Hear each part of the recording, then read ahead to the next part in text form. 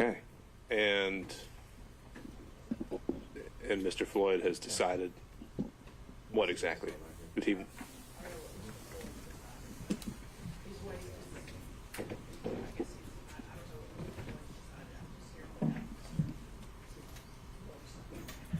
Ms. Cross? It sounds like it's a deliberate choice for Mr. Morrison not to be present this morning, and the defendant was certainly here yesterday if he joins later. Otherwise, I think we can call that a voluntary waiver. Okay, I agree.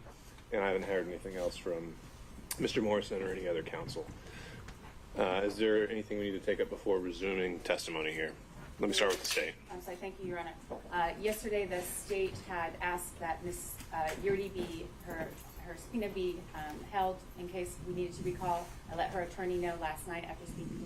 We don't intend to recall her, and as far as the state's concerned, I know she'd already been released from the subpoena from the other side, so there was no reason for her to be released today from the state's concerned. All right, Ms. Merchant, can we excuse Ms. Yurdi? I talked to her attorney last night, and I said we had a different conversation, so I think she's still on standby. If we need to recall her. So your position has changed since yesterday?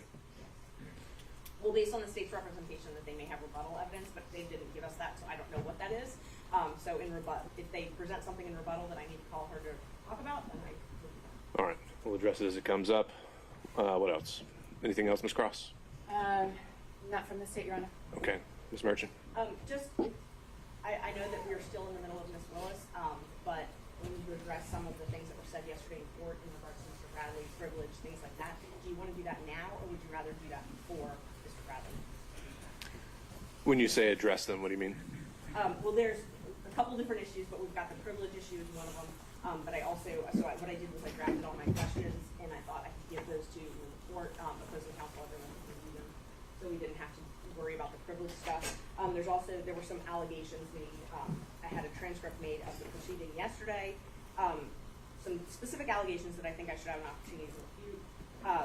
Specifically that I had egregiously misrepresented, that things that I had said were patently false, and that all of that information included from Mr. Abadi. Speaking of Mr. Chopra, I spoke with Mr. Chopra. We talked to him in the car on the way here on speakerphone, Mr. Merchant and I, and he said that he didn't tell Mr. Abadi any of that information, doesn't know where Mr. Abadi got it from. Mr. Abadi says that he did, so, you know. If there's any clearing of the air that needs to happen, and if we need to get to that, I think the right time would be once we've actually seen all the evidence that comes out. So. Thank you. I just wanted to let the court know. Thank you. And in terms of the privilege issue, if you're planning to recall Mr. Bradley, and you've actually typed out some specific questions, then yes, I think that would be helpful and might allow things to proceed a little more efficiently through his testimony. So, to the extent you've got those typed out and are willing to provide those to counsel for Mr. Bradley and the state, I'd encourage you to do that. And before we call him, we can get into that as well. Okay, great, thank you. And I have a copy for the court. I have one copy for either Mr. Evans. I know Mr. Abadi was objecting to privilege yesterday, but I think it's actually Mr. Evans that needs to do that. Was Mr. Evans is here? Okay. All right. Anything else from any counsel? We'll make sure it's still in the Rule is still in place. All right. Not seeing anything else. If we could bring back in Ms. Willis. Actually, Your Honor, the state has no further questions for Ms. Willis, so All right. no need to recall. Okay, Ms. Merchant. Next witness. I think we're about to hit the privilege issue. We are about to hit the privilege There we are. issue. Okay. Then do you need counsel need a moment to take a look at her questions? Yes. So I've got a copy. Oh, I guess Mr. Evans. And then do we have Mr. Bradley somewhere in the whereabouts nearby? Mr. Chopra. I informed Mr. Chopra that he's still under subpoena. So Well, him and his client. Yes, I'm also with Mr. Bradley, and he's actually not here today. We need you to identify yourself for the record, sir. Nate Van Ward. He's not here at this moment. He has a doctor's appointment that he's currently in as we speak. And his representation is on the way here as well. I'd love to be able to get one of the Do you have a copy of that? I just want Mr. Evans. Do you have a time estimate of when he's supposed to be here? I have one copy right now. Of the questions? not fit Where's for- the doctor in relation to here? Send 'em to Yes, the- at the very earliest, it would be, you would be free about 10 o'clock, 10 to 10:30. All right, he's currently driving here as we speak. He's at the actual doctor's office as we speak. Okay. And And I think the council was informed of that last night, that he would not be here until at the earliest 10 to 10:30. all right, I wasn't until 10 or 10:30, but, sure. Ms. Merchant, other than Mr. Bradley, did you have any other witnesses? not that I can call before Mr. Brown. But I do think we can take up some of the privilege questions. Sure. No, I think we can use this time to do that. So why don't y'all take a moment to look at the questions and then let me know when you're ready to proceed. My part of it doesn't have to do with questions. I understood yesterday, I know these gentlemen are looking at the same time, so you want me to wait until they have a chance to. Well, I think you're about to maybe make a legal qualification here, so why don't we hear what you got? Right. Yesterday, it sounded as if the witness was going to decline to answer any questions at all in relation to communications or observations or anything, be it independent source or otherwise, that took place during the time of the alleged attorney-client privilege relationship, which is 2015, I think, until the present. I understood that as referencing not simply attorney-client privilege communications, but what we commonly refer to under 1.6 as confidences and secrets, which are not covered by the attorney-client privilege and are not barred from testimony or evidence in a courtroom. But it sounded as if the court is going to have to order Mr. Bradley to testify, and then Mr. Bradley will have to take a position of whether he's going to follow the court's order, heed the court's order, or whether he's not. If he does, then we'll be able to get in hopefully to the questions that Ms. Merchant has prepared on Mr. Roman's behalf.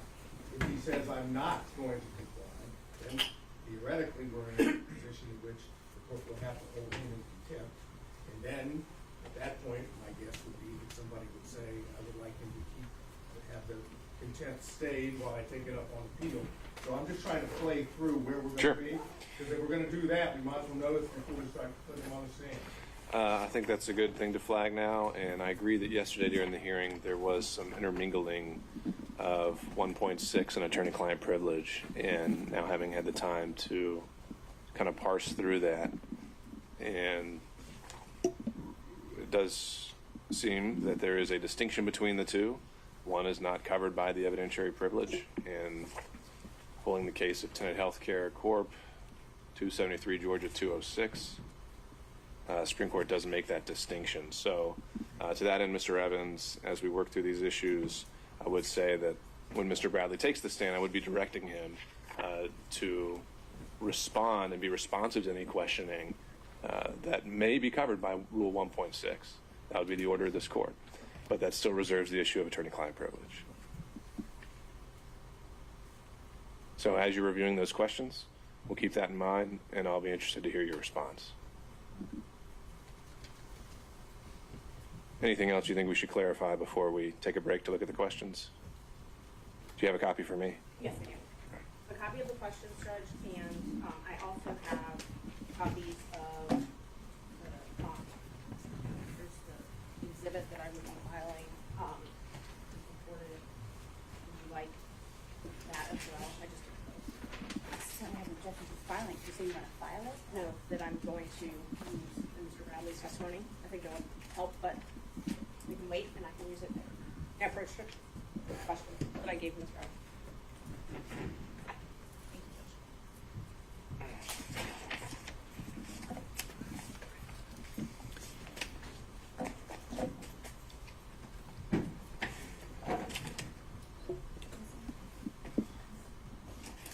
All right, and counsel for Mr. Bradley, I'm sorry, can I get your name one more time? I didn't write it down.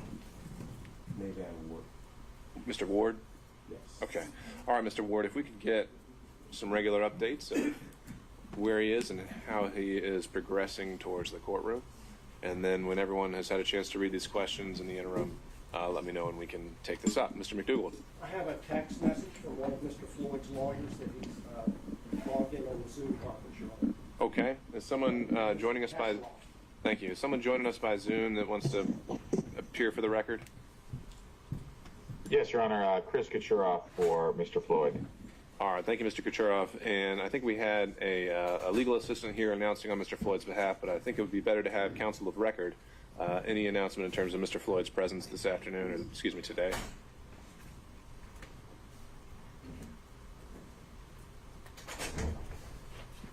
I'm sorry, Your Honor. I don't know. Did you ask a question?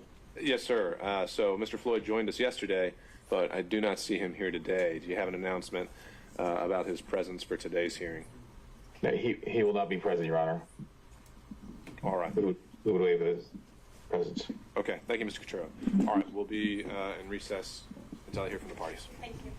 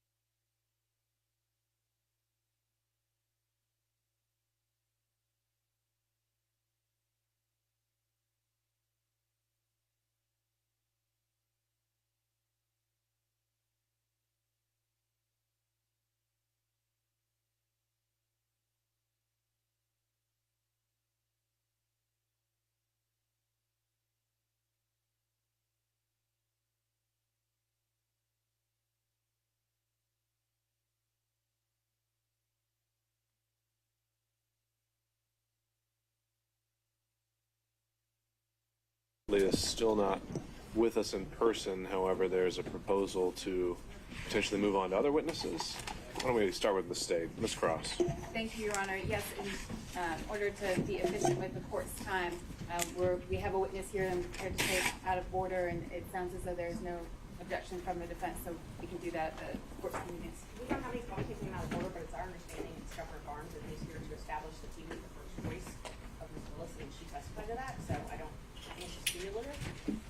I don't know why we need to call him to establish the fact it's already been established. We're not refuting that fact.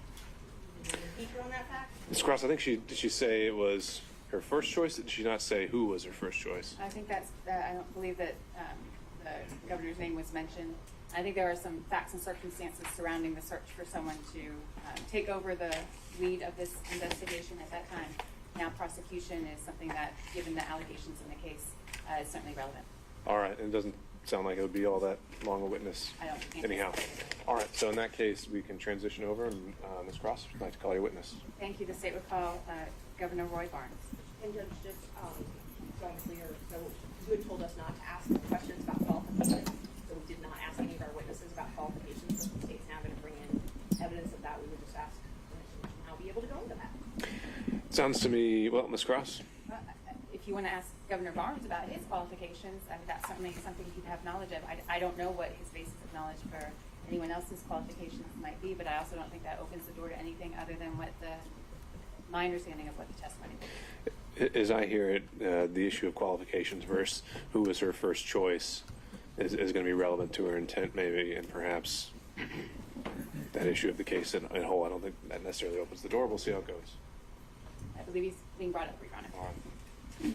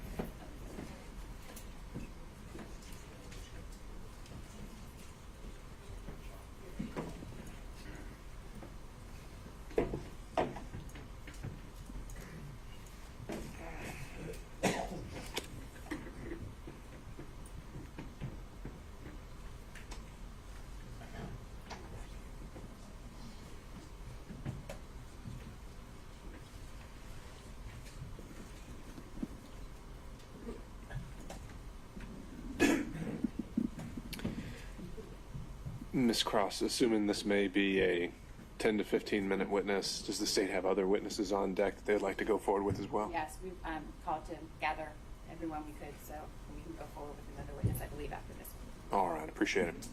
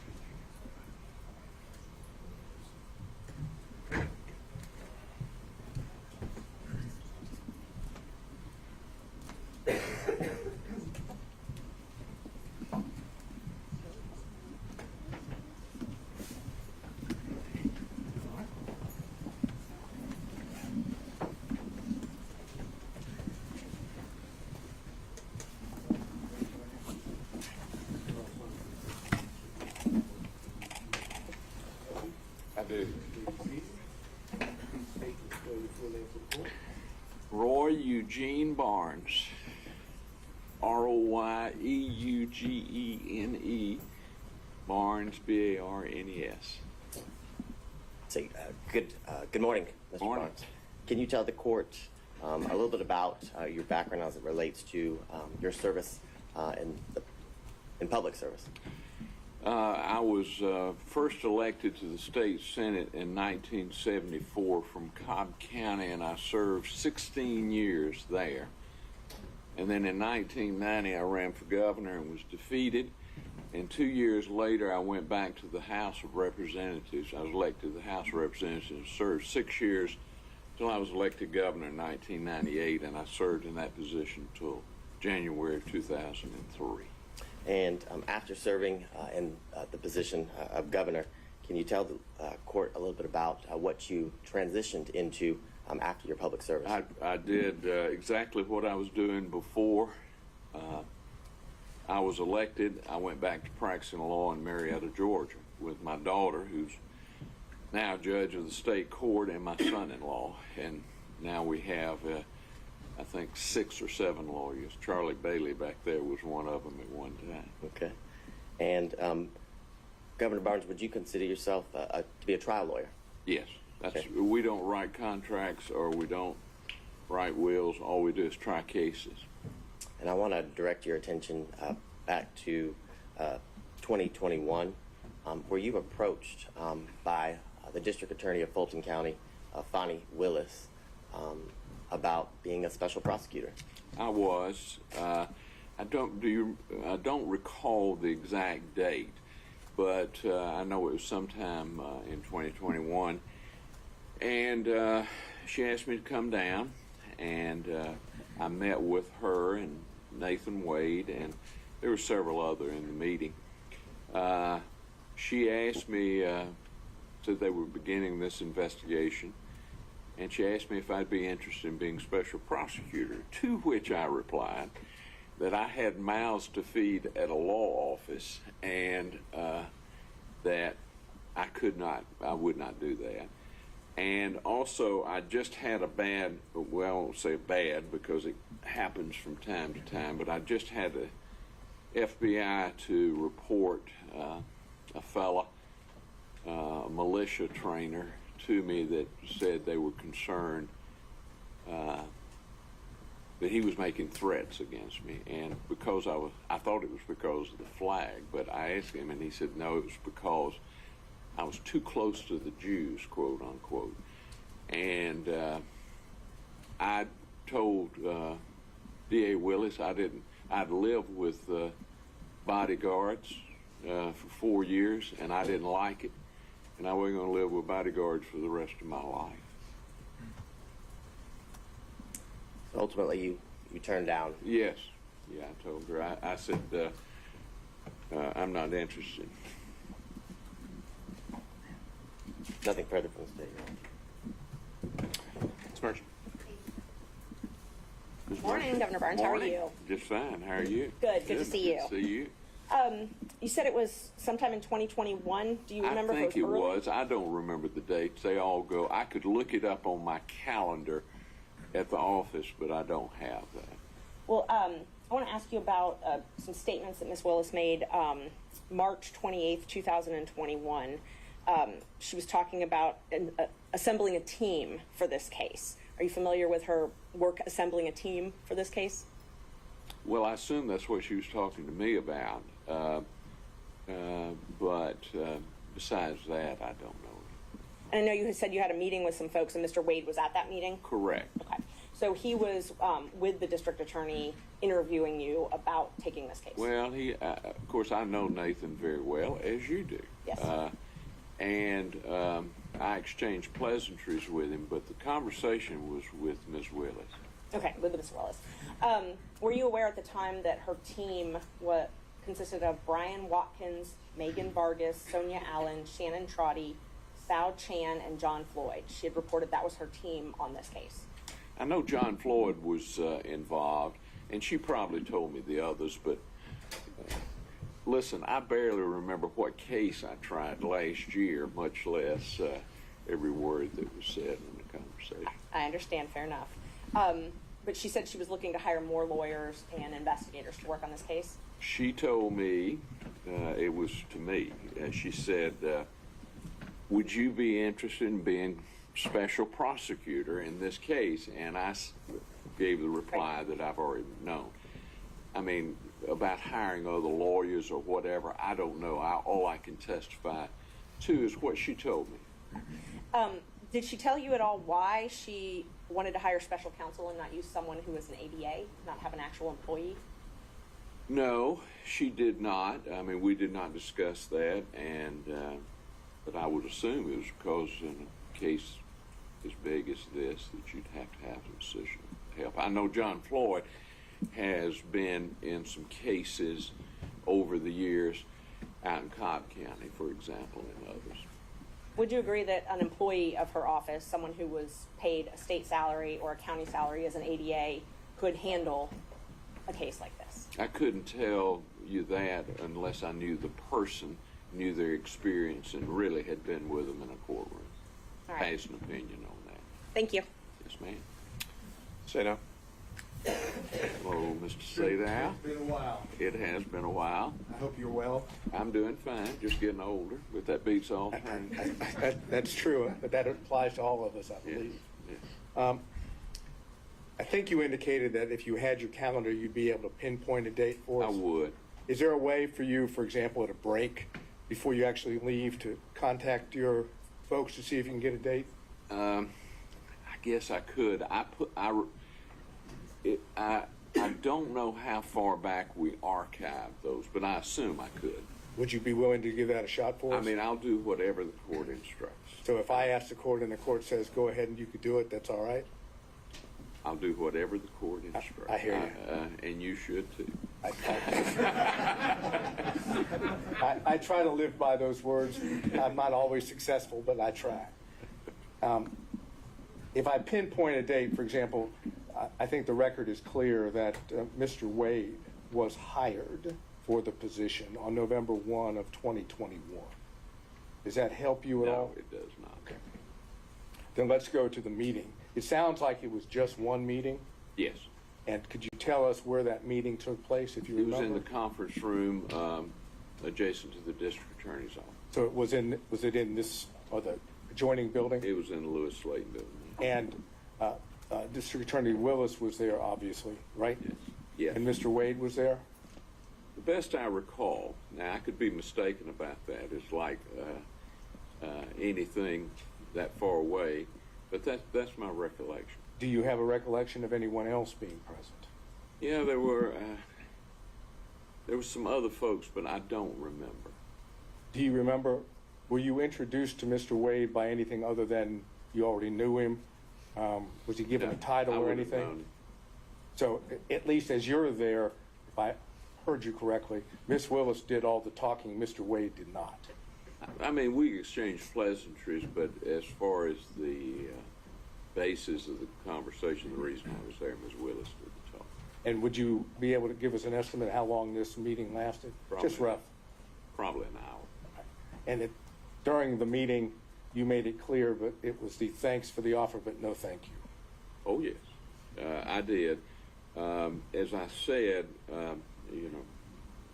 I started off as a prosecutor, and for about 10 or 15 years, I did nothing but criminal. And then, but I've tried to move away from it and do primarily civil now. Mr. Gillen and I have done some white-collar cases over in federal court, and I've got one over there right now. But it's generally business related, where I have a client that's got a kid or him getting indicted. And the case I have over there now is an alleged fraud case. Fair to say that based on your career and the work that you've done, you've handled high-profile cases, correct? I have. I've handled some pretty good cases. I sued Syria one time for beheading a client of mine, recovered $82 million. I guess that's the best high profile, but that was in D.C. I tried that up in D.C. And what would be considered complex cases, you've handled those as well, correct? Yes, I mean we regularly do mass torts, class actions, business torts, breach of contract, and most of those are high complex or complex, requiring many experts. We also do malpractice. I did malpractice defense for about 25 years, but since I've returned from the governor's office, I try not to represent an insurance company anymore, and I just tried a malpractice case before Judge Edlin in November. And those are complex cases because of the type of, medical knowledge and that you have to have, and also because of the many experts that you have. Thank you. Did Ms. Willis, and this is the last question, did Ms. Willis tell you why she had sought you, why you had been her choice? No, I hadn't, but, I get consulted fairly often on major cases. Would you believe, based on circumstances in which you were given the offer, that it had to do with the fact that you had handled complex and high-profile cases in the past? It could have been. I know her very well. I tried a case against her. She worked for the JQC, and I represented Judge Robert Crawford, Mac Crawford, and she prosecuted him, and I defended him. She beat me at the trial. I turned it around at the Supreme Court. So you had some experience with Oh, I had plenty of experience with him. She's a very qualified young, well, everybody's young to me, but she's a very qualified young woman. After that one occasion, did you have any other contact with her in reference to the position itself or who she might be considering? I had some conversations with her or Jeff DeSantis or some of those, but not really an in-depth, about who she should hire or anything like that. Did the name Nathan Wade come up in those conversations No. with her? No. No, right? Yeah. Nathan was there, I thought. Now, I could be mistaken, but I thought Nathan was there when For the I conference? think Nathan was. I'm positive Nathan was there when I met with him. Right, and my question was probably poorly worded, but what I was asking is after the conference and whatever consulting you might have done, Yes. did Ms. Willis or Mr. DeSantis bring up the name Nathan Wade as a special prosecutor? I don't think so. I don't recall one. I mean, Nathan is a good organizer. Nathan can organize stuff. I've watched him over the years. So I wasn't surprised that he was acting as a special prosecutor. And Mr. DeSantis, for the record, who was that? Jeff DeSantis? Jeff DeSantis. Do you know who he is? Oh, yes. Could you tell us who he is for the record? Jeff works in the DA's office. I knew him when he worked for Thurber Baker. You know what his role in the DA's office is? I have no earthly idea. Is he in media? Does that sound familiar? He has done media in the past. Jeff has generally been, I like Jeff, and I'm very close to him, but he's generally been on the other side of my campaigns. All right, so we're talking, the best of your recollection, conference, we don't have the date, I'm asking if you could possibly get it, but the conference you have, Mr. Wade could have been there. Yes, I'm almost sure he was there. And Ms. Willis, obviously, and Mr. DeSantis was there. I think Mr. DeSantis was too. And as far as whether there was anyone else there, you don't have a don't present recall. recollection? No. Okay, thank you, sir. Next time I'll take a picture so I'll have an exact, Next time, hopefully, you won't have to be here. well, hopefully not. Thank you, sir. All right. Mr. Stockton? No questions, Judge. Thank you. Mr. Durham? No questions, Your Honor. Mr. McDougall? No questions from the governor, Your Honor. Mr. Rice? No questions, Judge. Mr. Gillen? I've been waiting for this. I couldn't give up the chance getting up here, Governor. Good to see you again. Good to see you, Craig. We've done some work in the past together, haven't we? I consider you to be one of my best friends and a crackerjack lawyer. Well, I will say to you on the record that I can understand why they came to see you, because you're the finest lawyer that I've ever worked with. Thank you. I need to put you in the next day. Yeah, there you go. We'll get that. But I got one or two more questions. Okay. You and I working together when it's appropriate. We've had no qualms about filing motions to disqualify the DA, have we? No. Matter of fact, you and I successfully disqualified the DA out in Cobb County in the Brown case, didn't we? We did. So whatever needs to be done should be You done. represent your client. You got that. Thank you so much. Mr. Coturo, are you still with us by Zoom? I am, Your Honor. All right, any questions? No, sir. All right, and Mr. Cromwell for Ms. Latham? No questions, Your Honor. All right, any redirect, Mr. Abadi? Can this witness be excused? Your Honor, Thank is there a way that we could potentially ask through you for that date, if you can get it? The question is, you want the exact date that the meeting occurred? Yes, if we can get that, please. And I'm wondering if we can, if it's really material, the exact date rather than just its proximity to the November 1st hiring. Is that fair? If he knows whether it was far earlier in the year versus maybe closer, would that obviate the need for the exact date? If you can't get the exact date, of course, we'll take the best we can get. Okay, let's start there. All right. Let me I think, well, look you around. may take care of it for us, just if we hold in place I'm not, here. I'm not sure of this. Well, let me try this first, Governor Barnes, before you do a deep dive in the email there.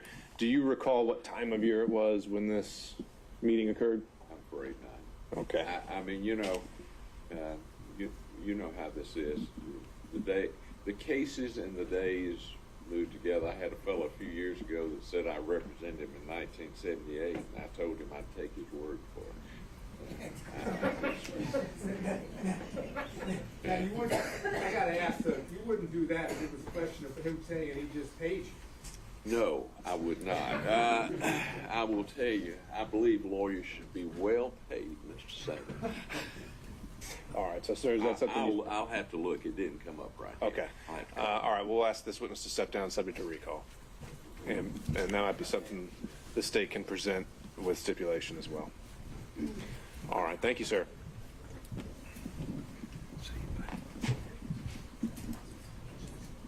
Do we have an update on Mr. Bradley? Lawyer. Lawyer should be here. He's probably outside downstairs. The last estimation I heard was about 11:30. Okay. If that's still the case, then, Ms. Cross, did you have another witness available? But having brought over, it's Mr. John Floyd, not the special prosecutor John Floyd. John Floyd, Mr. Attorney Willis' father. Okay. And is he heading this way? Yes. All right.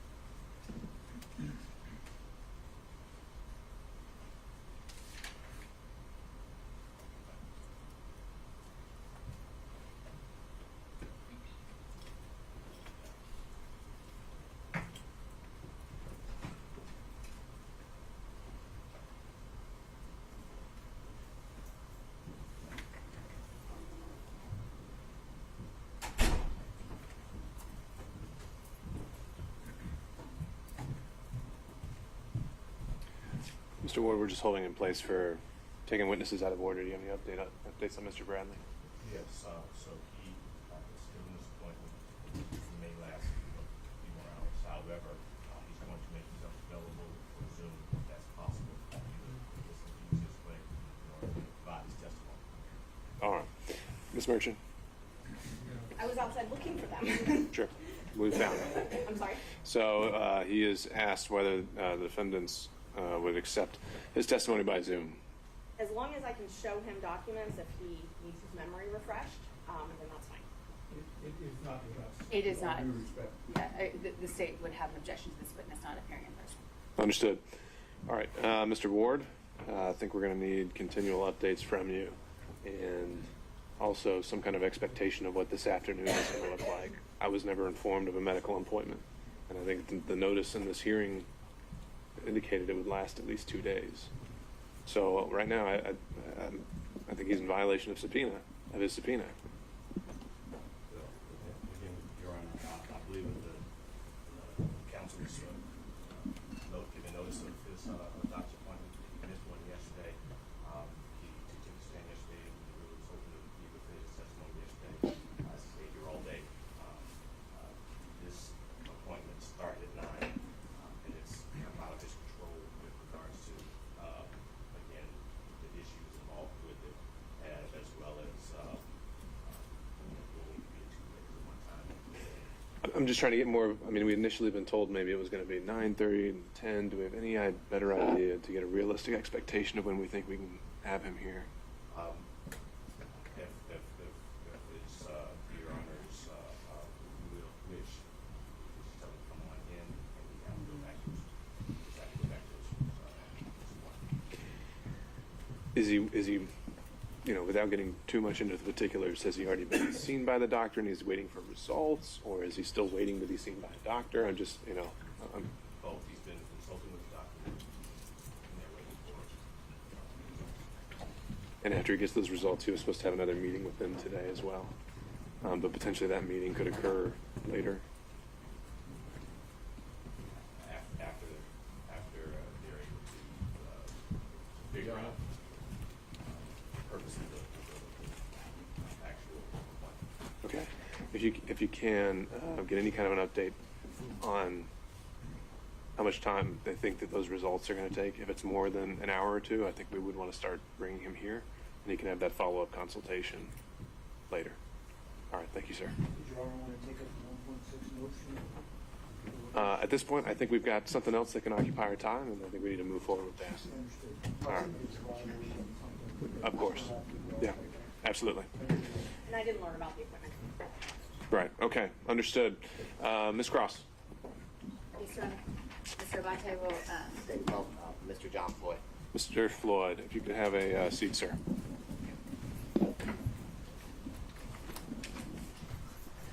may I approach the witness quickly?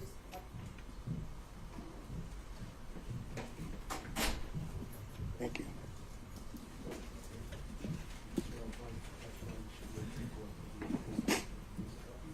I do. Please state the spelling full name for the court. My name is John Clifford Floyd III. Say, good morning, sir. Good morning. Can you tell the court, are you currently retired? Yes, I am. And prior to being retired, can you tell the court a little bit about, did you work in the legal career? Were you a I lawyer? was an attorney. I practiced law. I've probably tried 1,000 cases. About 50% of my practice was criminal law. 25% of it was family law, and the rest was whatever walked through the front door could pay for it. Okay. And Could we wait 1 second? The governor's come back. He might I have. do. My calendar shows it was October 26, 2021. All right. And would defense counsel accept it as a stipulation, or is there any follow-up questioning needed on that? Mr. Barnes is still considered under oath on this point. All right. I'll just look for a show of hands or for someone to speak now on Zoom, and hearing none. Thank you, sir. You're excused. And, sir, can you tell the court, are you from Atlanta? No, I grew up in South Central Los Angeles. I spent most of my legal career. I would say in Washington, D.C. was kind of the circle, but I've tried cases all over the country, and I tried the longest. I was the first lawyer to try an international criminal court. I was with the International Criminal Tribunal for Rwanda. I was in trial there for 4.5 years in Arusha, Tanzania, and Hague in the Netherlands. Okay. And when you weren't there, it sounds like your kind of center of gravity was Washington, D.C. Correct, but I've tried cases in West Virginia, Maryland, Florida, California. All yes. over. Yes. And do you, sir, can you tell the court, do you have any children? I have one daughter, Fani Willis. Okay. And I want to direct your attention back to 2019, okay? Yes. Back in 2019, can you tell the court, did you move here to Atlanta? I was living in Johannesburg, South Africa. And unfortunately, for some reasons, I could not get an extended visa. When I retired from the practice of law in 2018, I moved to South Africa. And I had to leave South Africa, and I did then come to Atlanta. Okay, and do you, sir, remember about the time period in 2019 when you moved in with your daughter here in Atlanta? It would have been the spring or summer of 2019. And after you moved here, did you get a driver's license to kind of confirm your residency within Atlanta? Well, my driver's license for the District of Columbia was going to expire on my birthday, which is in October. And yes, I did get a license here in the state of Georgia. Your Honor, may I approach the witness? Okay. If you could just take a look at what's been marked as Stacey's. Okay, Your Honor, would you, if you don't mind, my eyes are very bad, which is one of the reasons I retired, and so I need a magnifying glass, so I'll be Whatever you constantly. Thank you.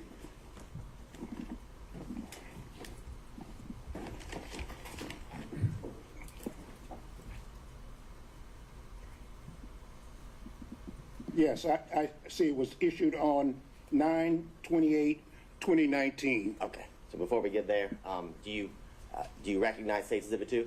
Yes, just my driver's license. And is State's Exhibit 2 a fair and accurate copy of your physical driver's license? Absolutely. This time, Your Honor, the state would tender what's been marked as State's Exhibit 2 into evidence. Seeing no other objections, it's submitted. State's Exhibit 2 is submitted for the record. Now, and for the record, Your Honor, the state is going to supplement State's Exhibit 2 with a redacted copy of the license. The current copy is not redacted with the address and things of that All nature. right, and do we need to mark that differently in any way? I will mark it as State's Exhibit 2A. Perfect. Now, you talked about when your driver's license was issued. Can you tell the court when was that driver's license here, your Georgia driver's license issued? It was on 9/28/2019. Okay, so September 28, 2019. Now, when you moved into District Attorney Willis's home, who lived there? Well, my daughter lived there. I lived there, and from time to time, my grandchildren would come. Okay, and did your grandchildren, were they at school coming and going? Exactly. I think they were in school in various jurisdictions. And during the time, how long did you live at or with Miss Willis and at her home here in Fulton County? She was forced to move after she was elected. I don't know if you want me to go through the whole thing, but that, Your Honor, if Your Honor will indulge me. After she was sworn in on January 1 of 2021. And on or about the 3rd of February, at probably 5:30 a.m. in the morning, there were people outside her house cursing and yelling and calling her the B word and the N word, and it was bizarre. Okay, it just. Sorry. Pause, sir. Mr. Abadi. Here's the objection to you. I would say it's a effect on the listener. I mean, he was present while all of these things were occurring. But I can. No, that's. And he's saying he was personally present to hear these things? Yes. Okay, overall. Okay, and fortunately, the neighbors called the police and disbanded, disbanded the group, and it was just, it was just, I hadn't seen anything exactly like it before. Okay, and after that happened, can you tell the court did Ms. Willis have to move from her home? Yes, she was forced to leave. Okay. And can you tell the court after she was forced to leave, shortly after she was sworn in, did you remain at her home in Fulton County? Yes, I stayed there really until 2022, I guess. And from what you described, did you fear for her safety?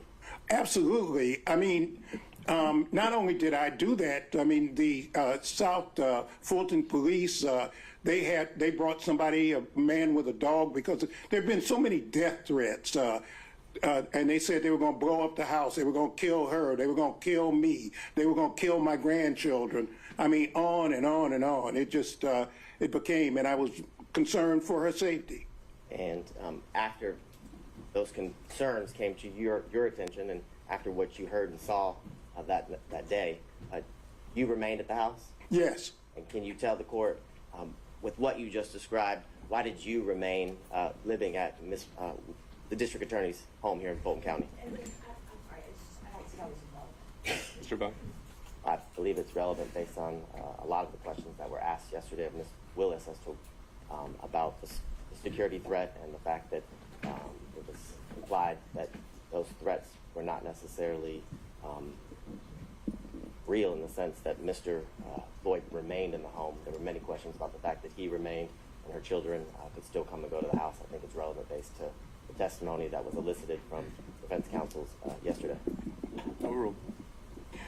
Well, these South Fulton police, first they put a car in front of the house that was there permanently, a police car. That was thing one. Thing two, they brought a person with a dog sometimes more than once a day, twice a day, and they would circle the house to look for bombs.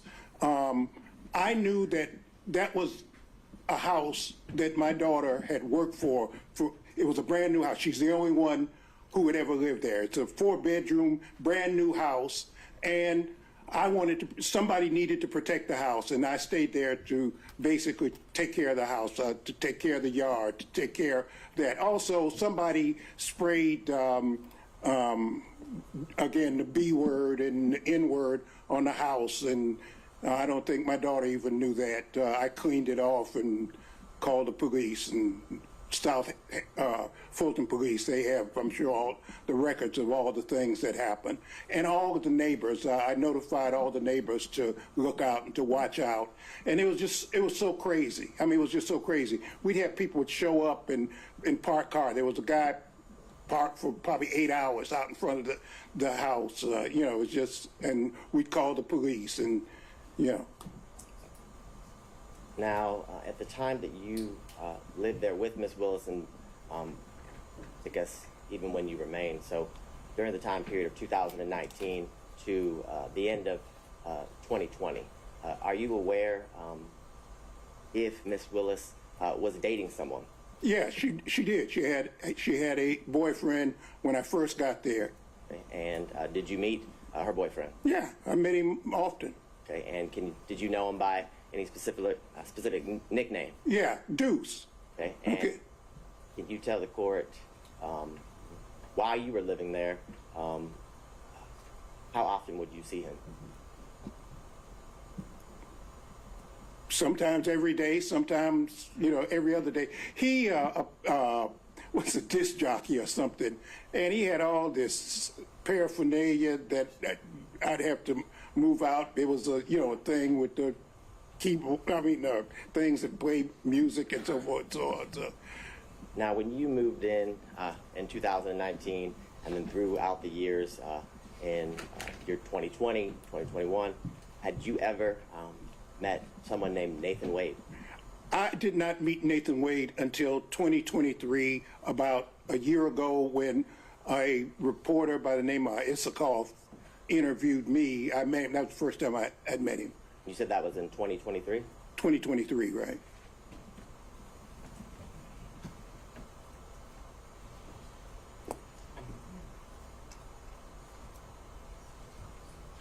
And I know you said you hadn't met him until 2023, but when you were living at Ms. Willis's house in Fulton County, did you ever meet Mr. Wade in the year 2019? Absolutely not. How about in the year 2020? Absolutely not. Did you ever see Mr. Wade at Ms. Willis's Fulton County house in the year 2021? Never. And is it your testimony that the only time or the first time that you met Mr. Wade was in 2023? Let me say something. Mr. Wade said that he remembers seeing me, and I do remember some banter. I'm a member of Kappa Alpha Psi fraternity, and there's kind of this thing that goes on between fraternities, and Mr. Wade is a member of Alpha Phi Alpha, and they, I do remember there was some kind of banter when my daughter was sworn in to be district attorney between me and a couple of guys, and he said he remembers me. I don't remember him. And prior to that experience that you're talking about, as well as, I guess, your official meeting in 2023, had you ever even heard his name? No, never. I don't think I have any further questions, Your Honor. Ms. Merchant. Yes, thank you, Judge. Good morning. How are you? Fine. How are you, counsel? Good, thank you. Just got a couple questions. On Monday, we heard you were in California. Do you have a place in California?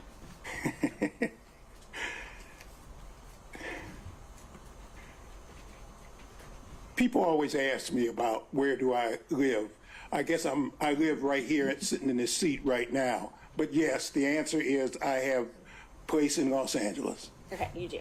All right. So do you share time or split time between Los Angeles and Georgia?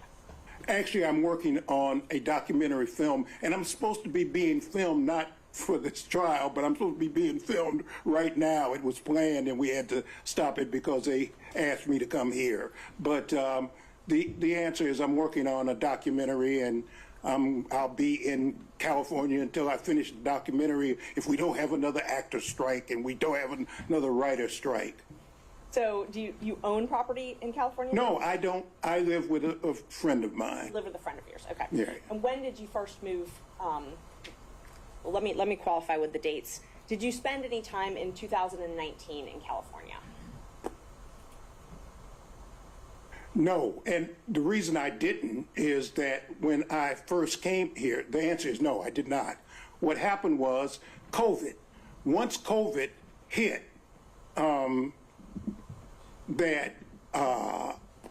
was just paralyzed. I couldn't go any place. I couldn't go anything. I mean, I'm a theater buff. I used to go to theater at least once a week.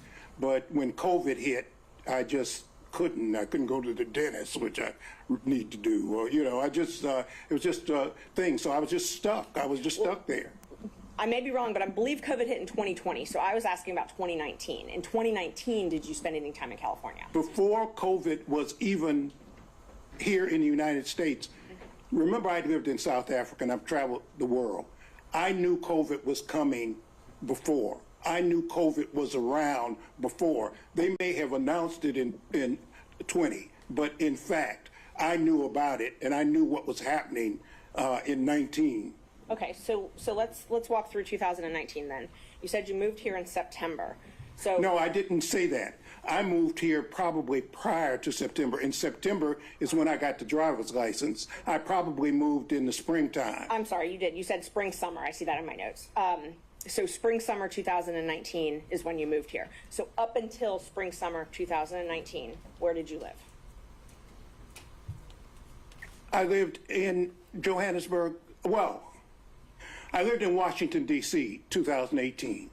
I had planned to retire for the rest of my life in South Africa. I had worked for Nelson Mandela and the Free Mandela and get that. And someone I'd gone to law school, he had located there after Mandela was freed from prison and became president. I was going to live there for the rest of my life, but unfortunately, because of political reasons, I could not stay in South Africa, and I was forced, in a sense, to come back to the United States. Okay. So let's just focus in on the period from, let's just start with October 2019, okay? We'll call that the relevant period. October 2019 until the end of 2019. Were you in Georgia every single day of that year? Absolutely. Okay. So now let's move to 2020, okay? And every single day, before I move on, every single day in 2019, you slept at your daughter's house, correct? That's correct. Okay. So let's start in 2020, all right? So 2020, the entire year, did you travel anywhere? No. Okay. You didn't travel at all that year? No. So, And I didn't go to the movies, which upset me also. So that entire year, 2020, you remained here in Georgia? Right. Okay. In 2021, did you do any traveling? No. So when did you move back, or when did you start this documentary film in Los Angeles? What I had been doing to occupy time is I was writing my own memoir. As I delved into my family background, I discovered something, and that's what got me to working on the documentary. So I want you to understand what was going on in my life. I pitched I have a movie script called Bad Blood. I have a movie script we're trying to sell. So I tried to sell that, and I just happened to mention something that happened during the Civil Rights Movement. SNCC, it's called the SNCC 5. The legendary Peter Fitzsimmons was interested, and so with Peter Fitzsimmons and Leah Smith, we're now doing the documentary. So I don't want to interrupt you, but what I was asking was when you moved to Los Angeles, not what you moved there for. Well, you keep saying moved. I haven't moved to Los Angeles. I spent more time in California, in Oakland, if you really want to just be, because Peter is basically San Francisco based. So we're working on the documentary. Okay. I was in Los Angeles because I was going to the Pan-African Film Festival, and that's why we were there. And the way Hollywood works is, you know, when you make connections, and film festivals are a place to try to sell ideas and meet people and organize things. You still own property in Washington, D.C., correct? No, I don't. You don't own property at 1467 Roxana Road Northwest? That's where I used to live. That's where you used to live. Did you Right. own that property? Yes. Okay. And you owned that property when you moved here in 2019? Yes. And you owned it in 2020, correct? Well, you talk about a very complicated issue. I left the property. There was a dispute between me, and I had gotten a reverse mortgage company, and there was a dispute between me and and I just I walked away from it. Okay. You walked away from it with almost $300,000? Yeah, what is the relevance of that? Where he lived and registered to vote. That's what they brought in. So that's. Why is the money he got from the sale relevant at all? It's the only proof I have of that he owned that address. So I can move on though. Right. Okay. When did you sell that property? I didn't. The reverse mortgage company took it. Oh, okay. Okay. So in 2019, when you got your driver's license here, Yes. the next day you registered to vote, correct? I think it may have been the same day, but maybe it was the next day. I don't remember. But you didn't own property here in Georgia that day? No, I was living with my daughter.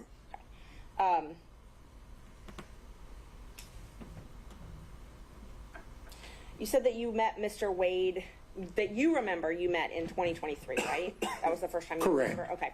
And I wasn't really clear. You said something about meeting him. Was it with Mr. Isikoff, or did Mr. Isikoff tell you? No, I was being interviewed by Mr. Isikoff. Okay. And he walked in, and I met him. That was the first time. He walked into the office, and Where were you being interviewed? at the district attorney's office. And Mr. Wade walked into that interview? Yes. And so Ms. Willis had not told you about Mr. Wade prior to that? Absolutely not. So she didn't tell you anything about their relationship before you met him that day? No. But Mr. Wade remembers meeting you in 2020? He said that at my daughter's swearing in. I do remember that we having some banner about fraternities, but other than that, Oh, at your daughter swearing in, okay. right. That's all I have. Just one moment, Judge. Nothing else. Thank you.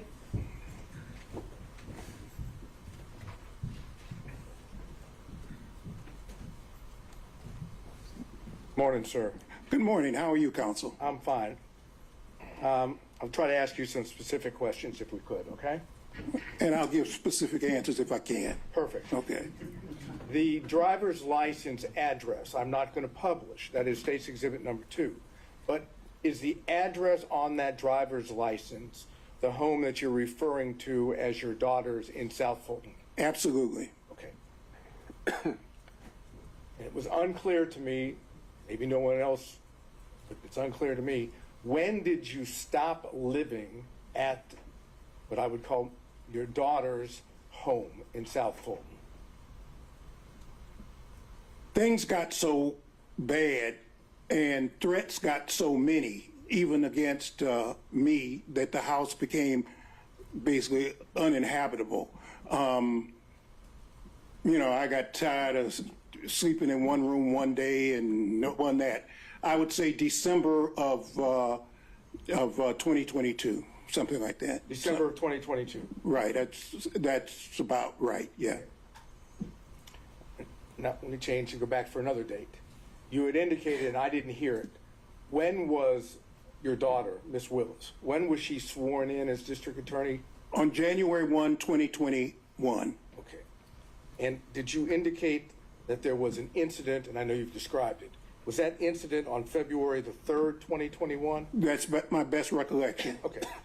So my question then is, after February 3rd of 2021, how much longer did Miss Willis stay at the house before she moved somewhere else? Very short period of time, and I cannot be precise, but I would bet all the money I ever made, it wasn't more than a month and a half, if that long. Okay, so we're talking about, best of your recollection, end of February into the beginning of March, give or take, of 2021, when Miss Willis would have moved to a different location. Exactly. Okay. And did Miss Willis return to the house, that is, the house that you were in, at any point in time that you can remember? From time to time, she and her security might show up for her to pick something up or take something or something, but she always would come with her security. Okay, my question was poorly worded, and I apologize. Did she come back permanently to her house? Oh, absolutely not.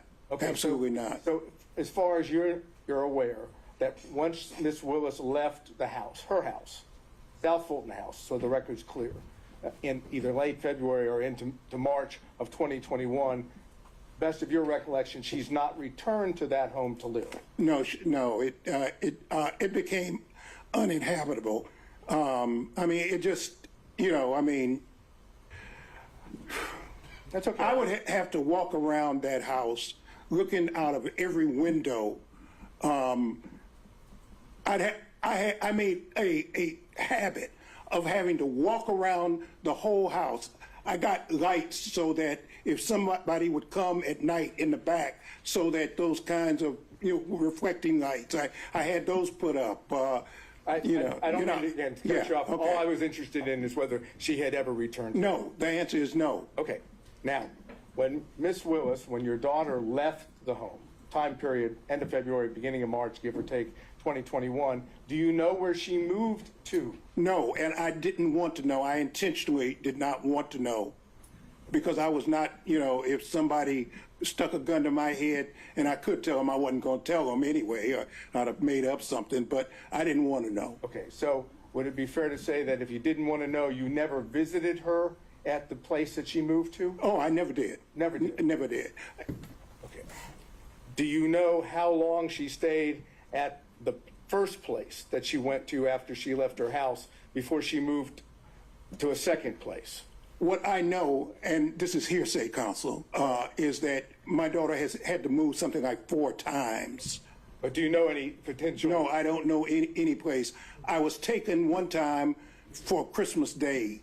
I've only seen my daughter, and this is very hard for me to say, but During the period my daughter left, I've only seen my daughter 13 times because I can't, and we've never seen each other more than maybe 3 hours because of, the nightmare threats against her and me. And I understand that, and from the perspective of being a father myself, I understand what that means. So I'm going to move away from that. I was just trying to get an idea of date-wise, okay? So let me try to get one more date. In 2023, when you were being interviewed by one of the gentlemen that wrote the book at the DA's office, and Mr. Wade came in, can you give us, other than 2023, what the date would be? I'm sorry, I can't, Counsel. How about spring, summer, any idea? I would guess spring or summer, but I can't. Okay. I don't. I'm sorry. And you've already indicated, at least to your recollection, that was the first time that you'd met Mr. Wade. Oh, absolutely. Okay, I'm not arguing with you about that. I want to go to Miss Willis's boyfriend that you referenced. Okay, you met Miss Willis's boyfriend, as you've characterized it, when you came here in 2019. Correct. And you met him on one occasion, several occasions? Oh, no, I saw him often. Oh, so you mean there was no secret that she was dating this man? Not from me. Not from you. And he was a disc jockey of some kind. I think he had a government job during the day. I don't know what it was, but apparently he would do weddings and so forth and so on. He was a disc jockey, play music. So he had all his stuff was always in the way, and I was always having to try to push it aside. And anyway. But Miss Willis, your daughter didn't keep him from you, correct? No. No, I mean, there was no doubt he... I mean, my daughter and I lived in the same house. I mean, and he came and went, Right. Now, when did you learn that your daughter had a romantic, personal relationship with Mr. Wade? Well, about 7 weeks ago when as a matter of fact, I just found out when other folks found out. Okay. But that is, your daughter, as I understand it, never told you one time in the year of 2022 that she was dating Mr. Wade, correct? That's correct. And until recently, you didn't know from anyone, including your daughter, that she dated Mr. Wade, correct? That's correct. That is, whatever the relationship is between father and daughter, she kept that a secret from you, correct? Correct. That's all I need to know. Mr. Stockton. No.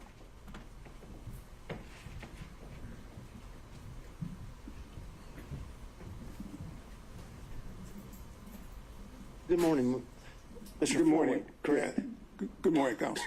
When your daughter moved or left the house that she owned, did she say anything to you about having a large savings of cash? Oh, no, no. See, maybe, excuse me, and Your Honor, I'm not trying to be racist, okay? But it's a black thing, okay? I was trained, and most black folks, they hide cash or they keep cash. And I trained, you always keep some cash because I've been places, and just because of the color of my skin, for example, I took a fellowship at Harvard when my daughter was just, if I might, Your Honor, when I was just, she was just, maybe 3 years old. And I remember going to a restaurant in Cambridge, Massachusetts, and I had a American Express credit card and maybe a Visa or whatever. And I had a lot of what they call traveler's checks. I don't even know if they still have traveler's checks, but traveler's checks. And there was a sign said, with the credit card. For whatever reasons, the man would not take my American Express credit card. So I pulled out my Visa card, and he wouldn't take my Visa card. So then I pulled out my traveler's checks. He said, we don't take checks. Now, these were traveler's checks. This was money. I had a $10 bill. I'll never forget this as long as I live. And he said, the bill for my wife at the time, Fani's mother, Fani, and myself was like $9.95, and I had a $10 bill. That was all that. And I always remember that. But even before that, I've always kept cash, and I've told my daughter, you keep 6 months worth of cash always. For example, I had 3 safes in my house. I put some of my clients' stuff there too, things I didn't want other lawyers to be, because you're always in a firm, and I knew that there were special conditions, so some of my clients' things I would bring home, put them in the safe. But I've always kept safes. And as a matter of fact, I gave my daughter her first cash box and told her always keep some cash. So is that a yes? Yeah. Oh, absolutely. That's all I got, Judge. Mr. Durham. No questions. Mr. McDougald. No questions, Your Honor. Thank you. Mr. Rice. No question, Your Honor. Mr. Gillen.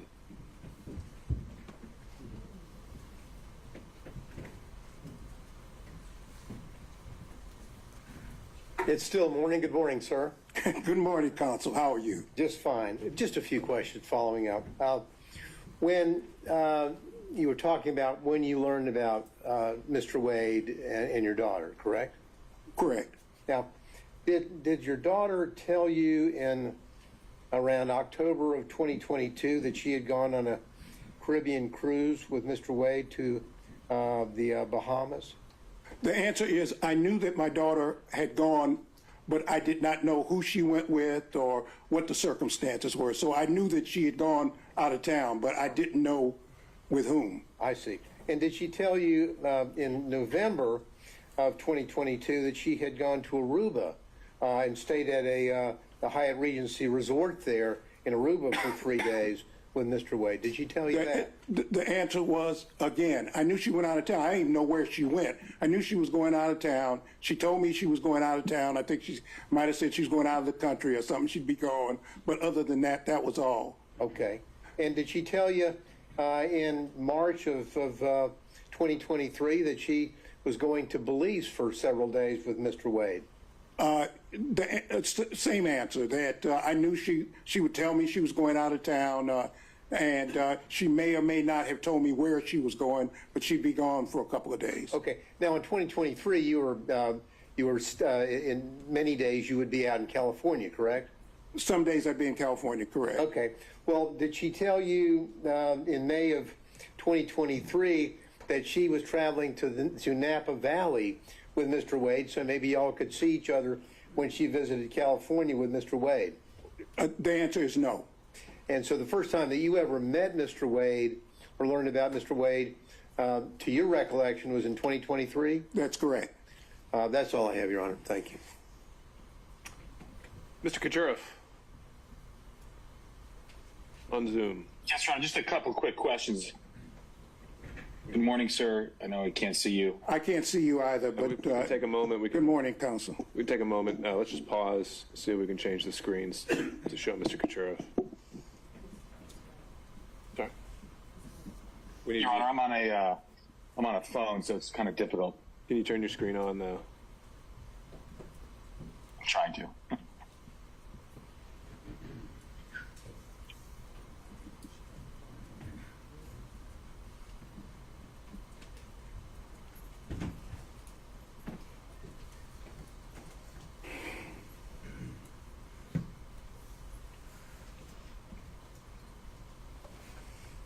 Does that work? Just to hold one more moment? All right, there we go. You can proceed, Mr. Kucherov. Sir, you seem to know about the issue of cash in this transaction. You said it was a black thing. How did you know that the cash was going to be an issue in this testimony? Because I was asked for it, and I was prepped by the lawyers, and they asked me about it. What else? And did you speak with Mr. Wade about your testimony? No. Did you speak with your daughter about your testimony?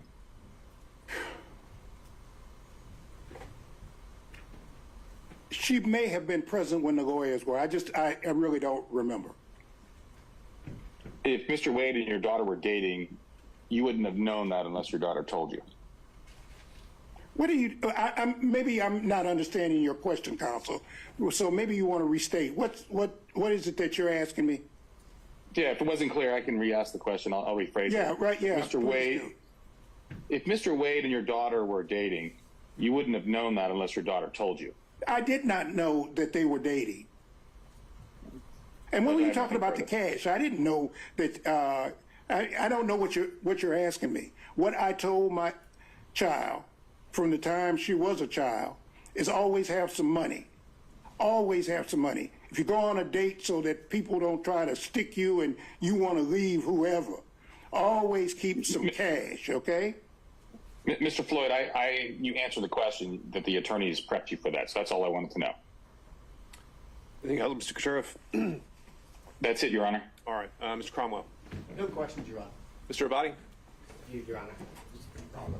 Mr. Floyd, now, it wasn't common for your daughter to confide in you about her romantic life at all. No, and I haven't confided in her about mine before when I had one, okay? Hate him. And you wouldn't have known about her boyfriend, the disc jockey. Hey, Debs. Is that an objection?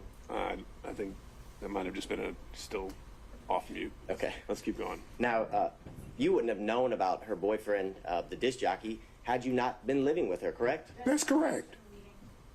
I'll allow overruled. I have nothing further. Did he answer the question? He said that's correct. All right, by show of hands, any redirect on those points only. Ms. Merchant. Yes. I just want to know when you were prepped by the lawyers, when this prep session was. I just got off the plane on, what was it, Tuesday night? I think I was probably drooling at the mouth. I was so tired. So it must have been, I got in Wednesday. It must have been Wednesday. Okay. And did you talk about any of the testimony from yesterday or watch any news reports or anything like that? Oh, absolutely. You can't cut the TV on without seeing this. The first thing, and I listen to conservative radio a lot, and, you know, last night for 5 hours, all they talked about was this case. So you were aware of what the testimony your daughter gave yesterday was? Yeah, unless you don't cut the radio on, unless you don't cut the television on, unless you don't read the AJC or any other, the New York Times or whatever, which I do every day, yeah, of course. So is it fair to say nobody instructed you that you were under the rule of sequestration? Right, and I'm not under subpoena either. Thank you. All right, anything else? Seeing and hearing none, thank you, Mr. Floyd. Thank you very much, Your Honor. It's a pleasure to appear in front of Your Honor. Take care. Thank you. All right, Ms. Cross, let me check in. Was the state planning to call additional witnesses? Not at this time, Your Honor. We're again trying to accommodate if there's a lapse in schedule to be able to this afternoon, but right now that was our last witness. Okay, so even if Mr. Bradley testifies to some extent, it's still the potential that the state has no further witnesses? I anticipate at least one more will be available this afternoon, but that would be it. Okay, so there are potentially more state's witnesses. All right. Judge, before we move on, I'd move to strike the last witness's testimony in violation of the rules. All right, so I think the rule is invoked and the instruction was for the parties to tell all witnesses subpoenaed or expected to appear about the rule. I don't think the remedy is necessarily striking. I think it can go also to this credibility as well. So to that extent, unless Ms. Cross, you want something else to be heard on that, point is made. All right. Do we have an update for Mr. Bradley? Yes, Your Honor. Yeah, he should be here at 12:25. Okay. Then what I think we should do is have these preliminary conversations about privilege, see if we can make any headway, and then take our afternoon break. So to that end, counselors, I don't know if you just want to argue in place there or go to the table, whatever makes you comfortable. But Mr. Chopra, I think maybe it was relayed to you since you weren't in the court earlier this morning. We'd had some initial conversations about the distinction between the privilege and Rule 1.6, and it sounded like you wanted to be heard on that. Your Honor, it was brought to my attention, and I apologize because I don't have things. What do you need? Well, a copy of the case in front of me would be helpful, but it's not necessary. It would just take me a second to keep looking at my phone and responding to the court. Whatever you need to do. Your Honor, I believe the case for in anticipation of piercing the rule 1.6 is on Corning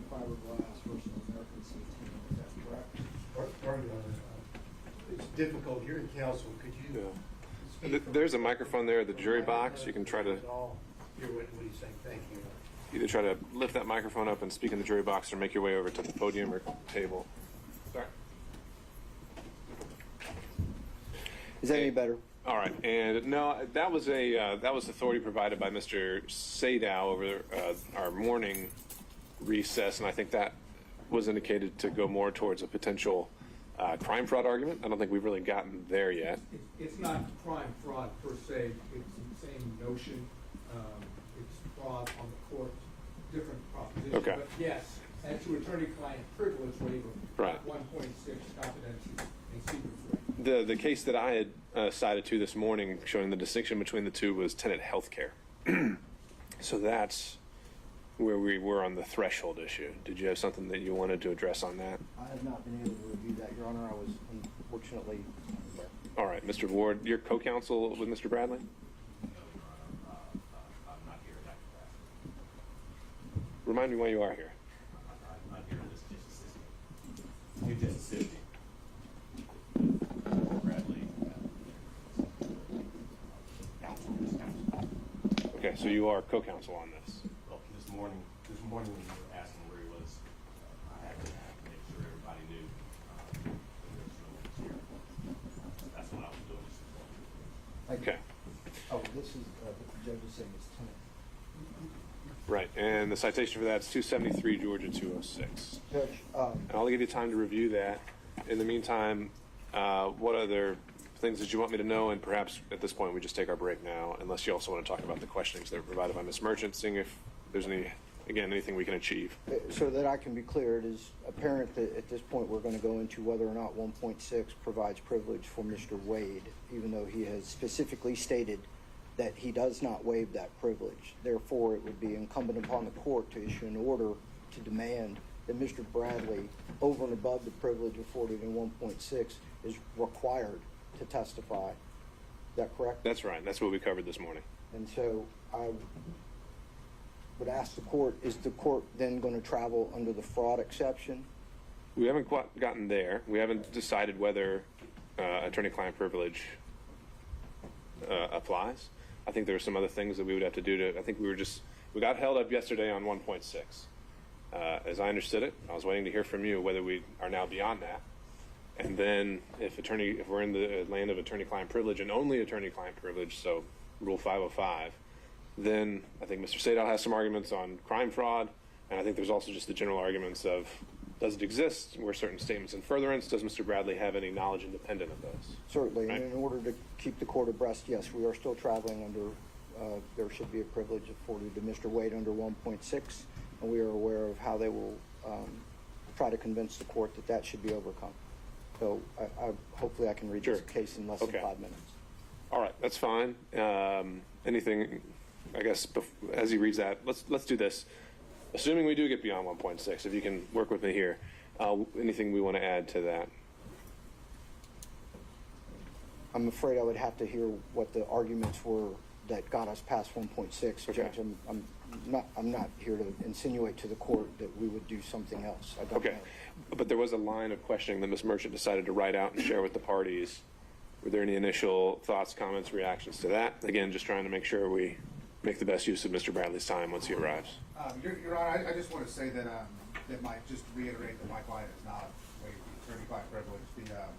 The questions that we reviewed this morning, Mr. Bradley is not able to testify about anything relating to Wade's marriage or dating history after December 2018. That's going to be the operative date. Nor does any of the questions does Mr. Bradley cite to any external knowledge or sources. Anything he will say would be derived entirely from privileged communications with our clients, so we just want to renew our objection. Okay, so certainly the assertion of the privilege is confirmed and for the record, and I think, again, this is where we got held up yesterday, is that I know you're asserting that certain answers to these questions would be covered by privilege. I think there's still some boxes we would need to check before we can confirm that, and we'd have to check those boxes with Mr. Bradley before we can get there. Okay, if there's nothing else, then let's break until 1 o'clock. All right, thank you all.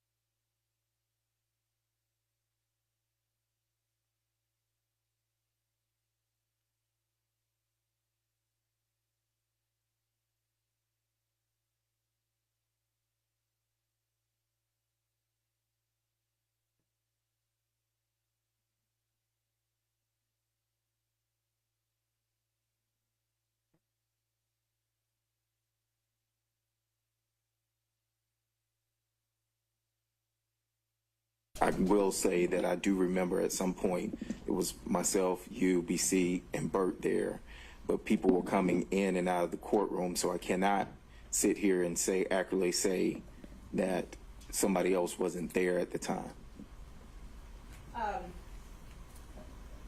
We talked, I mean, and people could have come and gone, but essentially Correct. we talked for about half an hour.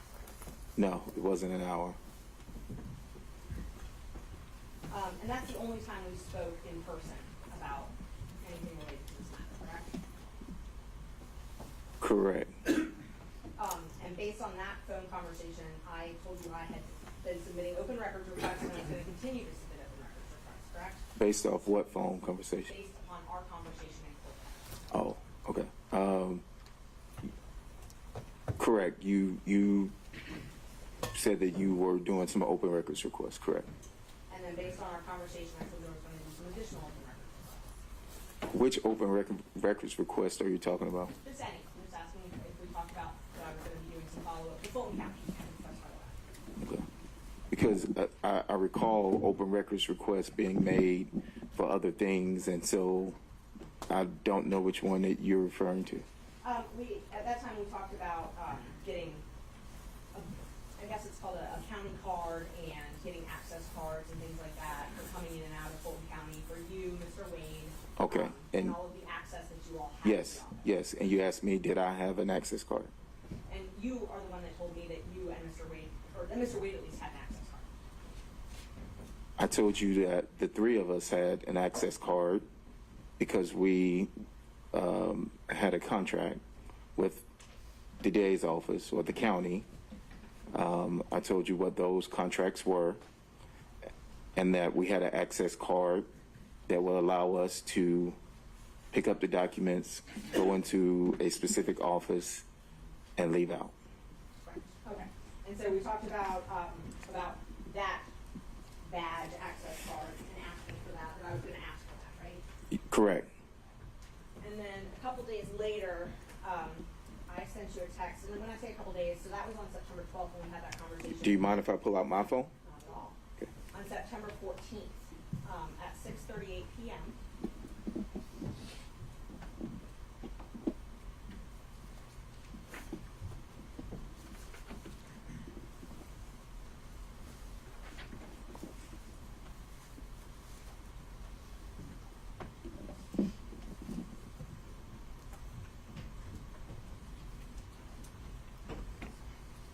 And what day was this?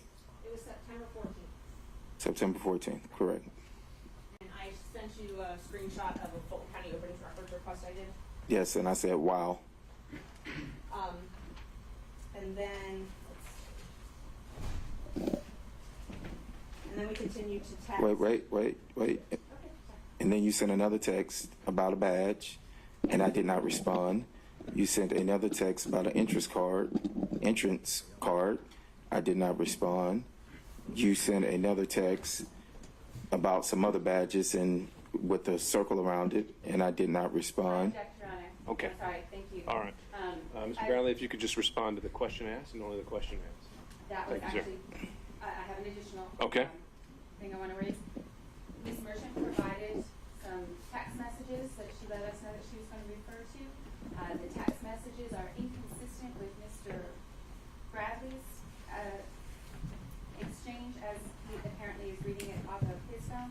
So if I could ask Ms. Merchant, is this it is true, accurate, and complete, and perhaps we can see what's on Mr. Bradley's phone. But more importantly, I am going to object. I understand the court's leeway about Mr. Sure. being able to establish contact based on previous statements made. But I'm concerned about going into the content of the statements without putting things in the buckets that I've identified. Sure, and so am I, Ms. Merchant. I'm not seeing so much the relevance of it back and forth. I'm allowing you to establish, the contact that was made and line with the outline you provided me, and I think we're on track with that. Were you planning to tender these text messages? I was planning on discussing them with him. Now, if yesterday he said we didn't text about this case, so if that was his testimony again today, then yes, I would show them to him to refresh his recollection or to impeach him. But Judge, their first part of their argument is foundation, is what I'm assuming. They're saying all of these. They're not all relevant. I can give you all of my texts, but they're not all relevant. screenshots.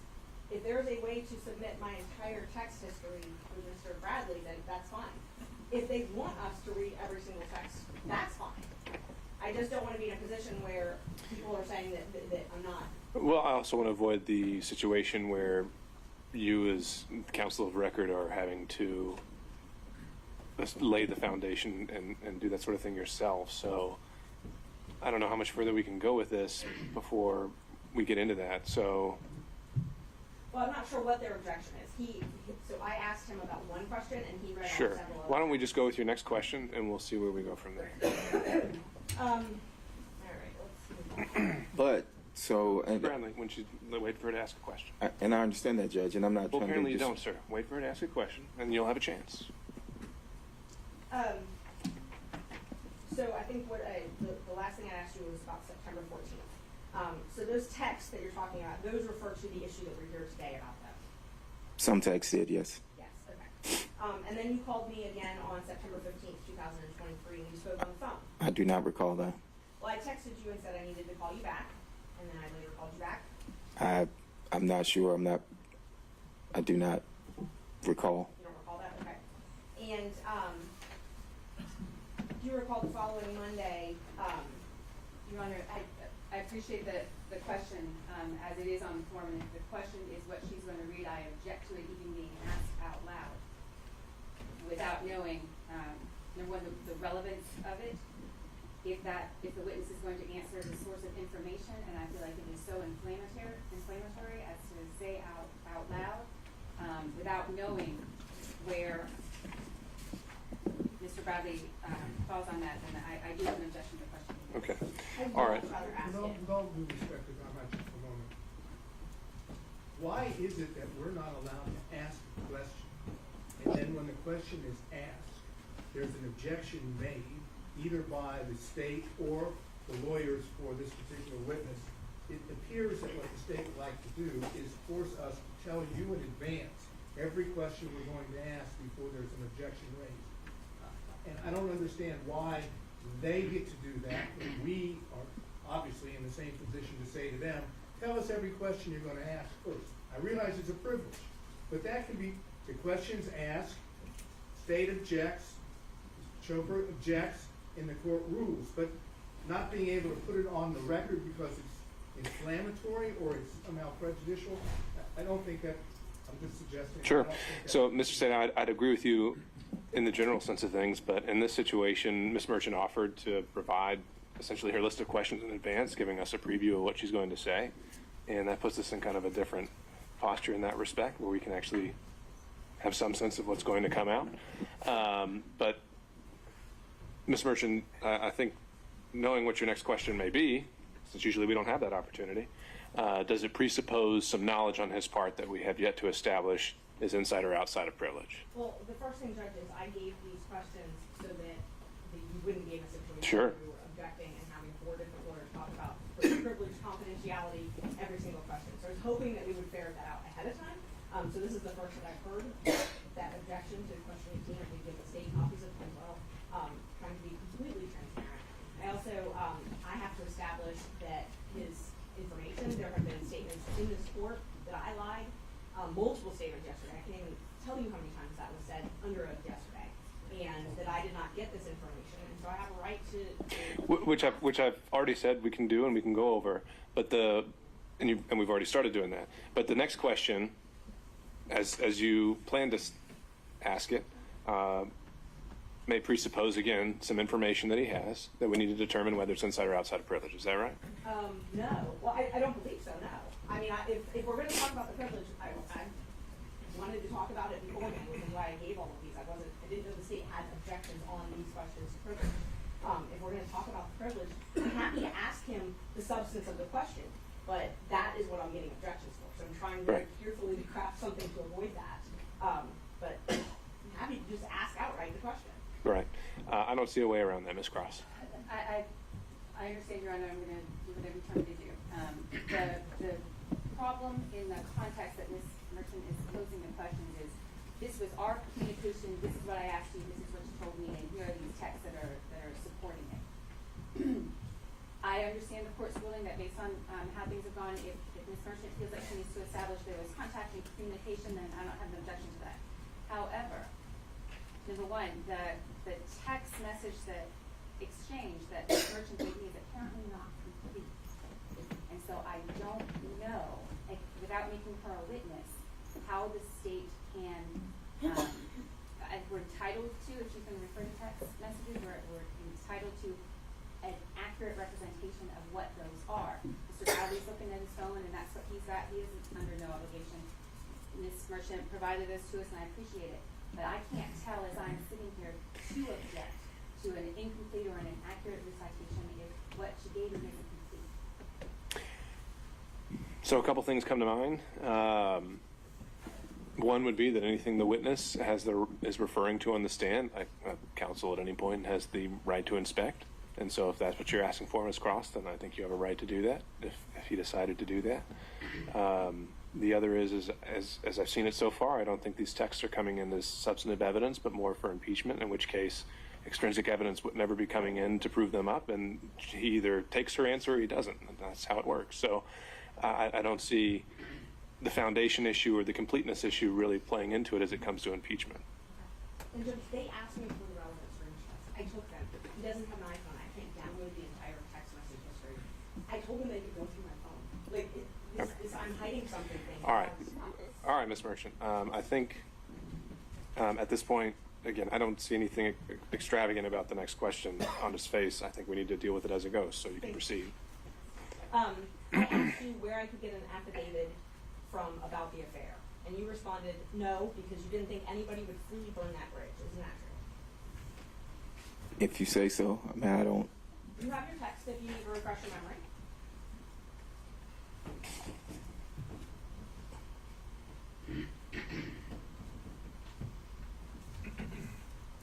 September 18th at 3:11 p.m. Can you repeat the question? The question is, did I text you asking you if you knew who I could get an affidavit from about the affair? And you responded no. No one would freely burn that bridge. Yes, I do see that.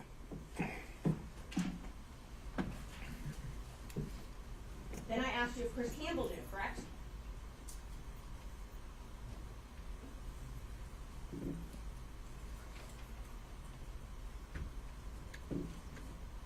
No, you asked me if under oath he would testify. Your Honor, again, I'm going to object to the source of the witness's information about that, whether that's firsthand information or not. And Mr. Campbell, of course, has a privilege too. Well, since Mr. Campbell hadn't even been brought in to this proceeding at all, I'm also wondering about just the relevance of asking questions about Mr. Campbell. It's been objected that I'm not asking about all the texts, and I'm selectively asking, so I'm trying to go through all of them. I would much rather just ask the very relevant ones. Well, I have an objection to her asking. I can't tell if the statements or the testimony provided is consistent or inconsistent without a complete set of this text exchange. And it's not clear in the text exchange what the source of Mr. Bradley's information that he's providing is. And so that is, I'm struggling, Sure. and I know everybody else And again, I think you're focusing more on the merits than the impeachment value, right? If the sole purpose this is coming in is under those grounds, then you being able to match them up word for word, I don't see that as being a necessary prerequisite. But as it relates to Mr. Campbell, he's not a witness yet. He hasn't come in. I don't think he's come up really at all other than passing and maybe the firm. So why don't we skip ahead to the next questions, and you could always come back to that if somehow he has made an issue in this case. That's great, Judge. I needed some clarity because the state is objecting that it's not full and accurate. I'm keeping things out, and then they're objecting that I'm putting too much in. So I'm just trying to avoid every question having an objection, Judge. So on January 5th, 2024, we had a text exchange where we talked about that I had discovered that Nathan took Fani on a cruise and a trip and paid for it with the business card. You told me you were on a plane home from Dubai, but you would call me as soon as you got home. Do you remember that?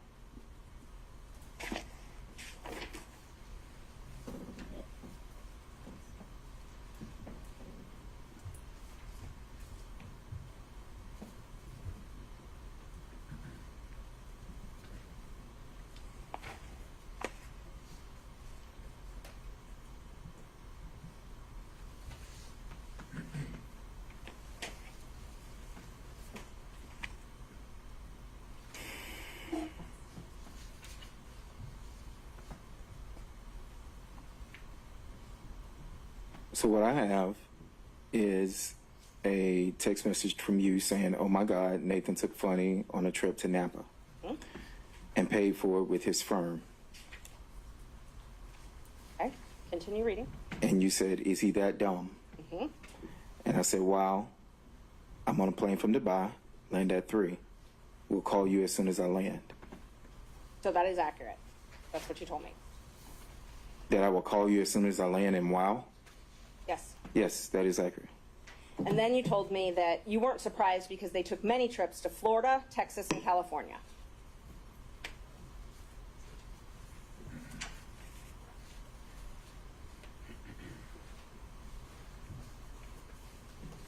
Okay, so I don't have that, but, and I can show my phone, but I don't have that in my phone. So the question is just, do you recall I do not recall. communicating that to me? I do not recall. All right. Do you recall telling me that it was when she had to move her daughter a trip to California? I do not recall that. And Judge, may I approach the witness? You may. Thank you. Oh, I see it. See if that refreshes your memory.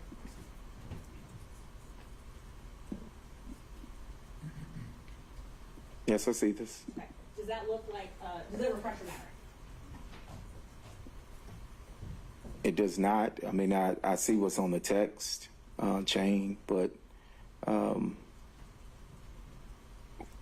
you said this happened January 5th? I can tell you exactly when it happened.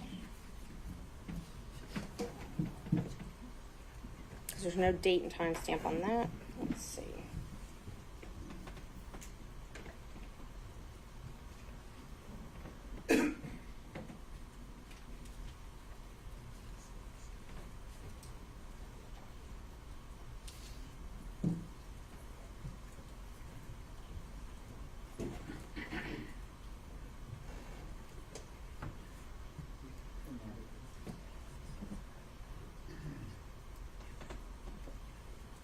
It was, let's see, it was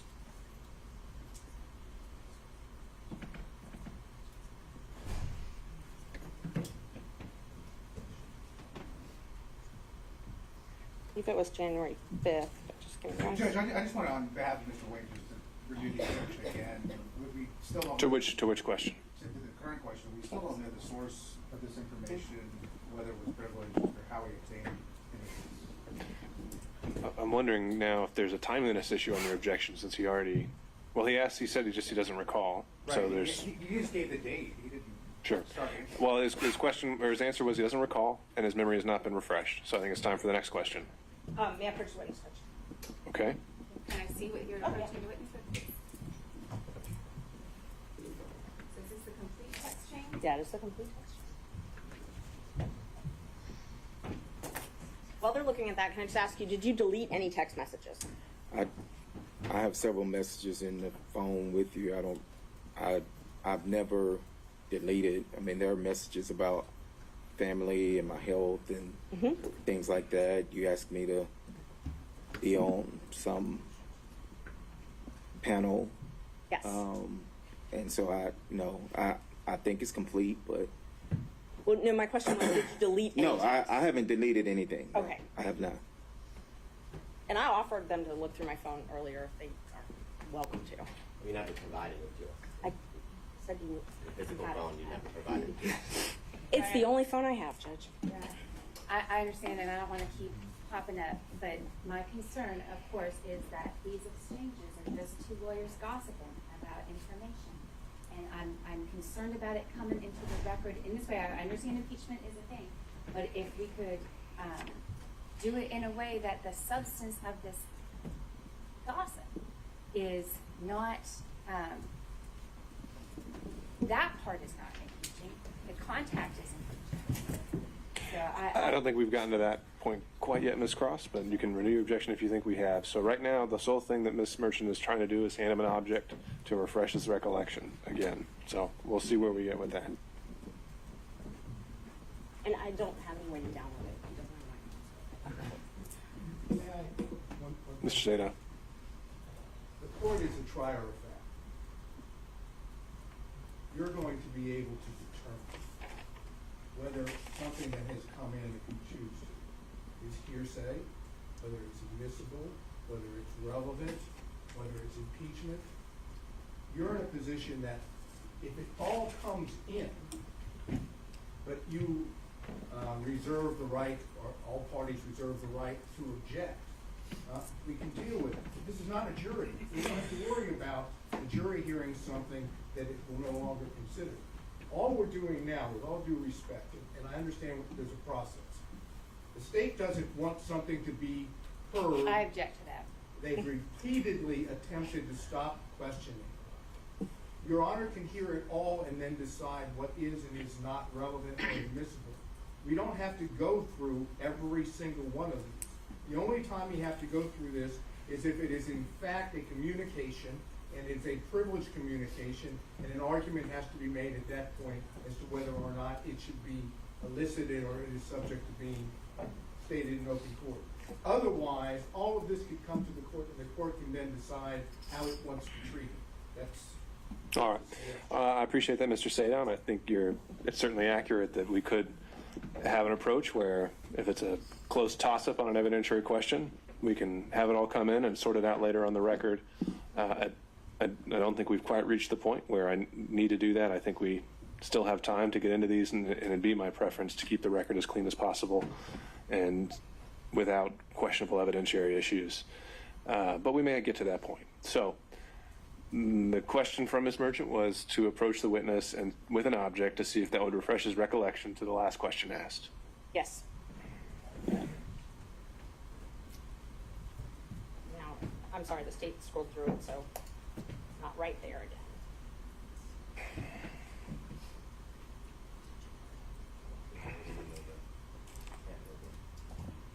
No, I mean like it was on the screen.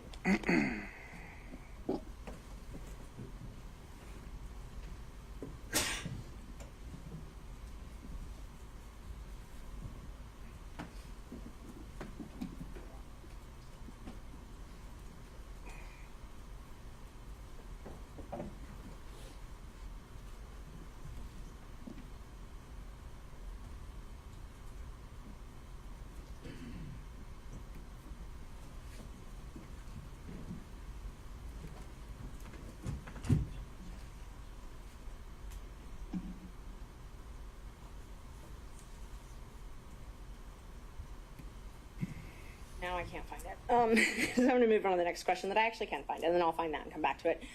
I sent you a statement and said, upon information and belief, Willis and Wade met while both were serving as a magistrate judge and began a romantic relationship at that time, and you corrected me and say, no, it was in municipal court. Is that correct? I think that's pretty accurate. And is that based on your personal knowledge? But what question, was it municipal court or when they first met, or? My question was, is this accurate? Upon information and belief, Willis and Wade met while both were serving as magistrate judges and began a romantic relationship at that time. And you wrote, no, that it was municipal court. Okay.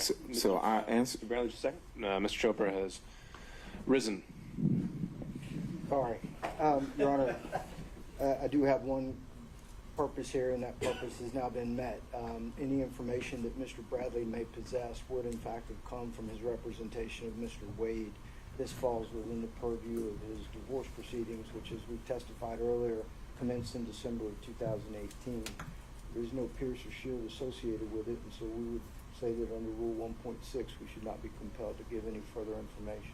Okay, and as we discussed about before the break, Mr. Chopra, if I ruled earlier this morning that this witness is going to be directed to respond to any question to the extent it falls outside of attorney-client privilege and only attorney-client privilege, meaning 1.6 is not going to bar his testimony in this case. What would be your response then? Then Mr. Bradley would have to consistently assess on his own, unless I'm jumping up and objecting for him, whether or not this came within his knowledge based on his representation. I can say based on the phrasing of the question from Ms. Merchant, it would in fact come within information obtained from his partner client at the time associated with the activity in question. All right, Mr. Evans, same issue. I just want to reiterate that it's a compound question anyways, so it needs to be separated out. But it's still based. We just renew the objection that it's still based on gossip, either gossip or privileged communication. He doesn't ever cite the source of where any of this information is coming from, so I just wanted to retain that objection. Okay. Judge, as far as privilege, any privilege objection, it's been waived, particularly for this issue because Mr. Wade He did testify on this subject. testified on this subject. Well, he didn't testify as a communication with his attorney about any subject. He testified factually about what trips he took and events that occurred. He didn't testify, to my recollection, about any communication with his attorney. But he testified about the subject matter of the question that was just asked, which was when apparently they first met. Furthermore, Judge, my client wasn't privy to that testimony. We have been under subpoena and therefore under the rules, so we do not know what was or was not testified to. Everything he says would be a violation of that privilege unless we know specifically what all has been waived. Sure, unless I make a finding that there was an express waiver on behalf of the client. Yes. Per question. Okay. Sure, got it. So All for right. this question particularly, Judge, we would ask that you find that there has been a waiver of the attorney-client privilege because Mr. Wade testified to something directly different than what this witness, we believe, has knowledge of. Ms. Cross? Yeah, so Mr. Wade testified as to when they met. That is not the entire substance of the text message that Ms. And began a romantic relationship. Yes. He did not testify that they Okay. were serving as magistrate judges when they began a romantic relationship. All He right. testified differently. Okay, Ms. Merchant, I think you're going to need to establish whether this witness ever gained that knowledge independently or during the course of a attorney-client relationship. Did you have any, thinking back to the source of your knowledge, and let me just, before I do that, let me remind you of what is covered by attorney-client privilege. It's communications that relate to matters in which legal advice is sought, and communications that have been maintained in confidence, and no exceptions to the privilege. So it's communications that are in furtherance of legal advice. Your knowledge that their affair began, that their romantic relationship, began while they were both serving as municipal court judges. Is that from your personal information, your personal knowledge, or is that from? I'm going to overrule that objection, Mr. Chopra. He can answer that question. State that question again. Your knowledge? Is any knowledge, if any, Knowledge of Nathan Wade and Fani Willis's relationship, romantic relationship beginning while they were both serving as judges, is any knowledge that you have from your own personal knowledge or something that was told to you in furtherance of legal advice? I have no personal knowledge of when it actually happened. I was not there. I do not have any personal knowledge, so Okay. I would choose not to answer that question under 1.6. Mr. Bradley, we made a distinction earlier Yes, sir. that it's a bit narrower than that. Okay. 1.6 is I have no personal knowledge, Judge. I apologize. Okay. If you were That's not a problem.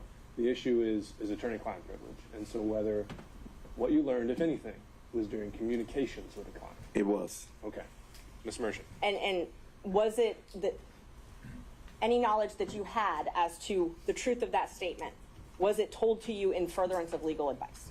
I'm going to object to that. If that statement is true. That's how I am. And the witness has already testified he has no personal knowledge about that. So whether he represented at one point it was true or not true, he has no personal knowledge about that, so could not testify.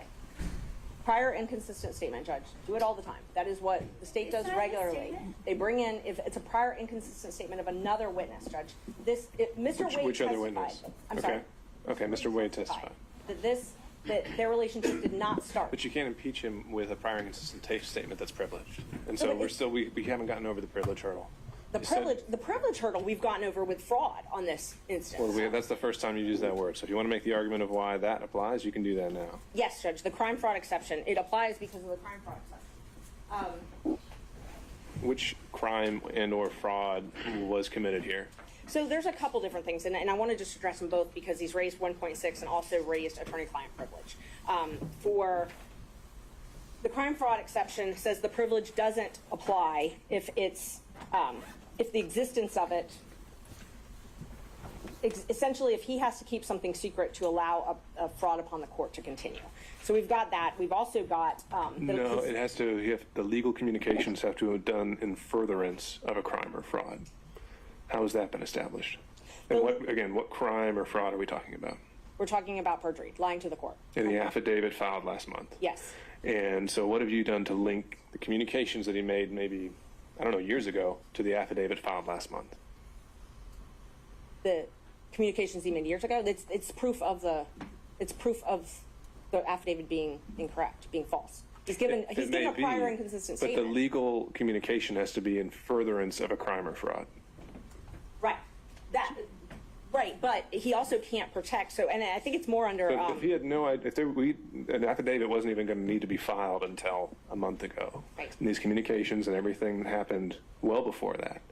How is anything that they communicated in furtherance of that affidavit that they didn't even know would have to be filed one day? It's been waived. That part's been waived because he filed the affidavit. So you can't file something that's false and then your lawyer know that it's false and then say, oh, well, privilege, my lawyer can't correct that. When he waives the privilege. And he waived the privilege. He testified about this yesterday. Okay, Ms. Cross. I don't think that's even close to an accurate representation of what the law in this area is. And beyond the real kind of throwing out fraud and this and crimes, which what you have, Your Honor, is a conflict in the evidence at this point. I know which way the weight of the evidence appears to me that that's going to be for the court to judge. But a conflict in the evidence, that is not a crime. That is not a fraud. That is not perjury. That's a conflict in the evidence for the court to decide. So I agree with you there that you would have to first establish a crime or fraud occurred by a preponderance. Got it. And anything else? Just that she can't, under the guise of impeachment of this witness, number one, establish that. Number two, the witness has already said he doesn't have any personal knowledge of that. And there is the kind of specificity that is required to lay the predicate for a crime fraud exception to the attorney-client privilege is nowhere close to being met here. Okay. Anyone else want to be heard? Mr. Sadow. Yes, Your Honor. This is what I said to the court earlier. This is not crime fraud. The scenario in the case I said, you want me to cite it for the record? Go for it. Okay. It's Owens Corning Fiberglass Corporation versus American Centennial Insurance Company et al. And it is 660 Northeast 2nd, 812, out of the state of Ohio, Lucas County, Court of Common Pleas of Ohio. And it references, I'll make sure I get the right page here.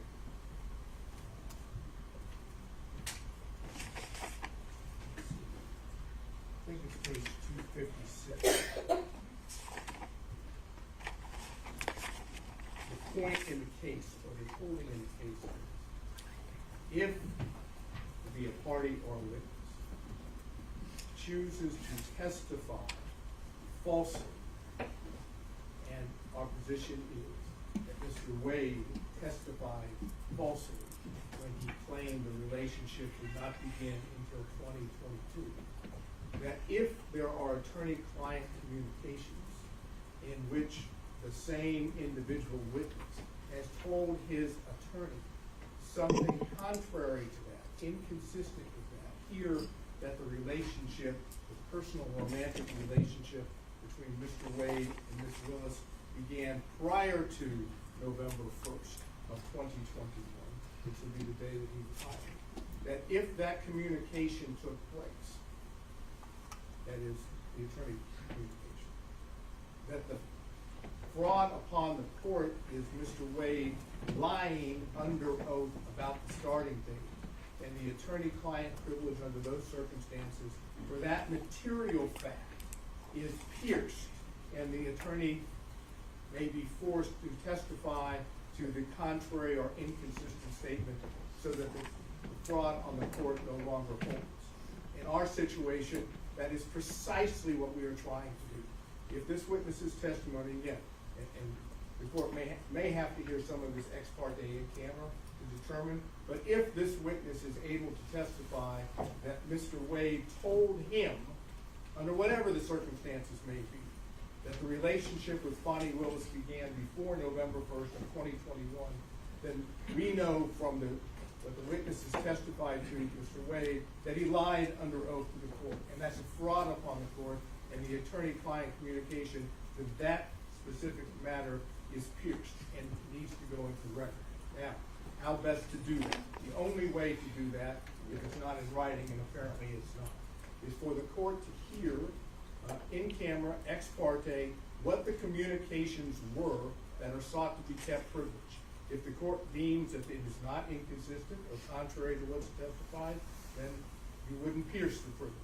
If, on the other hand, this witness honestly, that is, now we're talking about Mr. Bradley, actually testifies to what he has told in text messages to Ms. Merchant on behalf of Mr. Roney, that he absolutely knows that the relationship started before November 1st of 2021, then he's testifying that his client took the stand and lied under oath and therefore did a fraud upon the court. So my request is, in this regard, the court's going to have to hear from counsel, and from, that is, counsel from Mr. Bradley, and from Mr. Bradley to determine whether or not he actually said what he said to Ms. Merchant, and whether or not it was based on communications, whenever it took place, with Mr. Wood. All right, Mr. Sadow, I understand. Thank you for clarifying your argument there. So I understand this fraud upon the cart theory, and what I'd been going back and forth with Ms. Merchant on earlier was that, as I understood, crime fraud applied in Georgia was that the communications had to have been in furtherance of a crime. And to me, that presupposes the existence of a crime at the time, or the forming of one at the time of the communications. The theory you're putting forward is one where we go back in time and can reopen that box because it's now become relevant for something completely, potentially unconnected to the communications whatsoever. Is that fair? That falsity has occurred now by the very person who is attempting to use the communications as a shield to protect his lives. Okay. And when I say crime fraud, it's a fraud waiver, that's what Millich calls it, is essentially. I mean, Millich says that it doesn't offend the privilege to ask an attorney to testify to matters already freely discussed by the attorney and a client at another hearing or proceeding. Allowing a client to selectively waive and reassert the privilege as tactics suggests that the client is using the privilege as a sword and not merely a shield. Sure. So I think it was quite explicit that Mr. Wade never waived anything regarding to communications between him and Mr. Bradley. He was willing to discuss the subject matter, but he was never willing to get into communications that occurred between him and Mr. Bradley. So as to Mr. Sadow's point of this fraud upon the court theory, my question is going to be, has it ever been applied in Georgia? And the answer to that is, it's not appears to have been applied in Georgia. I cannot find a case in which it has been applied. The cases that I have, the case that I gave you plus the cases cited in there, are the only thing I've been able to locate. Although I think that the bar rules, if we want to go back to those, and I don't have in front of me, that a lawyer should not allow his client to commit a fraud upon the court.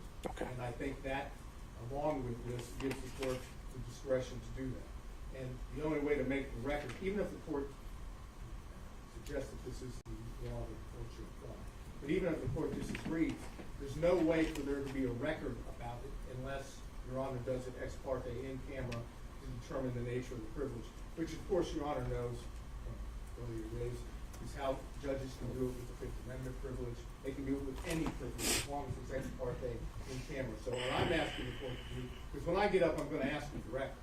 I'm not going to go through this that's going on now, to find out whether or not Mr. Wade has ever told Mr. Bradley, in his capacity as his attorney or otherwise, that the relationship started earlier than what Mr. Wade testified to. All right, understood. So the big takeaway I'm hearing from that, Mr. Sadow, is that once again, we're hearing the words a matter of first impression here, and noted. Mr. Gillen. Yeah, very quickly, Your Honor.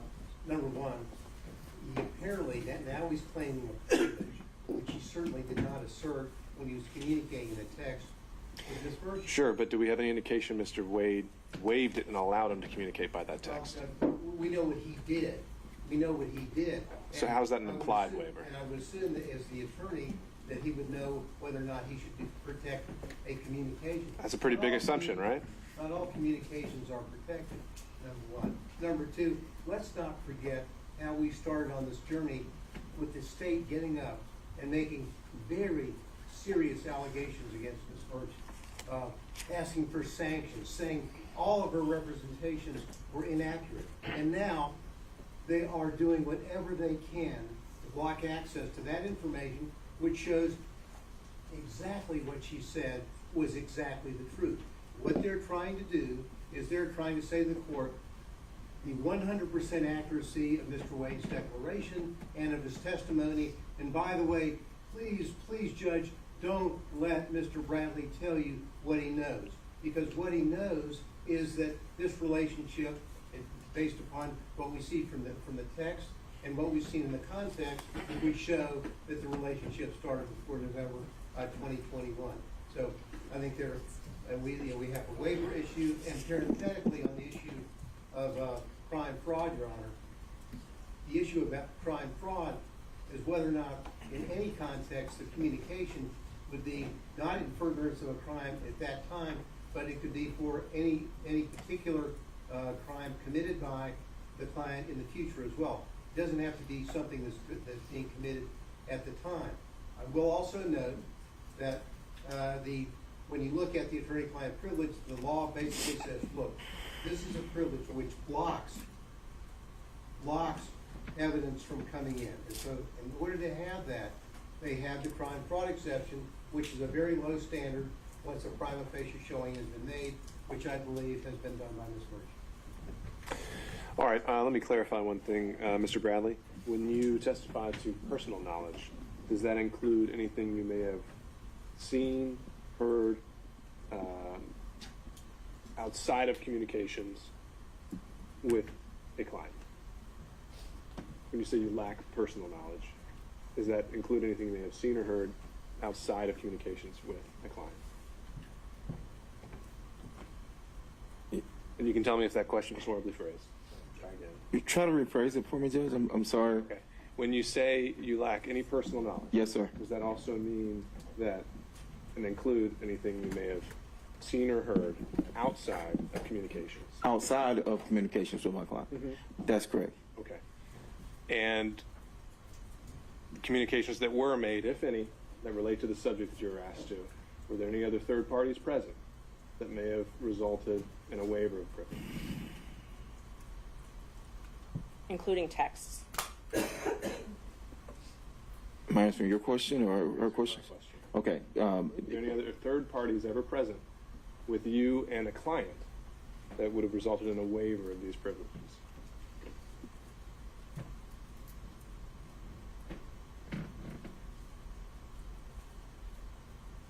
No, Judge. I can't recall anybody being present. I mean, we ran an office. We had people around our office, but no, I can't say that there were other people present. All right. And did you ever receive any kind of a waiver from your client at any point? I have not received a waiver. And anything that you learned regarding the subject matter at all, if anything, was it in the course of legal advice, of receiving or giving legal advice?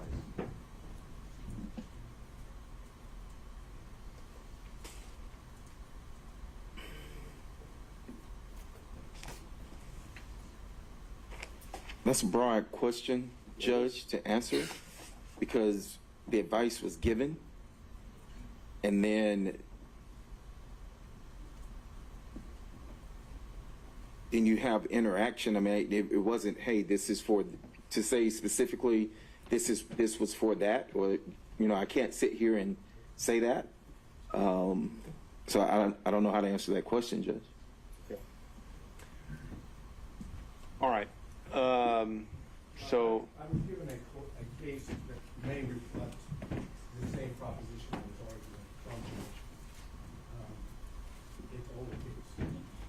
It's Atlanta Coca-Cola Bottling Company versus Goss, G-O-S-S.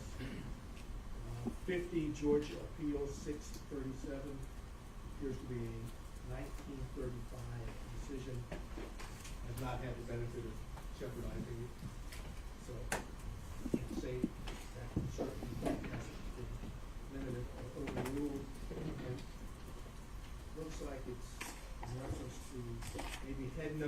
2, at least the one I'm looking at on the computer. And the language that is in the case, okay, is as to violations of law or commission of fraud, the protection extends only to communications after the act or transaction is finished. It does not cover communications respecting proposed infractions of the law in the commission of the crime or perpetration of the fraud. And then it cites some cases. And then it goes, the privileged communication may be a shield of defense as to crimes already committed, but it cannot be used as a sword or weapon of offense to enable persons to carry out contemplated crimes against societies, frauds, or perjuries. So our position, as I indicated before, is the witness, Mr. Wade, has committed perjury on the witness stand and called into question the statement. All right, understood, Mr. State. Mr. McDougall. Your Honor, this is adjacent Georgia law, perhaps not controlling it. I'll explain that in just a second. That's Rule of Professional Conduct 3.3A2. A lawyer shall not knowingly fail to disclose a material fact to a tribunal when disclosure is necessary to avoid assisting a criminal or fraudulent act by the client. A4, and the reason I would qualify that, and since we're talking about candidate report, I need to do that. I believe this rule is regarding the conduct of advocates representing clients in court. It might not govern or control the situation where the lawyer has been put on the stand, but it's adjacent to the point Mr. Sayal made earlier. All right, fair point. Okay, Ms. Trooper, anything you want to address on that? Briefly, Judge, and clearly there's a lot of smarts in this room, but this whole thing is a deductive fallacy. It is suggested that the truth of the conclusion of the argument necessarily follows from the truth of the premises given, when in fact the conclusion does not necessarily follow the premises. They're, called him a perjurist. He has officially succeeded in saying the thing itself is true, therefore we must ask these other questions. And Judge, it's a fallacy. It does not exist as such, and the privilege should still apply. All right. Thank you all. So I think here is what we need to do, as I understand the law. As I find it, the crime fraud exception only applies when by preponderance we found that communications made in the existence of a relationship were in furtherance of a crime, or the client at the time knew or reasonably should have known that a crime, the attorney was being used to further a crime. I don't think that's been established here. Maybe something happened afterwards, and that's something that can be argued during closings, essentially. So I don't think the crime fraud exception covers this. The objection is preserved for the record. Mr. Bradley has indicated also that anything he learned about this subject occurred during those communications. There's some uncertainty on that point, and so in order to preserve the record, at the conclusion of the hearing, I think I can go in camera with Mr. Chopra and Mr. Bradley, and we can put in a sealed filing exactly what the extent of those communications were, if any were relevant. Or excuse me, not relevant, but just what they were, and those would remain sealed until some time if we're ever directed otherwise. However, at this point, the question, getting back to the question asked by Ms. Merchant, as asked, would be sustained on the issue of privilege, the premise. He may have told you something, but it does not appear that there's any evidence that the client ever waived and allowed that information to be conveyed to you. Next question.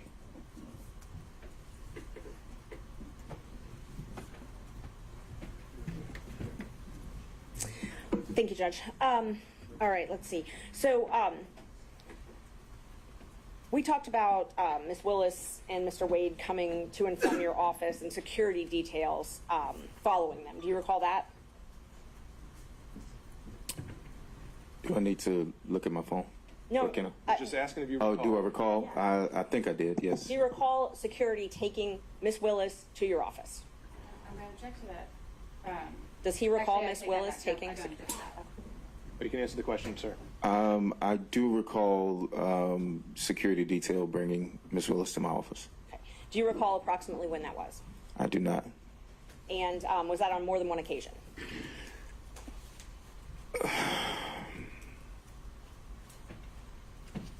I remember 2 occasions. Okay. Yes. Can you tell me about those? I can't remember when they were. Were they before she became DA? So I don't know if she had security detail before she became DA. So, I mean, if she was sworn in, or I don't remember the dates, but I do remember.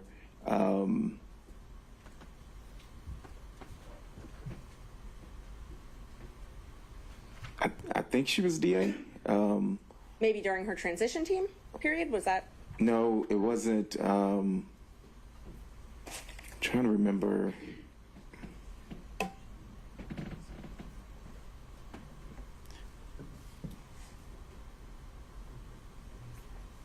She would have had to have been the DA, I think. And I don't want to go on, I think. But I do remember twice her coming to our office, correct? And she had a security team both of those times? There was yes, she had a security team with her. Okay. And do you believe that it's a different security team than she has now? I don't know her security team now. Well, however, I'm sorry. I don't know her security team now.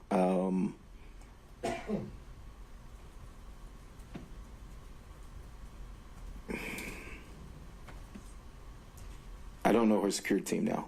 Do you remember telling me that it changed at some point, her security team?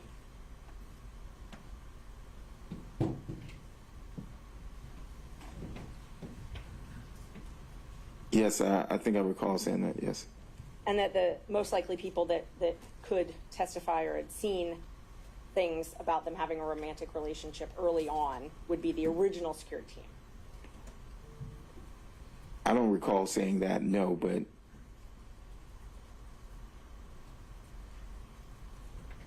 do you recall talking to me about other people that might have known about their romantic relationship? I recall. Yeah, I mean, objection based on we don't know the source. I mean, this is either based on privileged information or it's hearsay. Neither one is. It's neither. I asked if you recall. You need to clarify it. If you're actually going to if you think that this draws on information from outside the relationship that he's already testified to, then you need to lay that foundation. So sustained. Are you aware of other people that you believed would have known about when their relationship began? I object to the relevance of that. Again, the witness has testified he has no firsthand information of it. Anything he knows about the topic came from representation. Who he thinks might have been able to say something else is speculation, not relevant to anything, and a backdoor to get in the gossip and innuendo that has been pretty much this entire. All right.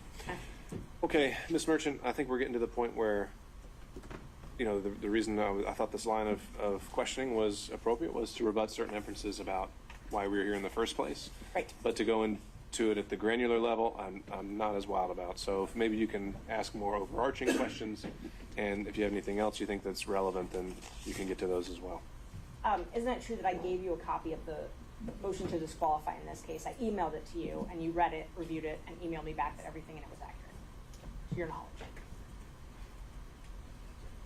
You emailed me, and Objection. Okay.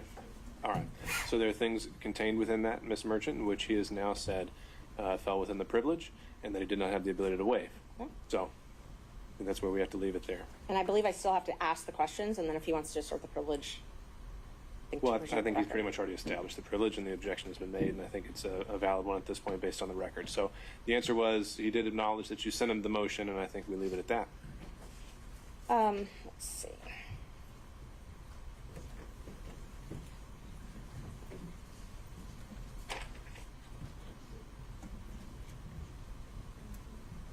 And you had knowledge about an apartment, and I'm not asking what Mr. Wade told you in furtherance of legal advice, but you had knowledge about an apartment in East Point or a condo in East Point that was owned by someone, and Ms. Willis was staying there. Judge, privilege. I think in the way the question's phrased, she qualified that, so. I did not have knowledge. You did not have knowledge. I did not have personal knowledge at all. No, So no knowledge outside of what is privileged. that's correct. Did you have texts between yourself, Ms. Willis, and Mr. Wade? Do I? Have you ever? I have. Maybe once or twice, but Did Mr. Wade ever ask to use your credit card to pay for trips? Objection. On On privilege, I mean, just the same thing. just asking to use your credit card, how's that in the nature of furthering a divorce proceeding? We would talk. I had a business card, and we would use my business card. The firm would use my business card. For travel?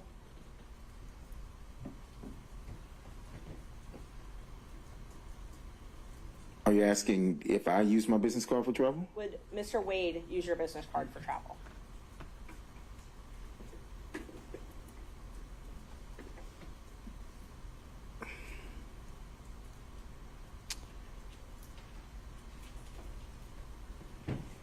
I recall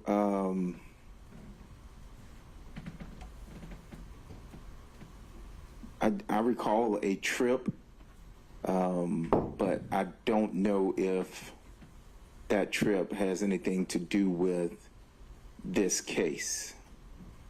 So I do recall him using my card once. When was that? I don't even know when that was, and that's the honest truth. I recall him using my card once, but I cannot remember what that was for. I do remember it was a trip, but I cannot actually state, where it was and who it was with or anything like that. And he paid you back for that trip in cash? I can't remember how he paid. I think it was. I mean, I'm not certain if it was cash or a check. We routinely would use my card for filings, for paper, for whatever stuff with the office. And so, oh, I'm sorry. We're done. Sorry. and so he would, whether he paid me back in cash or whether he wrote a check, it was paid back to the business card. But this was the only time he had used it for travel.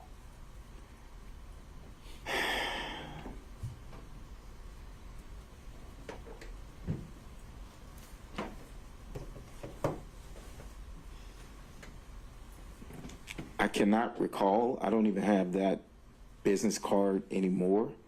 But I do recall at least once for travel, yes. And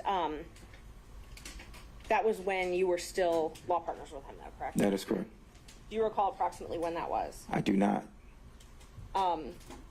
You did not go on that travel with him, though, correct? I did not. Okay. And so he asked you to use your card for the travel.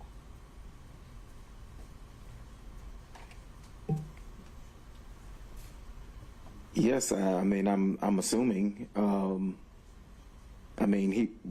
We would use the card for firm stuff, and so it was a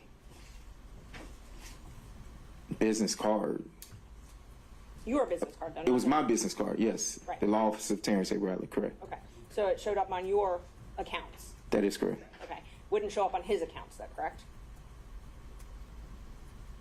That would be accurate, yes. Do you know if this was before he became special DA in this case, special prosecutor? I cannot recall. Did you see he and Ms. Willis together? You said you were in and out of the office, in and out of the DA's office. You saw them together, correct? In and out of my office or the DA's office? The DA's office. Correct.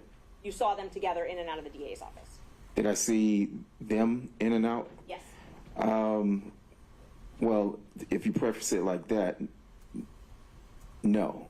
I saw him in and out of the office when I would be there doing my filter work for the taint team. Okay. He would come by. I rarely saw Miss Willis and Mr. Wade together in the DA's office. So you brought up the taint team. Let's talk about that for a minute. Tell me about, you did work as, you had a contract as a taint lawyer, correct? That is correct. Okay. And that was in the anti-corruption unit? Yes, I think so. Yes, correct. And how did you get that contract? What do you mean, how did I get it? How did you get the contract? It was, Bid? Did you apply online? oh no, it was proposed, By whom? we were, it was proposed by, I guess it came from the district attorney. I mean, I didn't speak directly with her. Okay. It was with Mr. Wade, and he asked if we would be interested in having a contract with the Fulton County. Okay. He and I asked said you I and would. Mr. Campbell?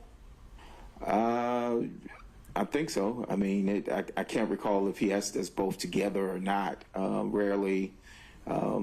We all handled several, different things for the firm, Okay. criminal, personal injury, things like that, family law. And so rarely were we together there at the same time, like for an abundance of time. So he may have called me and then he may have called Chris. I can't recall how we got the contract, but Did, was Mr. Wade, to your knowledge, part of the transition team for Ms. Willis? to my knowledge, he was part of the transition team. Did he spend a lot of time at that office during this transition period? He did. So from when Ms. Willis took office to when you left the firm, did Mr. Wade spend most of his time at the DA's office? When you say most of his time, are you saying just working business hours, Yes, or? working business hours. I would say he spent,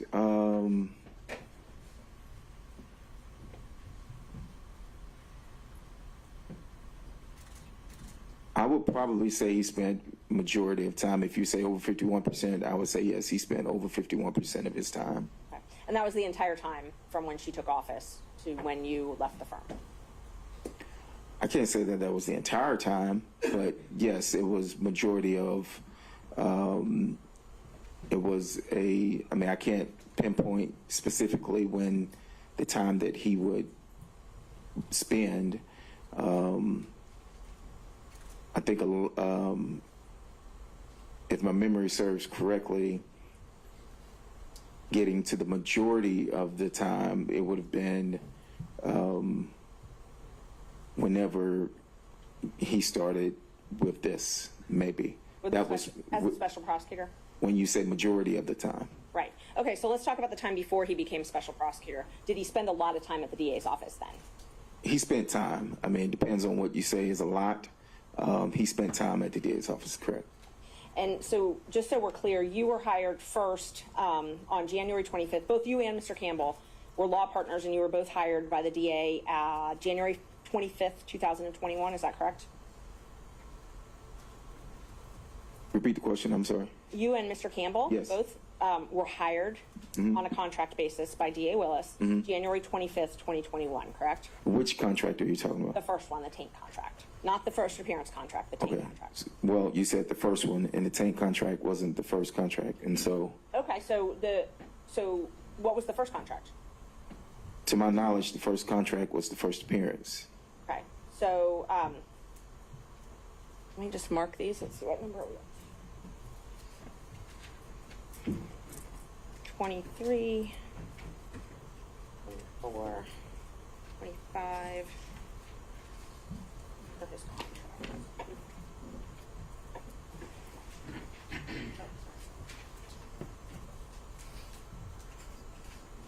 Judge, when they're done reviewing these contracts.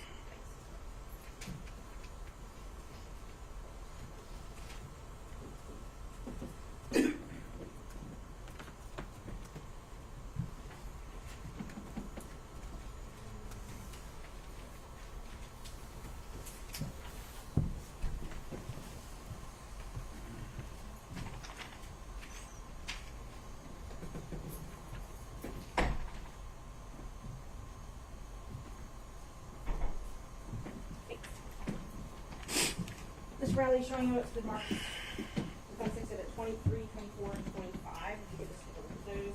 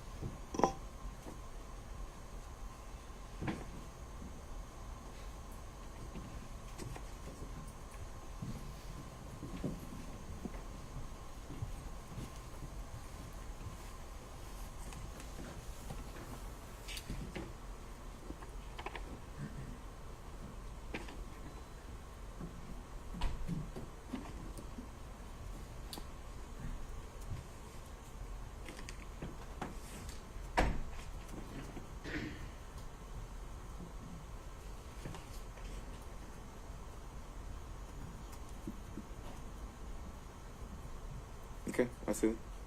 So on, now that you've reviewed those, is it true that on January 25th, 2021, you got your first contract as a taint lawyer? As a taint lawyer, yes, I see the date on that as a taint lawyer, but I'm also looking at this contract here for first appearance, and there must have been, I don't have it before me, but there must have been a contract before this. Okay, so you think there's a fourth contract? I can't say that there is or isn't. What I do know is that we did first appearance during COVID, and it was before 2021. So I don't know, if I had a written contract at that particular time or anything, but I do know, I think that you could look at the recordings because everything was recorded at that time as to when the first appearance contract started and the taint contract started. So when the three of you were partners, you had at least 2 contracts to do taint work, which is filter work, and then at least 2 contracts to do first appearance work, pretty much throughout that entire 2 years, right? Well, it renewed. So, it just renewed. So yes, if it was the same contract, but it was a renewal of the contract. So how did you, and you said you got these contracts through, Ms. Willis gave them to you, but it was through her knowing Mr. Wade, correct?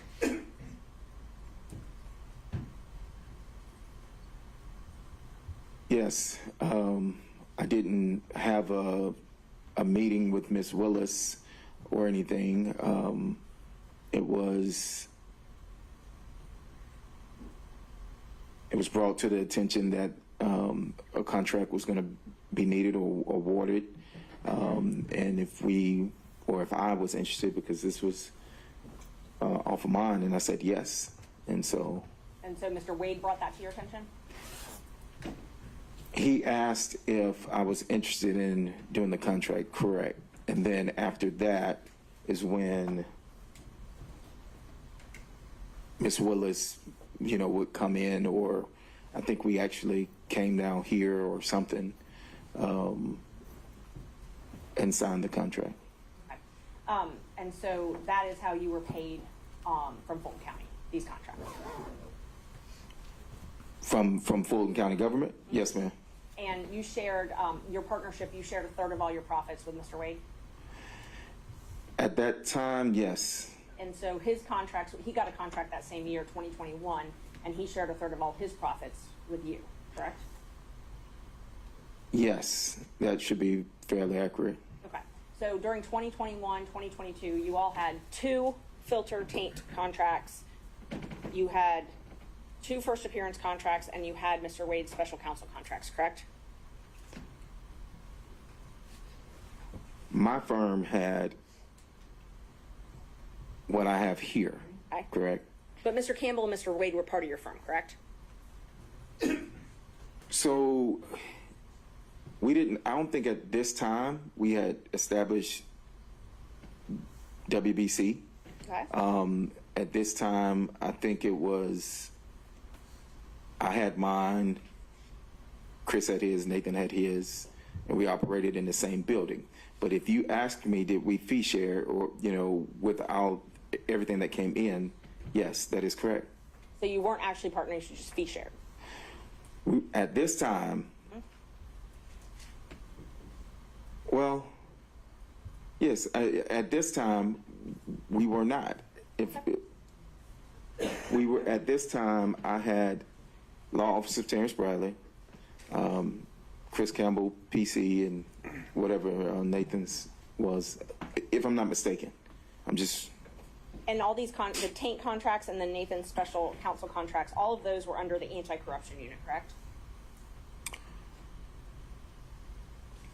You can look. First appearance was not under that. The taint contract, if I recall, was under the.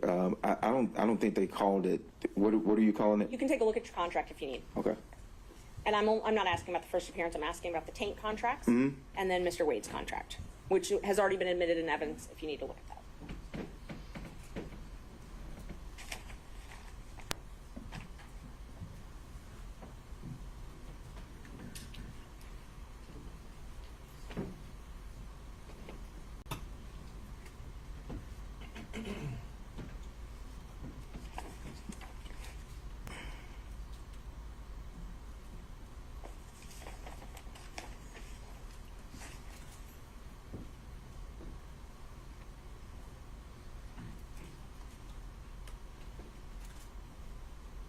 Let me know when you're done reviewing.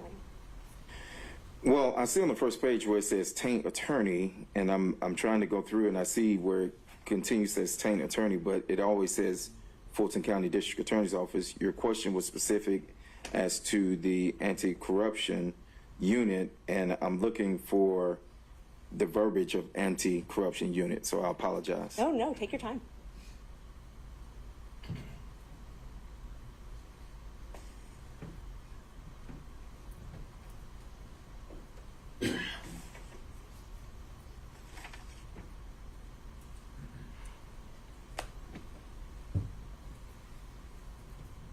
And see, on both pages, I mean, it starts out Fulton County District Attorney's Office, and then it just goes to initials FCDA, unless I'm overlooking where it says the anti-corruption unit, then the contract was with the FCDA.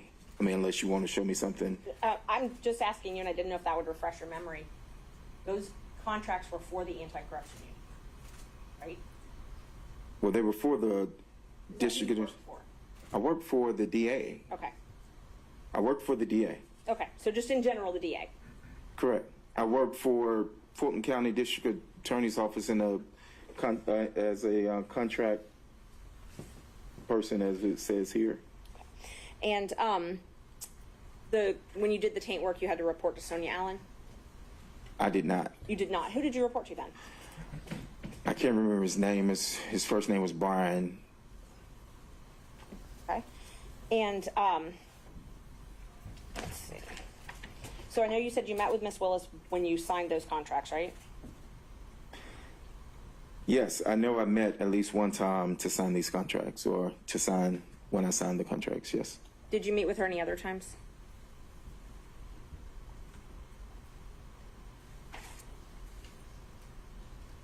I did not personally meet with Ms. Willis any other time. When you say meet with, what do you mean meet with? Talk with her, meet with her. I mean, I would see Ms. Willis in passing if I'm walking through the office and something like that. But no, I didn't have any meetings with Ms. Willis. Okay, so the only times you met with her were when you signed those contracts. Clarify meet with. I mean, not. Sat down and had a conversation with her. I signed these contracts, so when I signed these, I met with her, to say that I sat down and spoke with Ms. Willis, are you saying in life, and you saying during this time? What are you asking me? I mean, if it's voluminous, I can narrow down the times, but I wasn't in. Ms. Merchant, I haven't really heard a point in a while. Can we get along to something, Yes, or we're gonna have to wrap it up? So I had one more question about your text. Have you ever been in any group text with anybody other than, with me, and somebody other than Mr. Chopra and Mr. Merchant? You gotta narrow that down. I'm sure you sent many I texts. can look at my phone. So with him, if there had been any other texts, and I think that the state had some thing in rebuttal they mentioned. So I was just trying to clean that up before it got there. Can you try the question one more time for me? Yeah. Isn't it true that the only texts that you and I have ever had have been between me, you, and Mr. Chopra, or me, you, and John Merchant, correct? Can I look at my phone? Sure.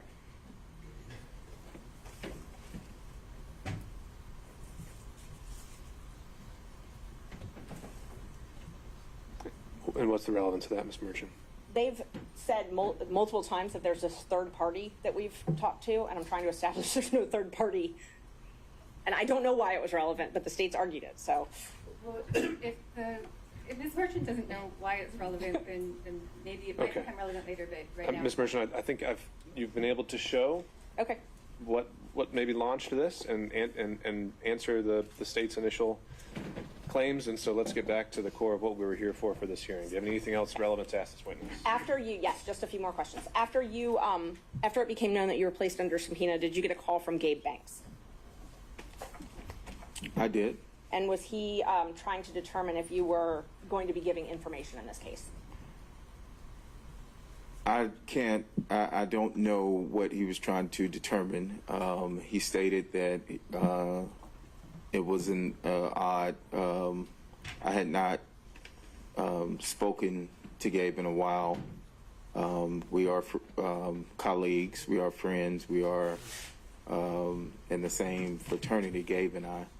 And when he called, it was out of the blue. But he did call, yes, ma'am. Okay. And you relayed that to me as well, correct? I did. And then you also got a call from your best friend who was relaying a message to you from Mr. Wade, correct?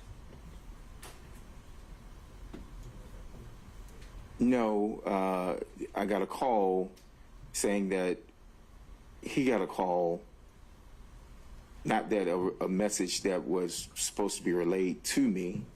The call was, I'm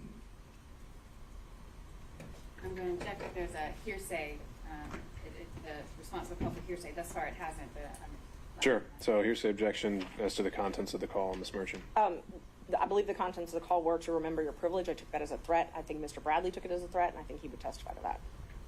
And hasn't testified to it, and he also said there wasn't any message relayed by Mr. Wade or any party. well, no, he didn't say it was by any party. Mr. Wade. So assuming he did hear something from a party, what's the hearsay exception for that, Ms. Merchant? I believe that it was a threat, so it's a statement against interest. I'm sorry, it's a, if he took it as a threat to influence his testimony, then it's not hearsay, then it would be admissible. All right, so. I did not take it as a threat. If you're saying it's to the effect on the listener, perhaps? Yes. Then we'll go from there. Were you told to remember your privilege? Your Honor, the witness just testified he didn't take it as a threat. Understood. I'll overrule the objection and the testimony given the weight it deserves. Can you repeat the question? Were you told to remember your privilege?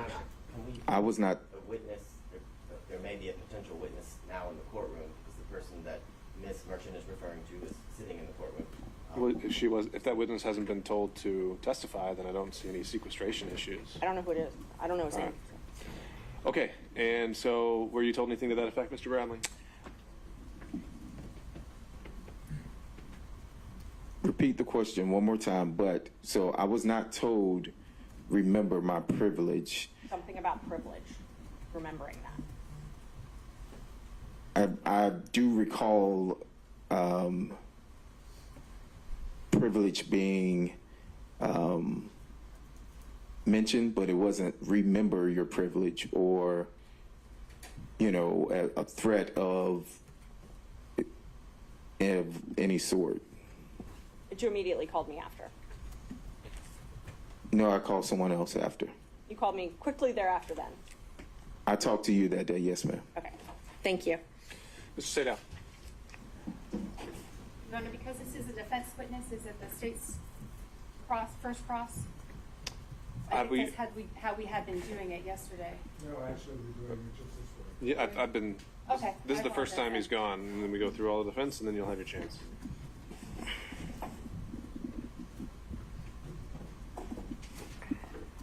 Some foundation questions to begin with, please. Your testimony as you began representing Mr. Wade as his attorney on what date or what approximate date? I didn't have an approximate date. And give me an approximate date when you began acting as Mr. Wade's attorney.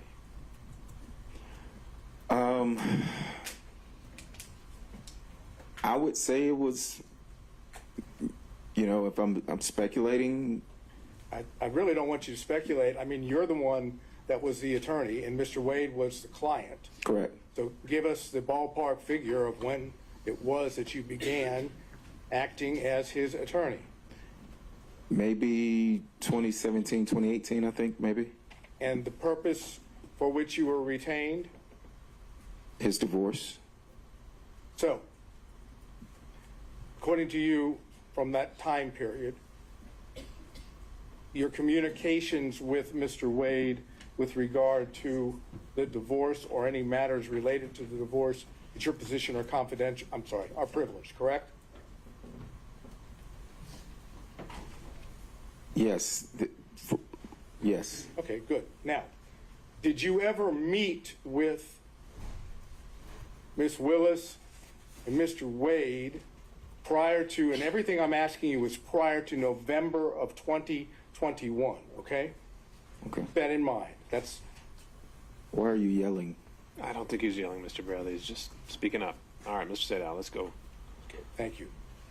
Prior to Mr. Wade getting his contract with Fulton County, which was November 1st of 2021, okay? Just please keep that in mind. November 1st of 2021. Right. Did you ever socialize with Mr. Wade and Ms. Willis prior to November 1st of 2021?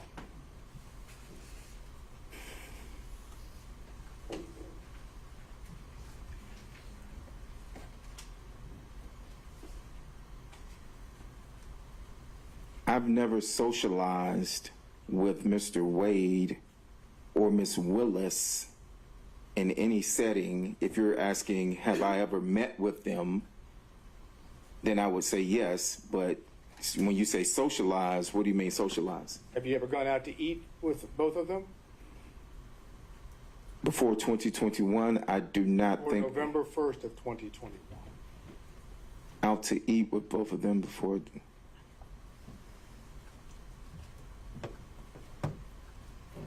When was she sworn in? I'm sorry. When was she sworn in? There was a dinner. There was a dinner before. When she was sworn in, that I attended. Shaquille O'Neal was there, so it was like her inauguration dinner. So I'm thinking that's before 2021. So I would say yes. Let's assume, for purposes of my question, that yes, that's sir. In early January of 2021. Oh, that is early January 2021. So yes, it will be before November. So if it was January, yes, that dinner would have been in, I'm assuming, January.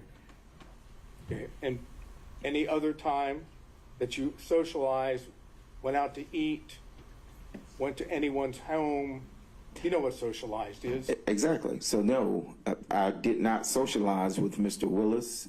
With Miss Willis and Mr. Wade. So prior to November 1st of 2021, did Miss Willis come to your offices? Your offices, the offices that you shared with Mr. Wade.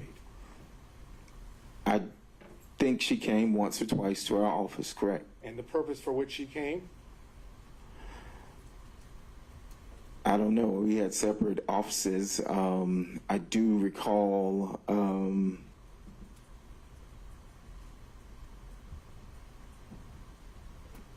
Well, I do recall some type of meeting happening at our office, and I don't know what that was about. I wasn't a part of those meetings. There was a meeting. There were other people there. There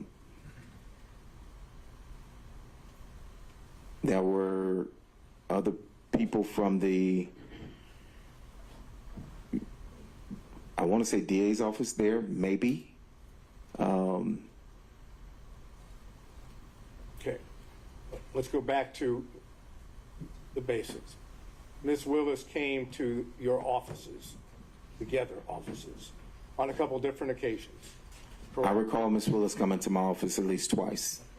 And on at least one of those occasions, or you tell us, did Ms. Willis meet privately with Mr. Wade in his office that you observed or heard?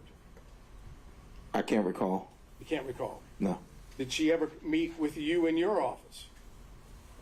Ms. Willis now. Privately in my office? No.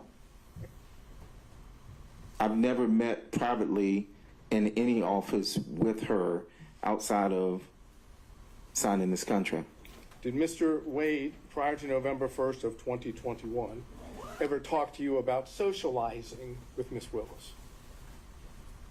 I can't recall. You can't recall? You're asking me if he ever mentioned to me that he socialized with Ms. Willis, correct? And I'm saying I cannot recall if he socialized with Ms. Willis, if he ever mentioned to me that he socialized. Did he ever mention to you that he ate or went out to dinner with Ms. Willis? Again, time period before November 1st of 2021.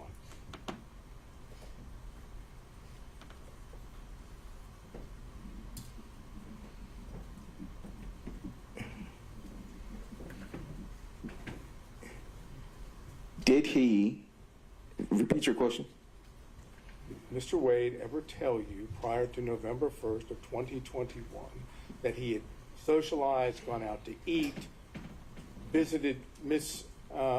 Willis in anything other than a professional setting? I'm sure he did, maybe. I don't recall any specifics of any dinners, any specific places. I mean, it's been 3 years ago, the time frame, but I do not recall at this time whether or not he ever mentioned any dinners or socializing. Did Mr. Wade mention to you that he visited Ms. Willis at Ms. Willis's then current abode, which would have been a place, not her original house, but a place she was staying in the period of 2021 before November 1 of 2021? And his question is, did Mr. Wade ever tell you that he visited Ms. Willis at her house? I don't think I can answer that. Yeah, privilege based on communication with my client. All right. Mr. State, if you want to try and rephrase the question, you can, but otherwise that would be sustained. On both grounds or just on the privilege ground? Just, I didn't hear a second ground. It was a hearsay ground. Oh, that would be on privilege alone. Did you talk to Mr. Wade at all about his relationship with Ms. Willis prior to November 1st of 2021? I think he's just laying a record, Mr. Wade. It's okay. And so on those same grounds, Mr. State Allen, all subsequent grounds, apparently the relationship with Ms. Willis in any way is covered by privilege according to this witness. Well, I think the key words, respectfully, Your Honor, are according to this witness. So I'm trying to drill down to see if there are communications that are not within the privilege. Sure. I can. So then we need to acknowledge the privilege in the form of your question, right? You're asking me to ask it as in a way saying, are there any non-privileged? Essentially. Okay. Did you ever communicate with Mr. Wade prior to November 1st of 2021 about Ms. Willis that was not privileged?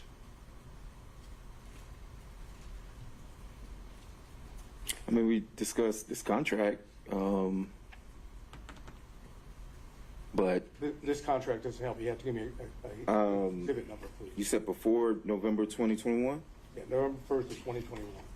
Before November, this contract for 1/25/21 is before that. So I mean, we discussed this contract. Okay.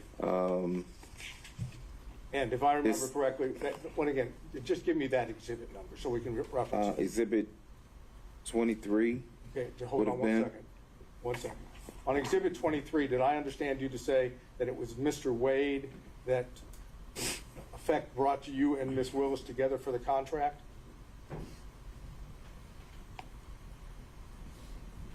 That would be accurate, yes. Okay. And what did you understand was the relationship at that point between Ms. Willis and Mr. Wade, for Mr. Wade to be able to bring you to Ms. Willis for the contract?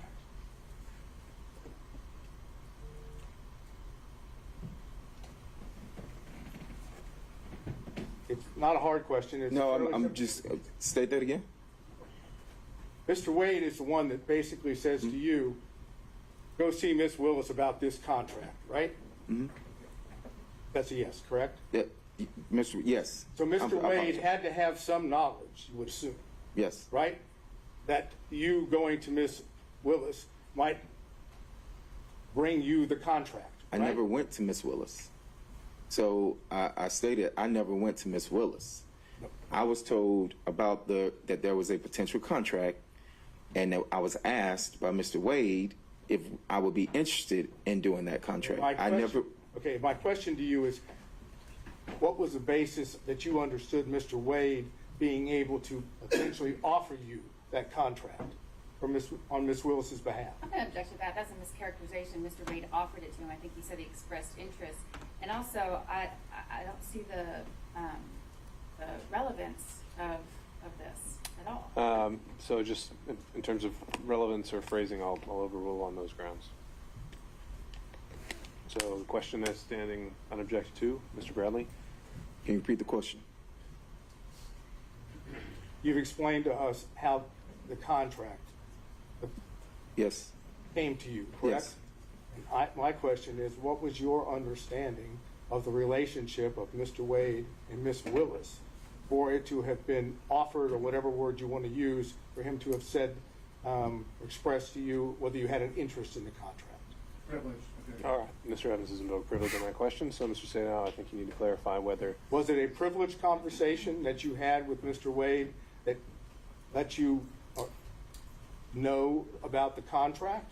Or, it was the relationship was the question you're focused on. Is the nature... No, I'm trying to do it in such a way, and I understand what the court said.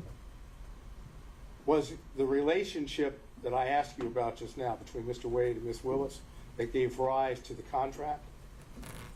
Did you know about that relationship as a result of an attorney-client communication?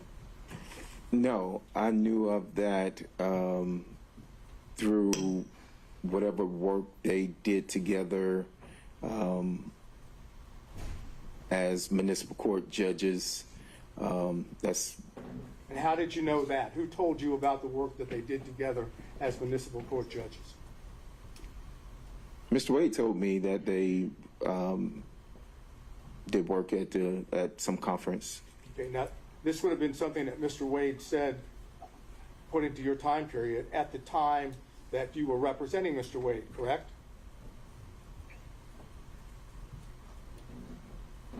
Say that again? Ask that again? Mr. Wade would have told you what you just told the court after you had established an attorney-client relationship with Mr. Wade, correct?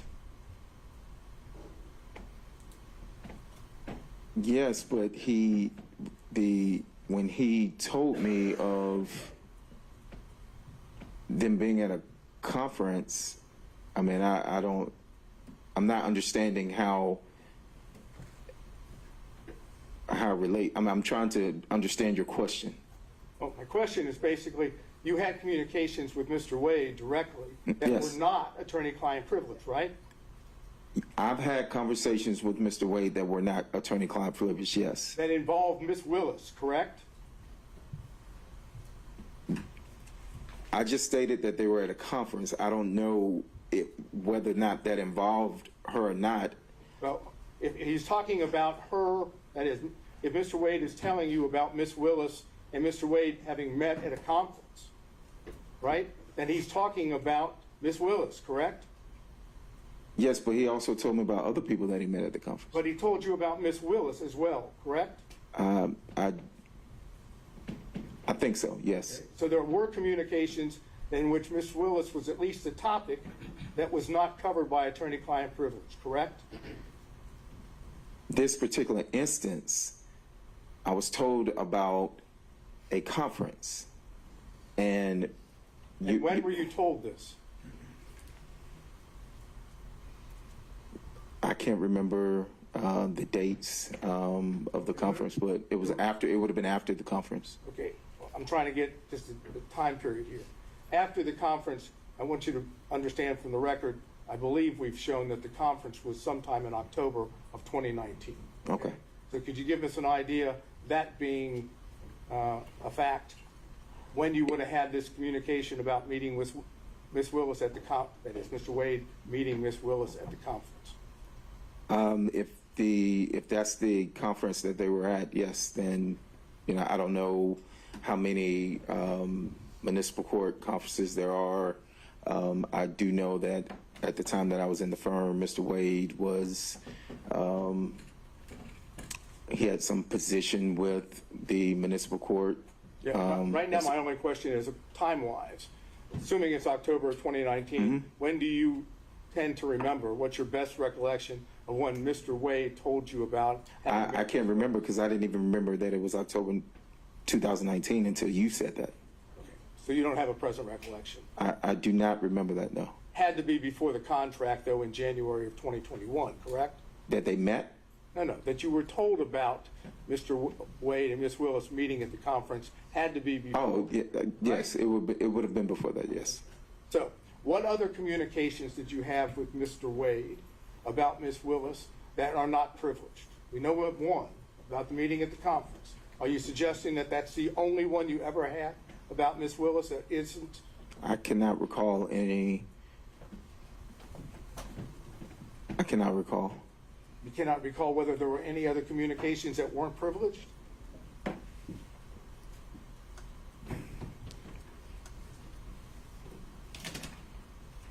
No. I'll be specific, and I understand there's probably going to be objections, but I want the record to reflect. Did you have a conversation with Mr. Wade prior to November 1st of 2021 about Mr. Wade dating Miss Willis? Mr. Wade has risen. An objection is sustained for the record. Excuse me, Mr. Evans. Say that again? You don't have to answer the question, Mr. Bradley. Next question, Mr. Sadon. Well, I understand it's been objected to and the court has sustained the objection. Can you tell us the circumstances in which, that is, under which Mr. Wade may have told you about dating? What I want to do is try to figure out if we can, you tell me if you want me, if I can do this. I'd like to know how the communications themselves took place, where they took place, how they took place, under what circumstance, whether he was at the time providing advice or seeking advice. So those are the basics. If I can ask as to all those, but if the court's going to sustain the objection to those, then I don't want to waste your time. And that's something I'll cover in camera. So I'll note the question and the your question for the record, and I'll sustain the privilege objection to that. Okay. All of this prior to November 1st, 2021. Okay?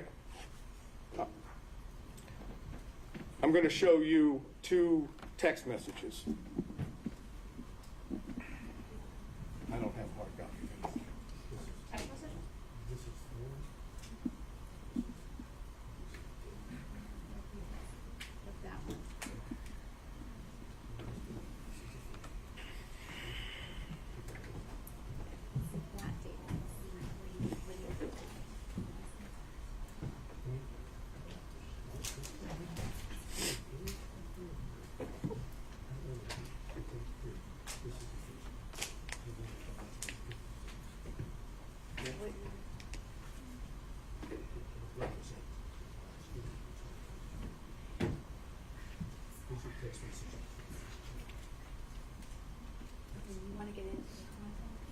I'm going to set up a question.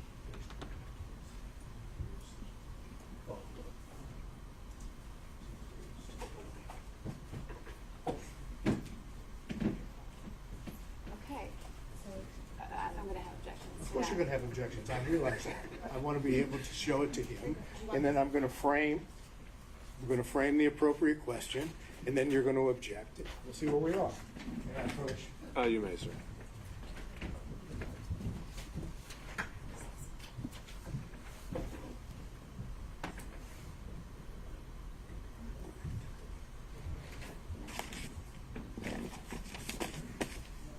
Look at this text message.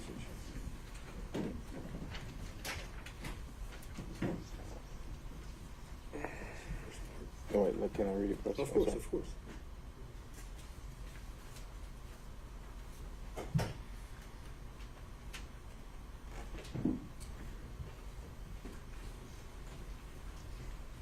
Okay.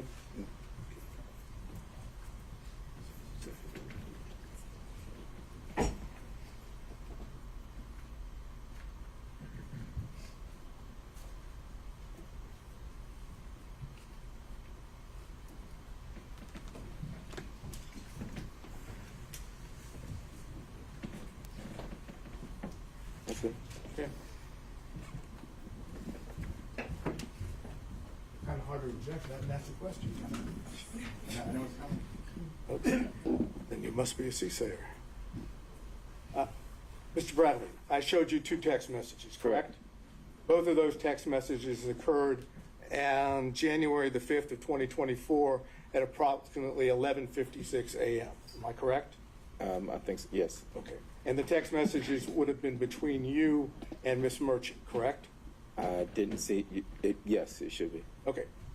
And I've shown the same two to prosecution, so we're talking about the same two. In the text message to Miss Merchant, you indicated knowledge of some activity on the part of Mr. Wade, correct? I'm going to I haven't asked him anything about what the... flag for the court that this is a topic and a specific exchange that Ms. Merchant went into, and there were objections that were sustained. All right, understood. Yes. And it's your testimony that the information that you imparted to Miss Merchant in these two text messages is based entirely on confidential communications between you and Mr. Wade, correct? Objection. He's referencing specific knowledge. The specific knowledge comes from Mr. Wade, which is we've already established. Well, no, the question, he didn't get into anything. He just said, are these two text messages about privileged communications? We haven't actually, I don't see an issue there. Yes. And is it your testimony that the knowledge that you have, which you imparted in these two text messages, came from Mr. Wade and Mr. Wade alone? Yes. Is that correct? Yes. Can you tell us when it was that Mr. Wade imparted this information to you? Objection.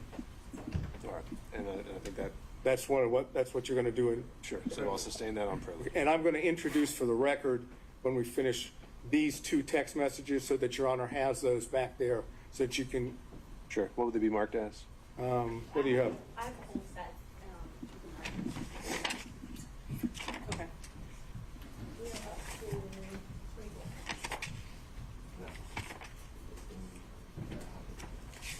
I'm going to go ahead and... Oh, the contract. The new one will be 26. Once I put a staple in it, I think it'll be Defense Exhibit 26. All right. You have to give me a real pen that works. All right, so this is marked and made part of the record as Defense Exhibit 26, but not necessarily for its... This is not a evidentiary committed value. 26. This is for purposes of the court conducting the in-camera review. Right. And put a staple in it here to make sure that you see it.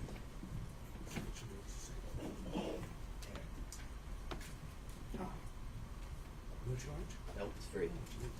All right, Ms. Sadal, what else? All right, so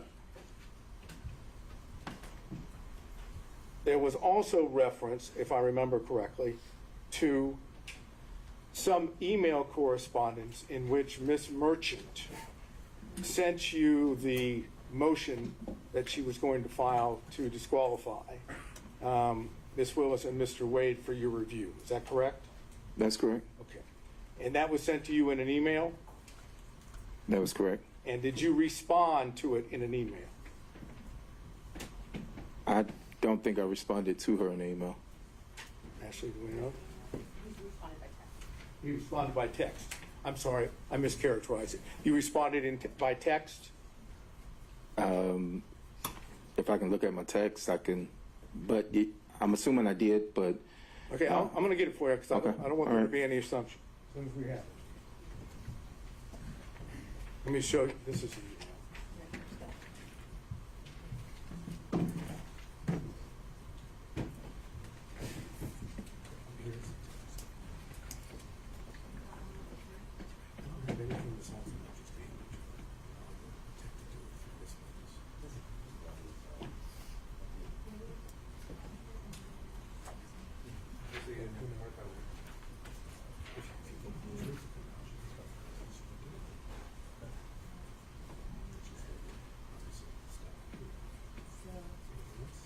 Is that what you're?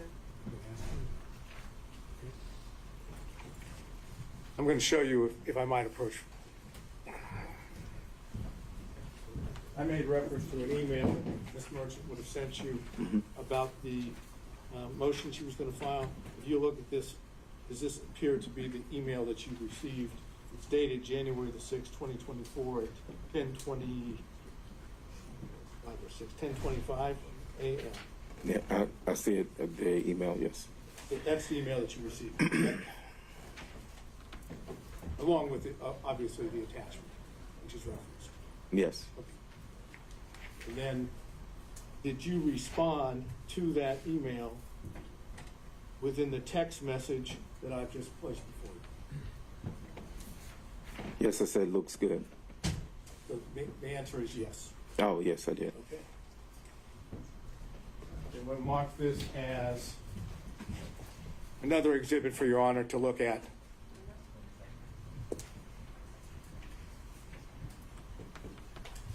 Since you love my tone, can I have a seat?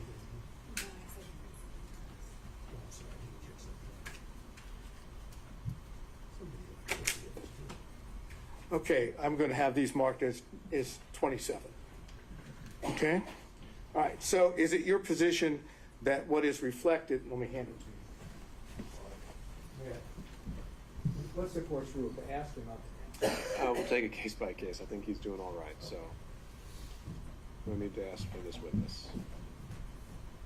Is it your position that your response, which is the second page of Defense Exhibit 27, is based on a confidential or confidential communications that you had with Mr. Wade?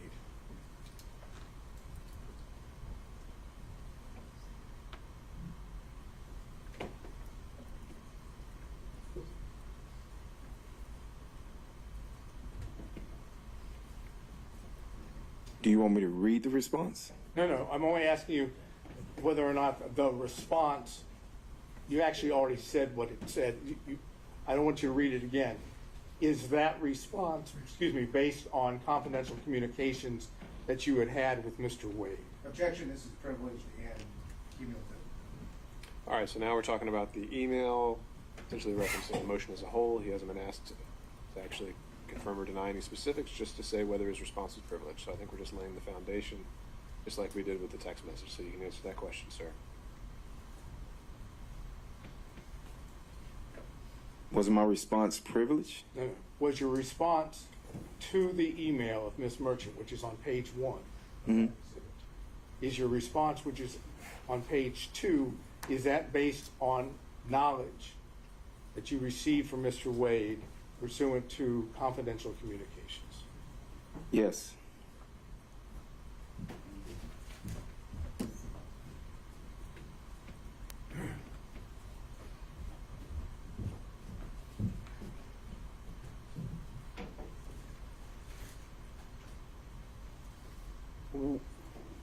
Have you discussed with the district attorney's office this case, your purported testimony? Of my testimony? Yes. No. At all? No. No prep, no conversations, no nothing? No. Have you given your attorneys, for this matter, Did you give him permission to speak with the district attorney's office? Well, he can assert his own privilege, but that's kind of crazy. Is there a objection to be heard? Absolutely, this is Okay, privileged. sustained. Stay down. Next question. Do you know whether or not your attorneys shared privileged information with the district attorney's office? No, I don't know what my attorneys shared or didn't share. I don't know if they even met.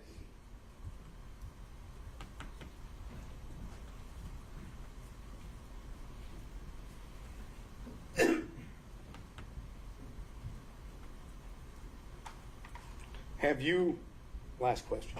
Have you spoken to Mr. Wade prior to today? No, actually, withdraw that. You're no longer in the same partnership or fee-sharing arrangement with Mr. Wade, correct? That's correct. When did you leave that fee-sharing partnership, pseudo-partnership arrangement?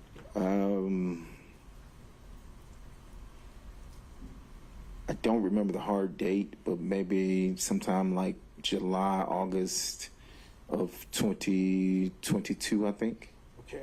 And what was the reason for the partnership or the fee-sharing arrangements? What caused the separation? I wanted to leave and go out on my own. And that's the only reason?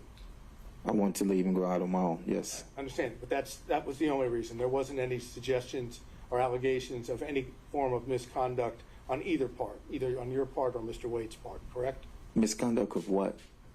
Trying not to get into specifics. Was there any allegations made of suspected misconduct on your part or on Mr. Wade's part? That's a fairly simple question.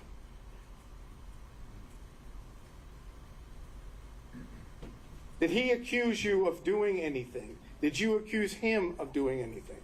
Without getting into what it is, were there any accusations made by you or him against each other? We had a disagreement, yes. And had that disagreement have anything to do with Ms. Willis? Oh, no. Okay. Did it have anything to do with your conduct? No. Did it have anything to do with his conduct? Hold on, wait. So we had a disagreement. Whether the disagreement was, we disagreed.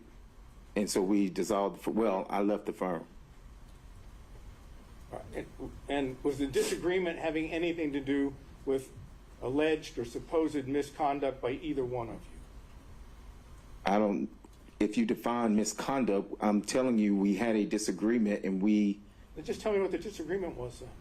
The disagreement is mine to know. I mean, I don't see the relevance of the disagreement that I had. It had nothing to do with this Trump case or any other case. I'm simply getting a question asked, what was the disagreement? It's not privileged, correct? No, that is privileged. Oh, it is privileged. Why is that privileged? Because it's privileged. I can tell the court in camera, but it was privileged. Ask a few questions further to see if this is actually something that does fall within that privilege. We can take it from there. Did it have anything to do with you representing Mr. Wade in any capacity? Excuse me. It would fall in that line, yes. But your testimony is that it has nothing to do with your representation of Mr. Wade in connection with Ms. Willis. As it a connection to Ms. Willis, that's correct. It's connected to the matter for which you were hired by Mr. Wade? I wasn't hired by Mr. Wade.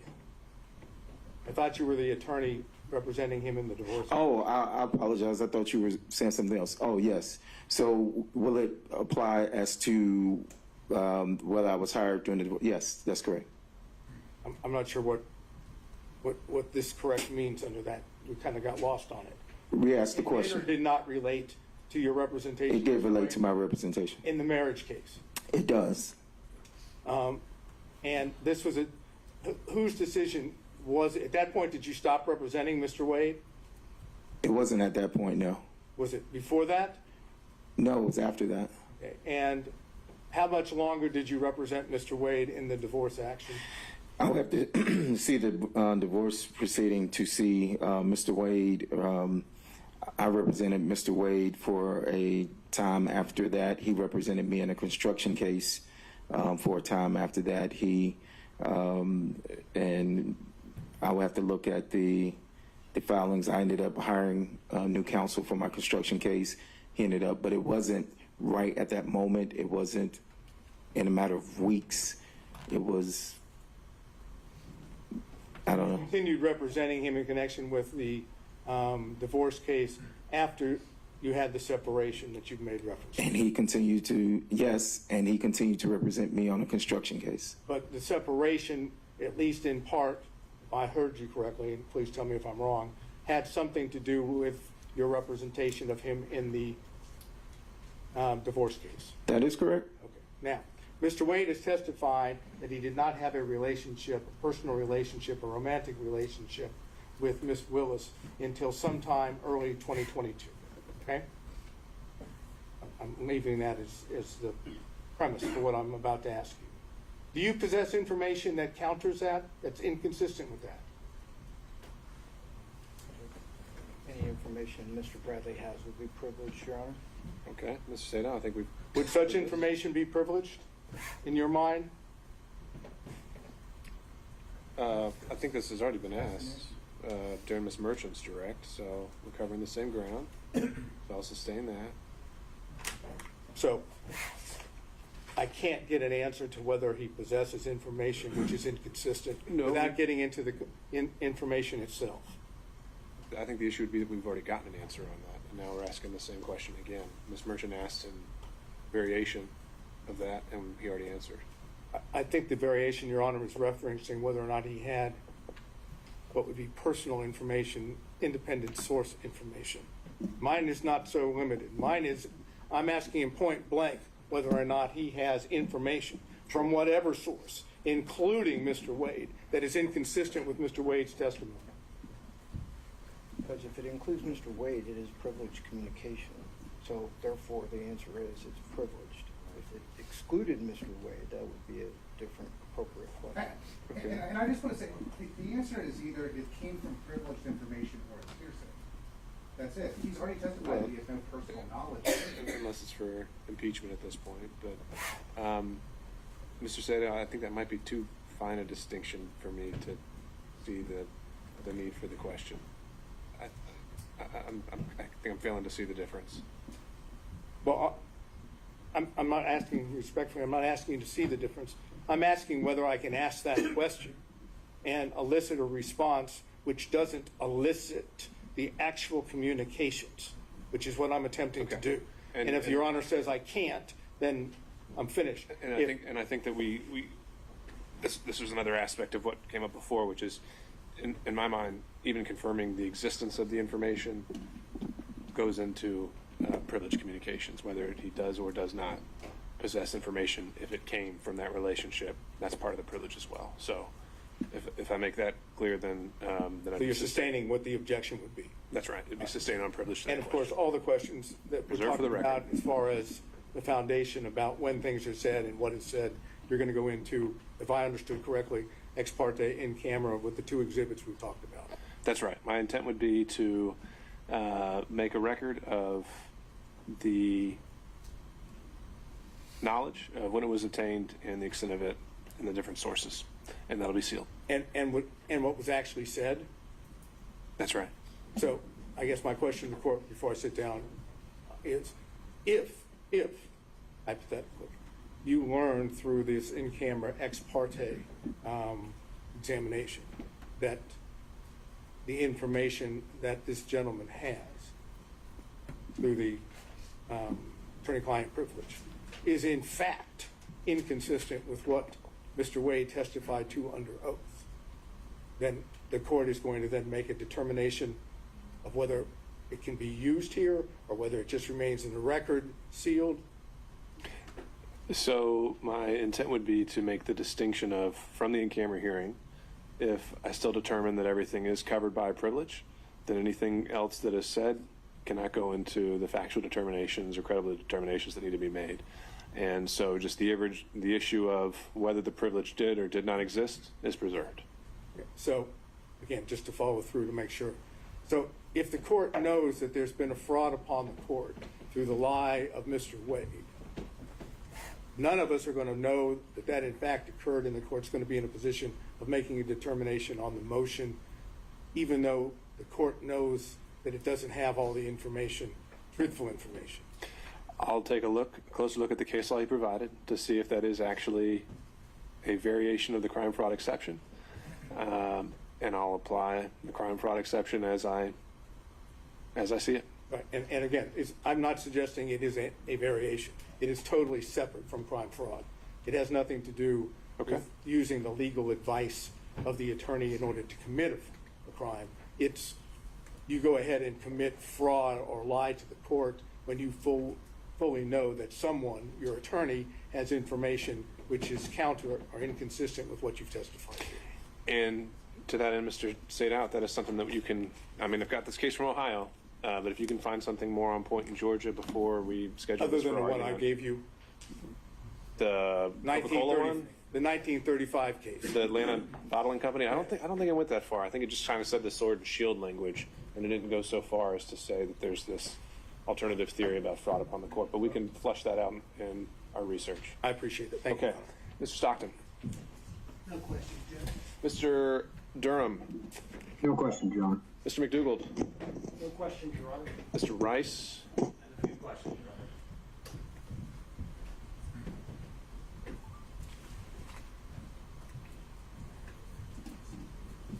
Your Honor.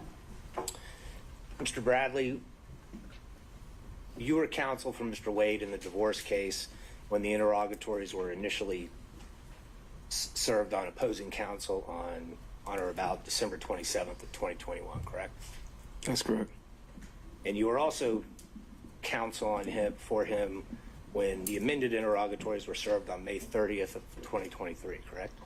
That's incorrect. So you ceased representing him sometime before May 30th of 2023. That's correct. At any point during the divorce proceedings, was a pleading filed with the court or a paper served on opposing counsel that purported to have your signature that you were not the one that signed or authorized your signature on it? Say that again? Did anyone sign your signature without your authorization on any pleading or any other paperwork served on opposing counsel in the divorce proceeding? I don't think so. If you have the documents, I can authenticate my signature. And you have testified that you also practice criminal law and divorce law and perhaps other types of law as well? That's correct. And are you aware that OCG 16-6-19 defines adultery as a misdemeanor crime in the state of Georgia? If you say so, yes, sir. Go ahead. Okay. Judge, I would ask the court to take judicial notice of that. For what relevance?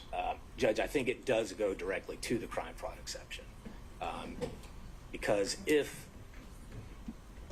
Mr. Wade was providing information to his counsel about his intent to either commit adultery or that he was committing adultery, then that would be a misdemeanor crime.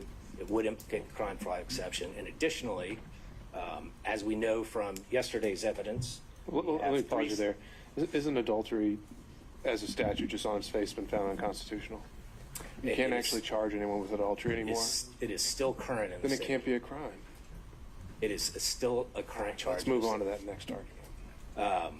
Additionally, Judge, with regard to the interrogatories, we have 3 different sets of interrogatories that were filed that came into evidence yesterday, 21, May of 23, December of 23, that contain false information. We also have the January of 24 that contains the invocation of privilege. So to the extent that this witness has information, both with the original interrogatories that were filed in December of 2021, and frankly with regard to the later ones, even though he wasn't counsel, that would be a false swearing and fraud on the court, which again is a criminal offense, and therefore the crime fraud exception would apply as well. Okay. Understood. No further questions, Okay, Mr. Gillen.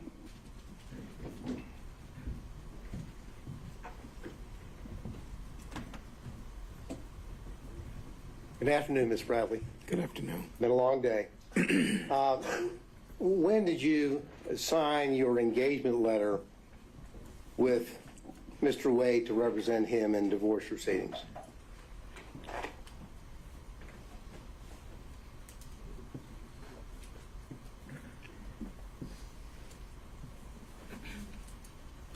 It would have to be 2017, 2018.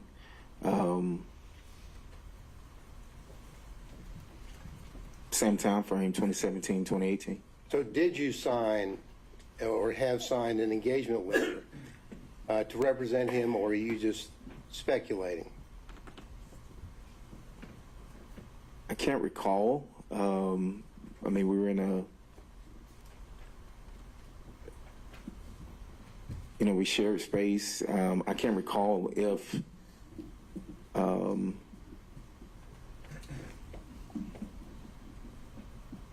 there was a contract or if there is a contract. I think there is a contract, but right now it would be speculation. Right now, sitting here, you do not know whether or not you had a signed engagement letter with Mr. Wade discussing the parameters of your legal representation of him. Isn't that correct? That's not correct. I mean, I can't say. I don't have my files or anything with me. Well, sitting here, you do not have specific recollection or knowledge that you even had an engagement letter to represent him. Isn't that right? I think I had an engagement letter, but I do not know specifically if I had an engagement letter. Well, when did you open a file? Did you open, when you represent someone, you open a file in your office? And when did you open the file on Mr. Wade? I am going to object to the relevance of this line of questioning. There has been no dispute by the attorney or the client that there was an attorney-client relationship. And so I object to the relevance of the circumstances under which that engagement began, because as Mr. Gillen knows, that's not a factor in determining whether there was a true attorney-client relationship. Well, Your Honor, it's not just up to Mr. Wade and Mr. Bradley, it's up to the court. I agree with you there, Mr. Gillen, and so I'll give you a little bit of leeway, but I don't think we could spend too much time on this. No, so okay, we'll see. Your Honor. Now, did you or did you not open a file in your law practice with Mr. Wade's name on it, yes or no?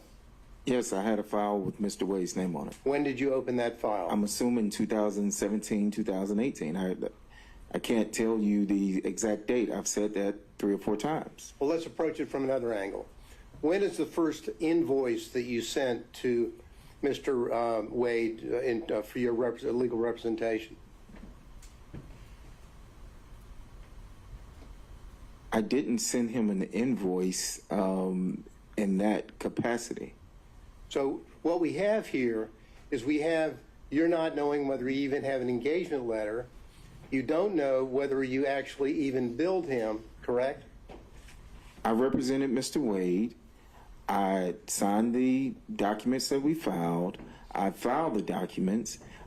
There's depositions that I had with the divorce attorney that was representing his wife. I'm sorry, sir, that's not my question. Okay. My question is, did you bill him in your capacity as the lawyer that you're telling him? I don't recall.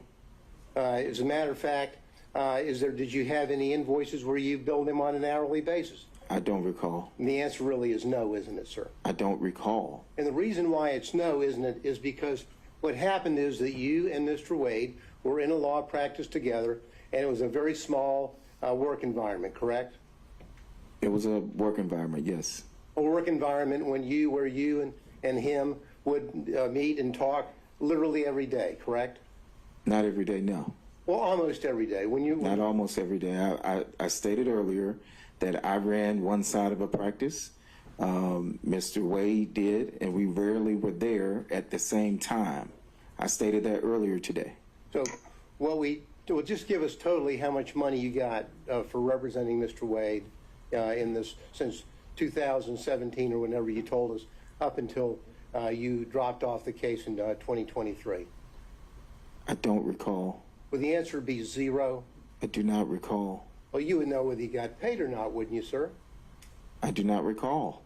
So you don't recall whether you as an attorney got a single dollar to represent Mr. Wade, correct? That's correct. Because you really did it as a friend, didn't you? No, I did it as an attorney. Well, an attorney that wasn't being paid. You were doing it pro bono for a friend, weren't you? I'm going to ask me. All right.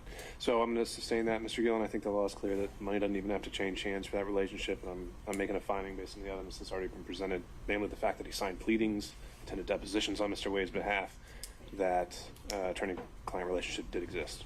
Well, at some okay, point. Your Honor, I was just laying the foundation to the circumstances in terms of the non-billing from the 2017 period and whether there was really an attorney-client privilege there. That's what I was trying to do. Okay. If the dispute is just when it occurred, you can try to hone in on that. But the questions I've heard so far are more from a you were never paid ever. It's from a overall angle.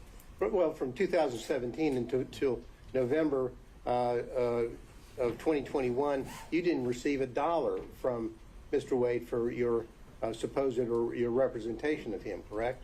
I don't have the file in front of me, and I do not recall. Okay. And the reality of it is, as I mentioned or asked you a few minutes ago, is that it was a small firm, and you were doing him as essentially a favor as a friend and as a law partner, correct? No, I was representing him as an attorney. Were we in the practice together? Yes. And were we, or are we friends? I mean, we were friends at the time, yes. Well, you were friends and law partners, correct? Yes. And in a small firm, and I know because I'm in a small firm, people will sit around the office and talk about their social life and what they're doing, correct?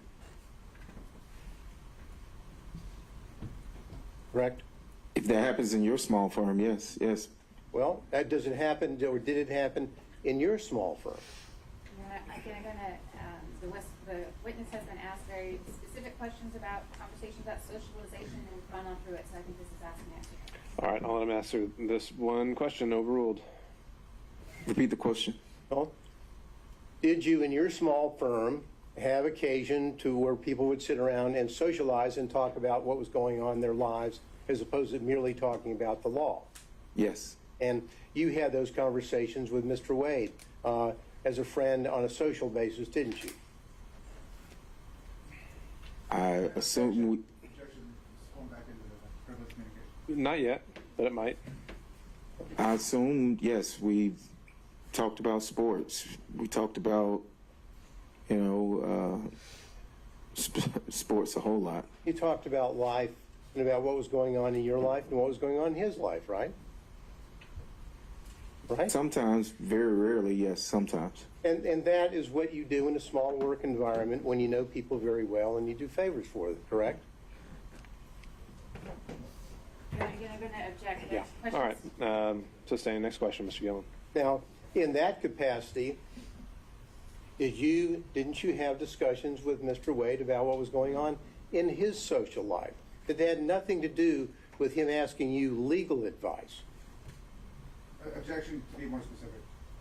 I think he's just asked whether he socializes outside of legal advice. So I think he can answer that question. I did answer the question. I said we talked about sports a lot. And I'm asking, sports is one thing. The social life, did you talk about each other's social life, like Mr. Wade, and who he was dating? All right. So that'll be sustained on privilege.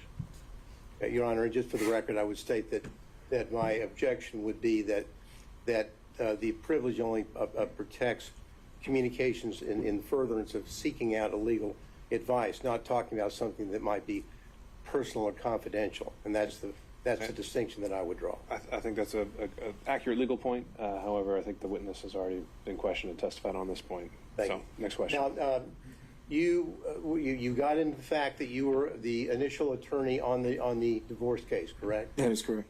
Now,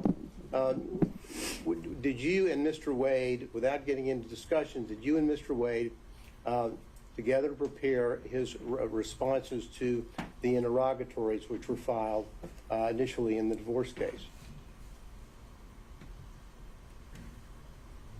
I'm assuming we, Objection, he's asking about interrogatory responses, preparation of the case in the divorce case. I mean, that's all covered under attorney-client law. Mr. Gallo? Well, I don't think it's attorney-client. Did they meet together, and when the interrogatory answers were filed, did he file them, and did he do that in concert with his client? There's nothing privileged there. Did they meet and work together, and that work taking the form of them talking back and forth to each other on the right responses? I'll change it a little bit. Did you review yourself the interrogatory responses given in the divorce case? I did. And whatever knowledge that you had when you were involved in the interrogatory responses, you had the knowledge of all that material or information that you had without getting into the content. You had all of that knowledge and information. I'm sorry, let me get my question out before he objects. And when you filed those interrogatories, you had all the knowledge and information that you had obtained from Mr. Wade from 2017 up until the date the interrogatories were filed, didn't you, sir? Okay, so that's the follow-up question to that is going to be incorporating knowledge learned during communication. So No, I'm not going to have a follow-up question. I just want to know whether is that the case? When he filed the interrogatory forms, he had all of the information that he had discussed with Mr. Wade from 2017 up until the time. That's it. That's my final question. Okay. In which case, without doing that extra assuming link that he based his answers on those communications, it has no relevance. Well, it does in the sense that it shows what knowledge he may have had when he, the attorney, is filing interrogatory responses. That's what it shows. Okay. I'm still not seeing the relevance of his knowledge as the attorney filing the responses, unless you're linking this back to Mr. Wade. It gets back, Your Honor, to whether or not, if you're an attorney and you're filing an interrogatory response, which you have reason to believe, or specific information to know that certain responses are not accurate, then you shouldn't be filing them. And now, so that's where I was going with that. So if he's got a body of knowledge over here that's built up from his communications with Mr. Wade that everyone so dearly doesn't want everyone to know about, in spite of the allegations made against Ms. Merchant, now. Okay. So what if the question was, did you, when you signed your name to the interrogatories, did you commit any knowing fraudulent statement and submitting those to the court at the time? Would there be a problem with that statement or that question? Well, I mean, I think that is a conclusion that others could draw, like the court. I just want to know that he had all that information at the time that he, as the attorney, filed the interrogatories. That's it. We would object. This does fall under attorney-client, and he is making presumptions about when information may have or not have been disseminated to Mr. Bradley in his capacity as attorney. He didn't have to know about anything at the time of, in the middle of, at the end of, or he may never have had that information. There's too much presumption associated with it. The whole matter is covered under privilege. One comment on that, Your Honor. We have spent almost a day talking about trying to block public the dissemination of what Mr. Wade said, either as an attorney or in any capacity, about his relationship with Ms. Willis prior to November the 1st, 2021. And questions about discussions in 2019, all objected to, claiming the privilege. And now to say, well, that doesn't mean that he learned something after. I'm talking about, what did you know at the time the interrogatories were filed? And everything that now they're claiming privilege, well, that's fine. The court will address that in chamber and in due course. What did you know? I'm sorry, Mr. Gillen, I really don't see the distinction. So your question's noted for the record and your objection as well. All right, and I'll follow up with this. Now, you're leaving removing yourself from the case, the divorce case, correct? You withdrew from the divorce case, correct? Correct. Did you do that as a result of your concern about any of the accuracies or representations which had been made by your client in the divorce case? No. Objection, privilege. Okay, so that's going to cover communications during the relationship? Well, Your Honor, hypothetically, not saying this is the case, hypothetically, if Mr. Bradley, knowing, let's say hypothetically, that he speaking with Mr. Wade, was aware that the intimate or personal relationship, romantic relationship, existed prior to November the 1st, 2021, and started in 2019 or 2020, if he's armed with that information that he's obtained from Mr. Wade, but Mr. Wade would want to insist on responding to interrogatories which were contrary to the information that Mr. Bradley would have, then I'm asking him whether he took steps as an attorney to say, I cannot be a part of that or countenance that, therefore I'm withdrawing from the case. Sure. I still see that as covering their communications. So I'll sustain that objection. All right. Well, thank you, Your Honor. That's all I have. Okay. Thank you, Mr. Gill. Thank you. Mr. Kucherov, are you still with us?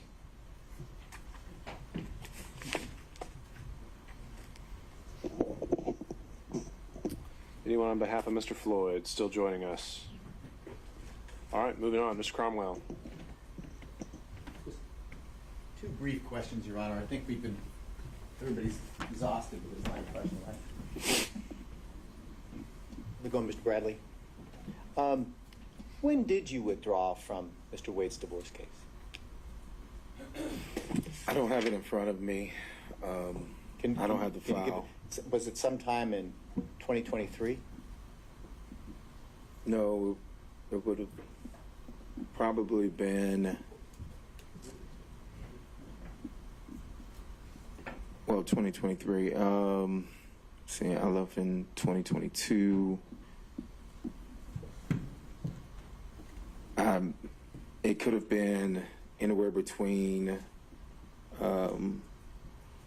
July of 2022 and maybe December of, it wasn't, I don't have the accurate date, but it wasn't when I left, and it wasn't. I'll make it easier for you. Okay, all right. You were not his divorce lawyer at the time the interrogatory responses were filed in May of 2023. Is that true? Oh, no, I was not. Okay, yes. And as of today's date, Mr. Wade is still a married man. Would you agree? I haven't kept up with the divorce proceedings, but I think they're still open. Okay. So, and if they're still open, that means he's still a married man. Yes, that's correct. So if the fact that in a pleading there is a reference to the marriage is irretrievably broken, that doesn't mean the marriage ends, does it? I guess you have to ask the judge that's handling the case. Well, it doesn't end until there's actually a divorce decree signed by a judge. Would you agree? I would agree. All right. Thank you. Okay, Ms. Cross, were you taking? I am, Your Honor. I'm going to have a minute.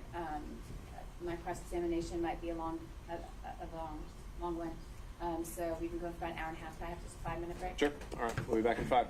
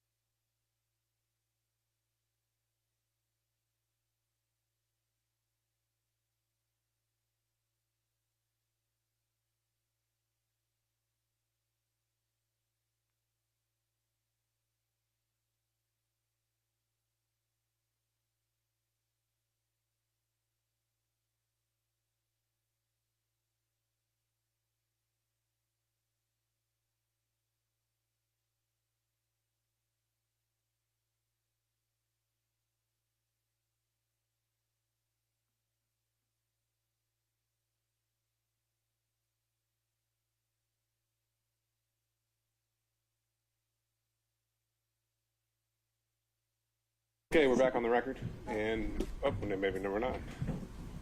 We can get Mr. Bradley back.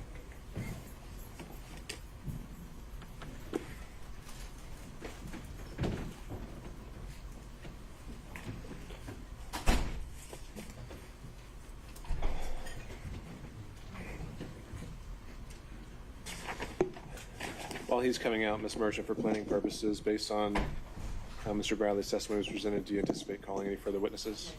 All right. Mr. Sandow had a copy of the church speech that I think he was talking Right. We'll handle that with housekeeping at the end. Okay. Okay. Ms. Cross. Thank you, Mr. Bradley, have you still got the exhibits 23, 24, 25 there in front of you? I do.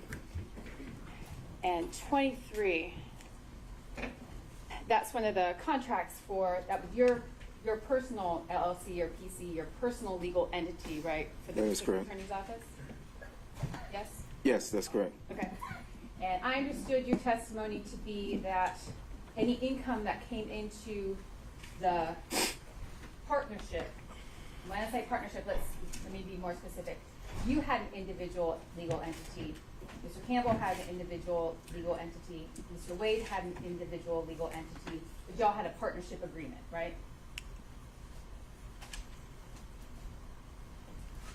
Yes, but we didn't have that the entire time. There was Yes. a period of time that we've been talking, or that we had talked about in 2022 prior to you leaving the firm, that there was an actual entity for the three of you, correct? That is correct. And that was roughly during the time period where y'all bought a building together. Yes, correct. And it made things simpler, or for whatever reason, you decided at that time that a joint entity made sense to own that building, right? Correct. Okay. All right, but those contracts there, they're not with the joint entity, correct? No, they're not. Those are all with you individually, is that right? Can you take a look at 23, 24, and 25? Yes. They're all with you individually? Yes. Okay. 23, what's the hourly rate that you were being compensated? I think that was a first appearance. 23 is the, I don't think, no, 23 is not the first appearance. 23 is the taint, it says. What's the hourly rate on that contract? $150 an hour. $150 an hour? All right. So the $150 an hour, the way I understand you all shared profits was you'd get 50, Mr. Campbell get 50, Mr. Wade get 50, and then y'all pay expenses jointly as well, correct? Correct. All right. What about exhibit number 24?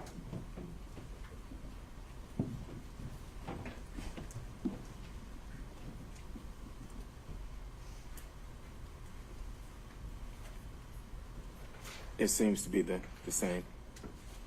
Same amount?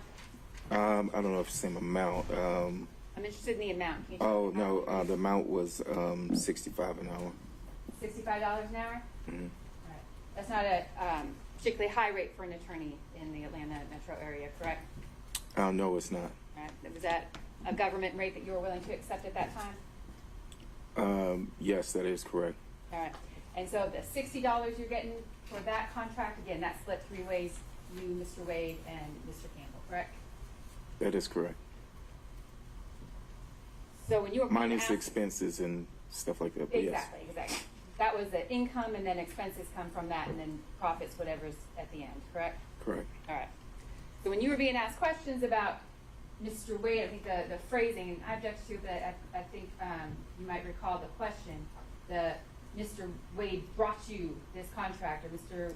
Wade got you this contract. Do you remember those questions? Yes, I do. All right. So we're talking then about a split among the three of you of about $20 a piece, right, for that particular contract? For this one, yes. All right. What about 24? You got 24 there? I'm sorry, 25. You got that in front of you? I do. What's the hourly rate on that one? It's $150. $150 on that one too? All right. And the same sharing went through the business the way you handled that contract as well, right? That's correct. All right. Who is Austin Dabney? He was a probation officer that passed the bar, and we hired him and another individual. The other person didn't stay long. And did Mr. Dabney and the other legal associate that you all had working for you at that time, did they do some work on these first appearance contracts? Yes, And that was a pretty good position for a younger lawyer to be sent to get some courtroom experience, correct? that is correct.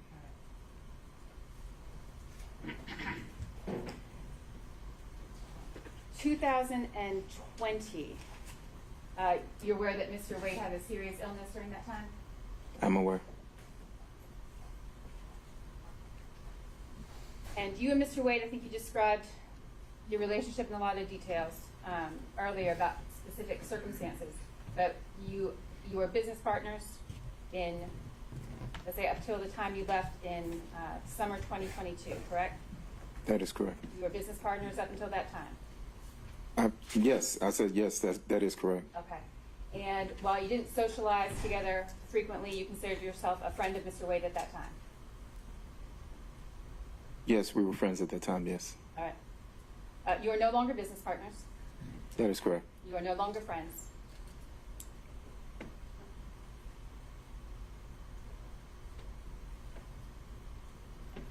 I mean, if he's saying that we're not friends, then I yeah. want to know what you think, Mr. Bradley. Do you consider yourself a friend of Mr. Wade? I would consider, Goes to potential bias. Ms. Cross. would I consider myself a friend of Mr. Wade? I would.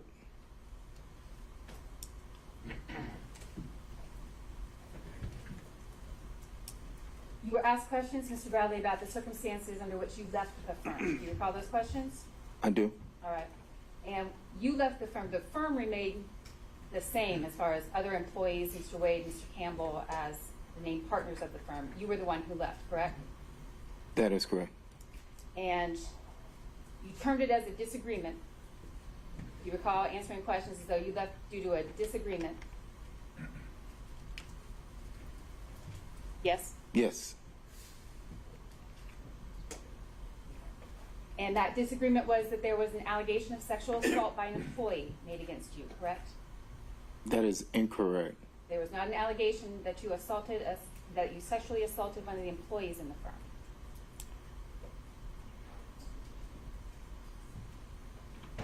That is incorrect, but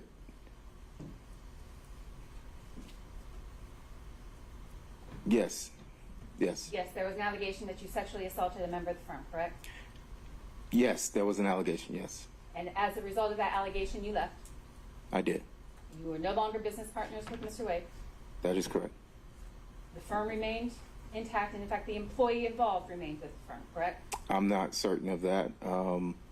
They did leave the building, of course, and I don't know. Some of the employees did leave.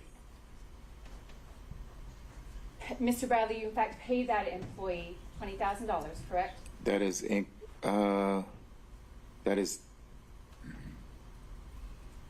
incorrect as far as what was.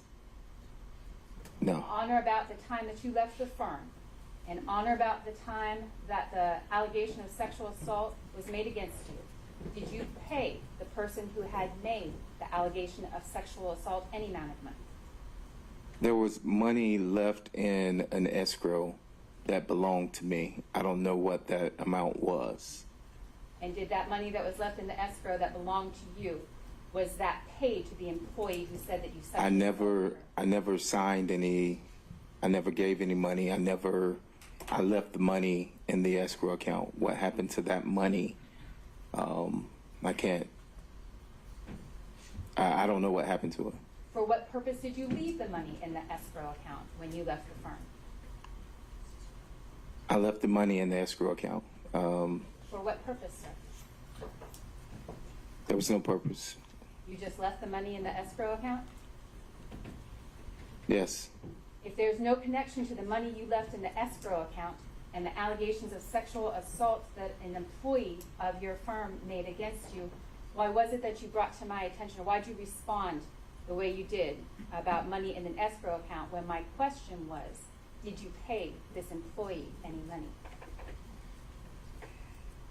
I didn't hand any money It was money from my escrow account, to my knowledge. To your knowledge, where did the money in the escrow account go? To the employee. To that employee.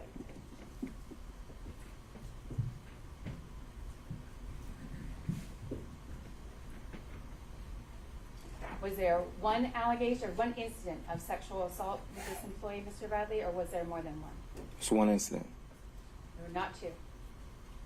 To my knowledge, there were not 2 incidents. No. I'm asking for incidents that you have been involved in. Were there 2 incidents where you sexually assaulted this employee? No, I didn't sexual assault anybody. Was there another occasion where you paid any money as a result of an allegation of sexual assault against you? No. Did you sexually assault any clients of your firm? No. Never. Never. Who's Anna Rodriguez? I don't even know that name. You don't recall a client named Anna Rodriguez? Anna Rodriguez? No, I do not. Never met her? I do not recall the name Anna Rodriguez. Your Honor, I would object to this. I'm not sure what we're trying to do here. So I would object to this line of question. All right, Ms. Cross. Right, this clearly goes to the bias that the witness has towards Mr. Wade and other individuals, his motive in Okay. involvement. And I believe it's an appropriate avenue to pursue based on exploring his credibility. All right. At some point, though.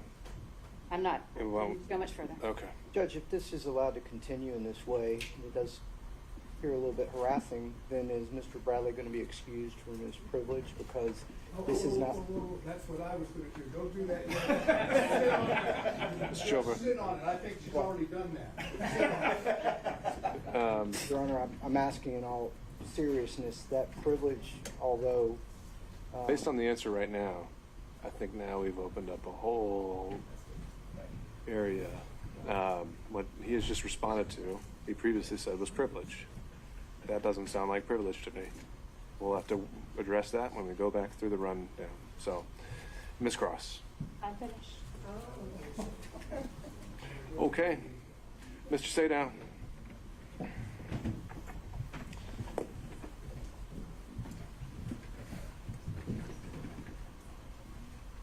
You were accused by Mr. Wade of misconduct in the course of your representation of Mr. Wade, correct? I was not accused by Mr. Wade, no.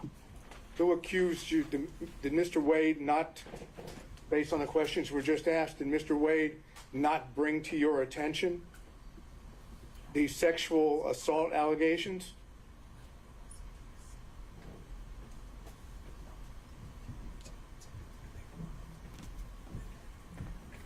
Ask that again, please. Mr. Wade brought to your attention the sexual assault allegations that you've been asked about by the prosecutor, correct? Correct. And at that time that Mr. Wade brought those allegations to your attention, you were still the attorney for Mr. Wade, correct? Correct. And therefore, your conduct as an attorney, and the attorney at that time for Mr. Wade, was called into question by Mr. Wade's passing along to you allegations of misconduct, correct? I object to that. I don't think that's factually true. I don't know that that's not, I know that that is not legally true. The attorney-client relationship is of a matter. It is not vitiated by other instances or anything outside that matter. I'm not sure that that's accurate. He was accused by Mr. Wade, his client. Do you mind if I speak? I allowed you to speak. Mr. Sadow. Mr. Wade accused this gentleman of misconduct in the performance of activity while he's an attorney working with Mr. Wade and representing Mr. Wade. Those allegations of misconduct open up the question of whether or not he can defend himself by now discussing his confidential communications with Mr. Wade in connection with the representation as well as the allegations. That's the position of the defense. Understood. So what is the question you're putting? My question I'm going to ask you now is, tell us what Mr. Wade told you about when he began his relationship with Ms. Willis. All right, so where I think we are with this is that Mr. Bradley previously testified that the reason he left the firm was totally and completely covered by privilege. When asked by the state, he went into a factual scenario that, to my mind, I don't see how it relates to privilege at all. And so now I'm left wondering if Mr. Bradley has been properly interpreting privilege this entire time. And I think the only way I can cure that is by having that in-camera conversation with him. May I suspend my redirect for you to have that conversation? I think that makes sense. But is there anything else, though, that you were going to cover other than this issue? No. Okay. Ms. Cross, any reactions?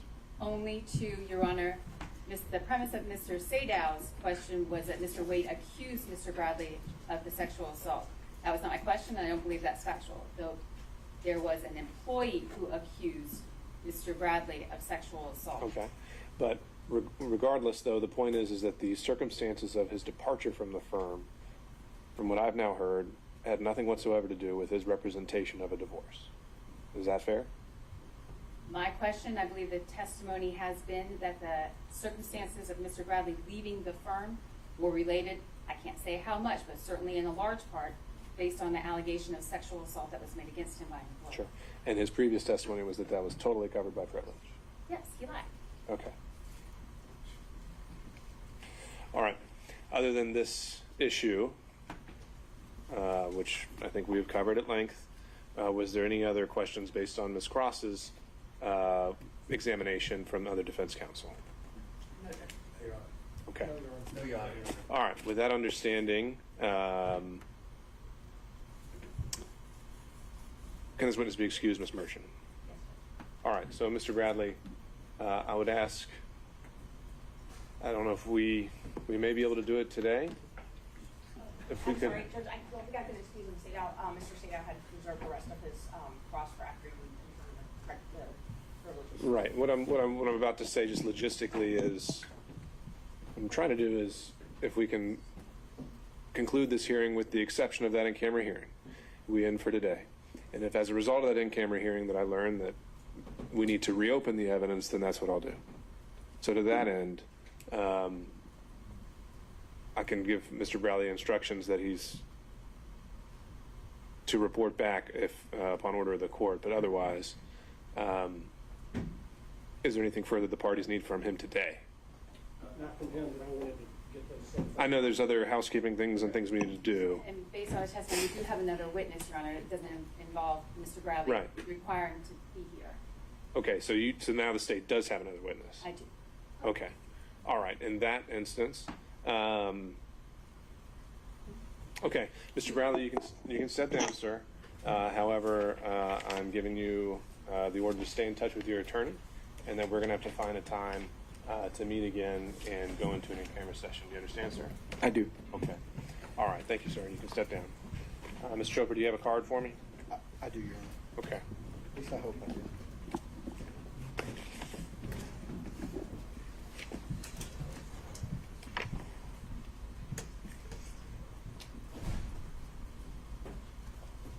I'm the worst lawyer on earth. I usually just tag bus stations with my You can number. write down your contact information for us? I will. All right. Ms. Merchant, do you have any further witnesses? No, Judge. Okay. Your Honor, on the issue of the Bill Selinsky, 1006 versus 611, we're not going to call him. We think the chart, the foundation of the source of the chart is sufficiently in evidence, and we can just use the chart during argument under a 611 demonstrative. Okay. And any objection to this entry as a demonstrative, Ms. Cross? No, Your Honor. Given the parameters we discussed earlier. Okay. Can we go ahead and mark that an exhibit and make it part of the record in advance of argument, since I don't know when we're going to be able to have that scheduled. I think this would be Defense Exhibit 28. But let me go down the order just so we're staying organized. Ms. Merchant does not have any further witness. Excuse me. Ms. Merchant, on behalf of Mr. Roman, has no further evidence. Mr. Sadow. Your Honor, we are in the process, if the court will allow us, to obtain certain phone records like the record kept open for the introduction of those phone records. We have them in draft. I say draft, we have them informally, we do not have certification. And they will deal with, remember I asked Mr. Wade about certain activity down in Hapeville during the time period, and it deals with that specific time period. So we're talking about February to March of 2021 to November 1st of 2020. And is it your intention that you would want to introduce these solely as an exhibit, or you think that this should reopen and bring us back for an entirely new evidentiary day with witnesses? I think that we would want to, if what we believe is there, based on our preliminary research, is there, we'd like to reopen and be able to introduce the records and someone to explain what they mean. But that's it. State certainly, I'm sorry, were you finished, Mr. Sagan? I believe so. All right. State will certainly have an objection to that. This hearing has been set. We haven't seen the records, so I don't know if I have any objection to what they are. But the day has been set for quite a while. We object to leaving the evidence open for any purpose. Okay. And Mr. Sadon, when did you first go about trying to obtain these records? I know it's also the Delta records. As soon as we got a hearing date and the state's response, so what happened was when the state responded, I think it was February 9th, and admitted to the relationship but put parameters on the timing, I sent some subpoenas out in response to that, so that was February 9th. Problem is, Delta, AT&T, all these folks aren't super fast about that. And so I know Delta, we're also waiting, I wanted to remind the court, waiting for those records to be submitted. And AT&T actually emailed me these phone records yesterday morning on the way to court. Okay. All right. Any further exhibits that are self-authenticating? If counsel are able to provide those, obviously serve those on opposing counsel, and then before sending them over to us, let us know whether they would be tendered with or without objection, just purely on authentication or hearsay issues or relevance. We can make those part of the record, and I'll reserve whether this reopens a full hearing format. But the exhibits themselves, I'm willing to have come into the part of the record, but there will be a cutoff point very soon, as soon as we schedule argument. All right. Any other evidence, Mr. Sadow, then? No, Your Honor. So that would be cell records. Mr. Stockton, any evidence? All right. Mr. Durham, if you're still with us. No, Your Honor. All right. Mr. McDougald? Certified copies I mentioned to Your Honor yesterday, Your Honor. Okay. And why don't you lay those out for the record?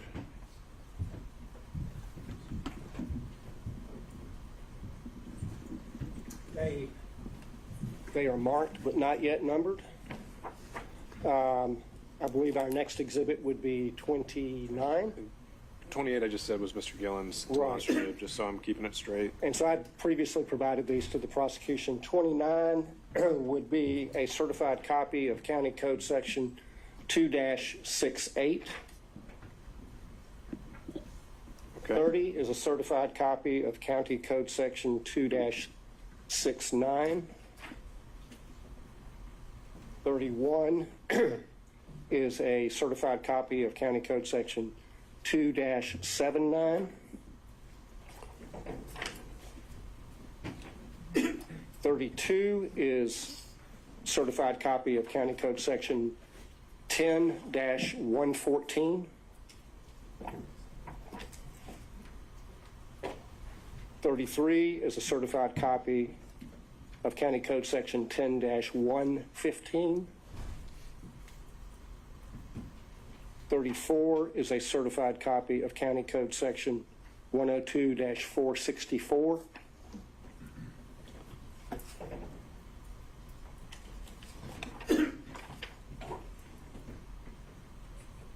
35 is a certified copy of County Code Section 102-465. 36 is a certified copy of County Code Section 102-466.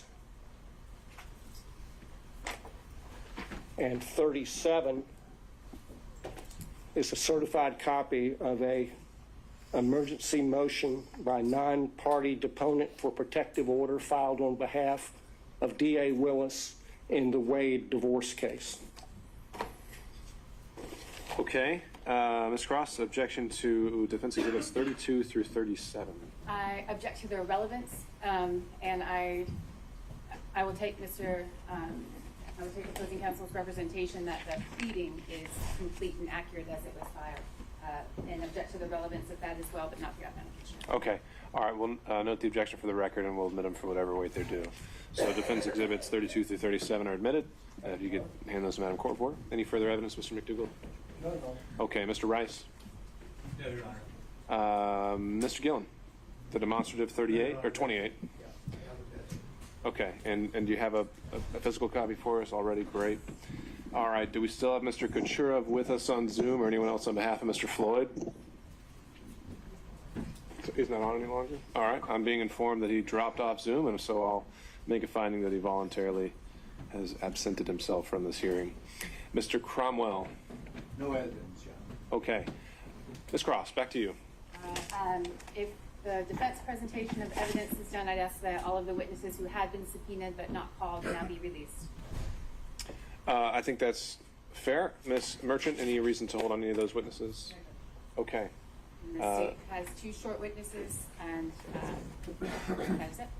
Okay, you may call your next witness, Ms. Cross. Next witness for the state is Austin Dabney. These witnesses are going to be Impeach the testimony of Mr. Bradley? on a collateral matter. We'll wait to see. Okay.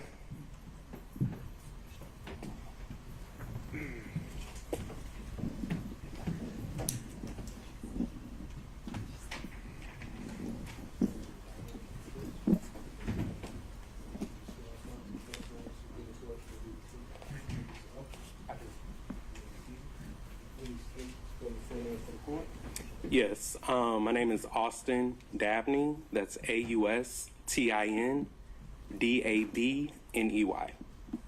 Good afternoon, Mr. Dabney.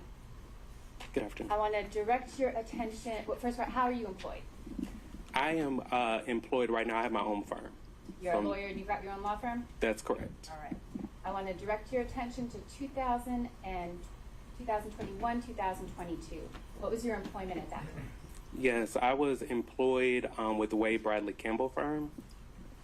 And that's Nathan Wade, Terrence Bradley, and Chris Campbell? That's correct. All right. And what did you do in that firm? I was an associate attorney. All right. And don't need a whole lot of detail, but generally speaking, who in the firm did you work for? What kind of matters did you handle? Well, I believe I worked for all of them equally. They would all give me tasks to do, which court dates to go to, what cases to work on.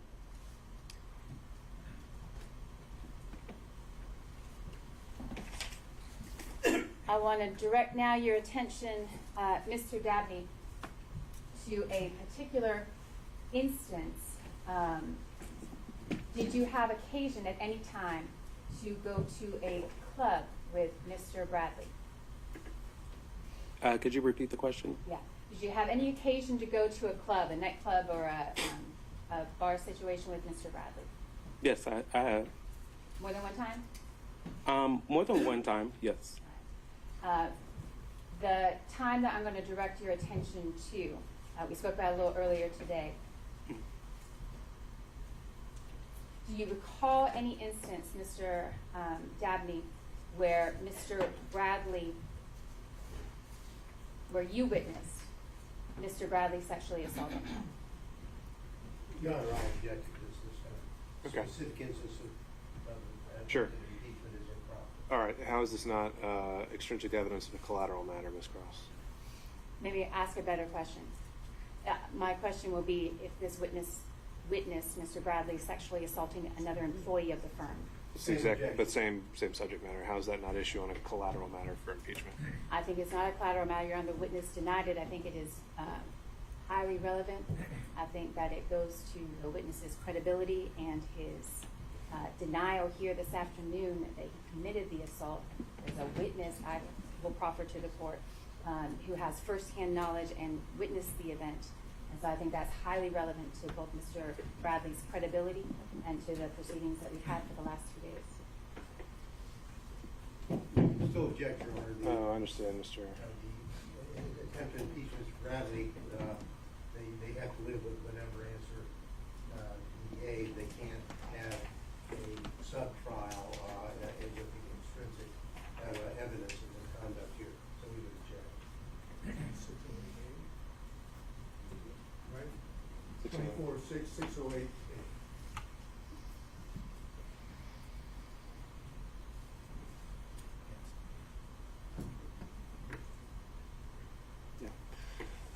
Ms. Cross, under 608, I don't see how this isn't well beyond the core facts at issue. I think you confronted with him. I think he answered them as he saw fit. An argument can be made as a result, but to go down a whole mini trial on whether he did or did not do this and circumstances of his leaving the firm, I don't see how that gets past 608. I understand the ruling, Your Honor. Disagree, and just for my objection, I put a proffer on the record, not a detailed one, but that I think you already have. I'd like to, with the court's permission, I'd like to make it clear that the sexual assault I'm referring to was the same employee that I asked Mr. Bradley about. I just wanted that to be clear. Okay. All right. Understood. Is there anything else that is relevant to this witness? Given the court's ruling, no. All right. Questions from defense counsel?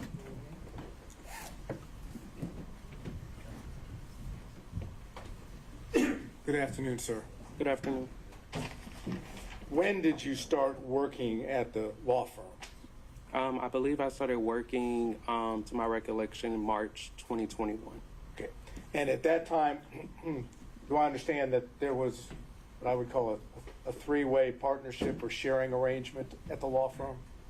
I'm not aware of any sharing arrangements that they had, but it was the Wade, Bradley, and Campbell law firm. And did you work in the law firm office on a daily basis? I did. And during the time period, you were there for the remainder of 2001? That is, you worked from March of 2001 at least to the end of 2001, correct? I didn't even have a bar license in 2001. I'm sorry, 2021. It's a little late. From March of 2021 to the end of 2021, correct? That's correct. Okay. During the time period that you were working at the law firm, did you see Fani Willis? During my time, could you repeat the question? In that time period between March of 2021 and November 1st of 2021, did you see Miss Willis? I may have recalled one instance where I saw her in passing. And when you saw her, was she at the law firm? That would be correct. And do you know who she went to visit? I do not know. You didn't see her go to Mr. Wade's office? I do not recall. Did you ever talk to Mr. Wade about Fani Willis? Could you repeat your question? Did you ever talk to Mr. Wade about Fani Willis during the time period of March of 2021 to November 1st of 2021? No. Did you know they were dating? No, I did not. Did you see anything did you ever socialize with Mr. Wade? As far as being an employee, yes. Well, I don't know what that means exactly, but did you ever go out to eat with Mr. Wade? On occasion, he would take the office out to lunch. Beyond that, did you ever go to a nightclub or drinking or any of that with him? No, I did not. Okay, so whatever relationship Mr. Wade had with Miss Willis during this time period, you don't have personal knowledge, correct? I do not have any personal knowledge. Thank you very much for being here. Thank you. Any other questions from defense counsel? Mr. Stockton.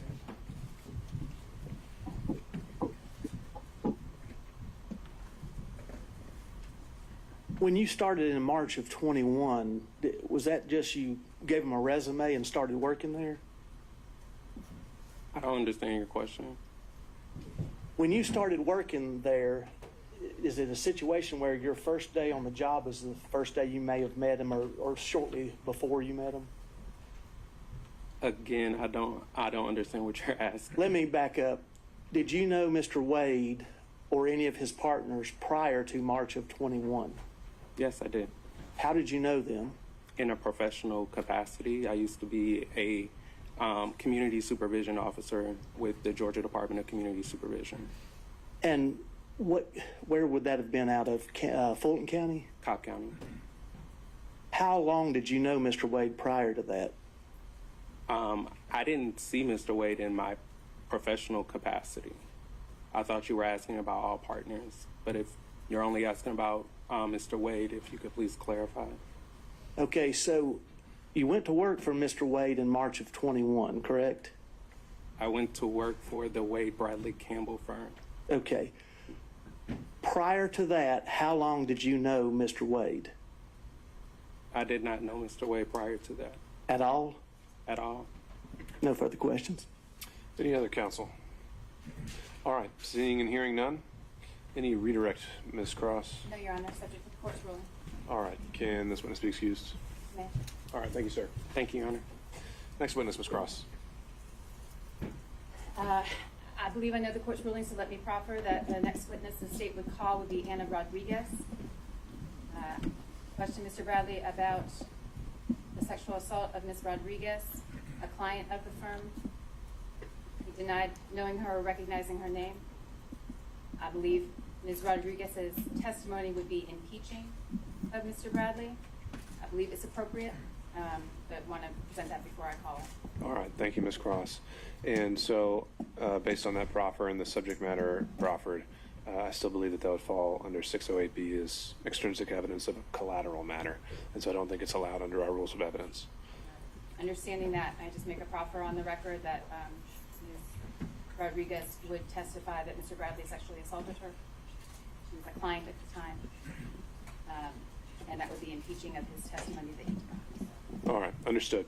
Any further evidence or witnesses, Ms. Cross? No, sir. Okay. All right, then at this time, for now, I'll consider the evidence closed, subject to any certified submissions by counsel, and subject to the results of the in-camera hearing. We will coordinate with all counsel to find a date to come back for summation. And to that end, again, using Ms. Merchant as kind of running lead on this, I'd like you to consult on whether that's going to be a collective response on behalf of the defendants.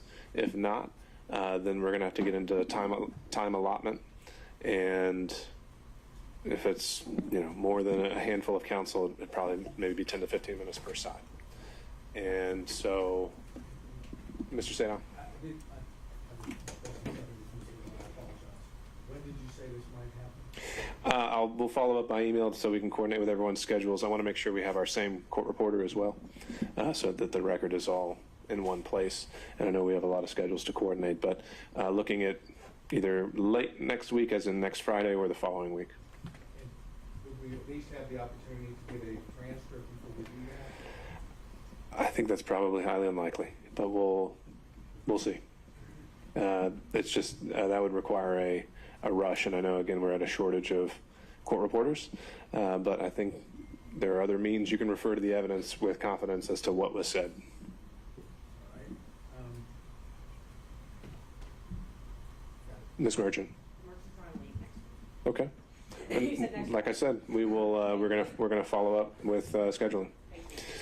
Your Honor, Mr. Gillen. the argument would be on this hearing, And also on the forensic. yeah, any other claims brought in any of the filings regarding forensic misconduct, this whole line of questioning. All right. Any other questions from defense counsel? Anything from the state? Your Honor, we would just ask that we be allowed to submit a brief as it relates to the rulings that you just made, as relates to the objections by defense counsel under 607 and 6021, which is the impeachment by contradiction, which in the state's understanding would allow the use of extrinsic evidence to impeach the specific testimony here of Mr. Bradley. So we're just asking for leave to provide a brief and have the court to further consider your ruling. Well, if you still got your witnesses here and you think you've got a better legal argument, I'm willing to hear it. You said 607 and 608. 607 and 621.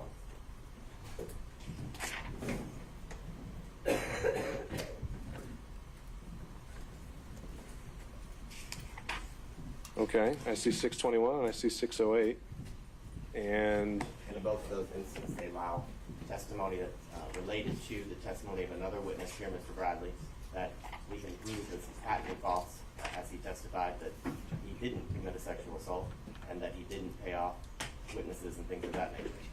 okay, and how do you get around 608B's prohibition on extrinsic evidence of collateral matters? Both 607 and 621 allow the use of extrinsic evidence to specifically impeach facts known to be false. But if that held true, respectfully, that would mean that any time a witness denied something, you'd be able to, of a matter testified to, you'd be able to impeach with extrinsic evidence, and that's, respectfully, that's not.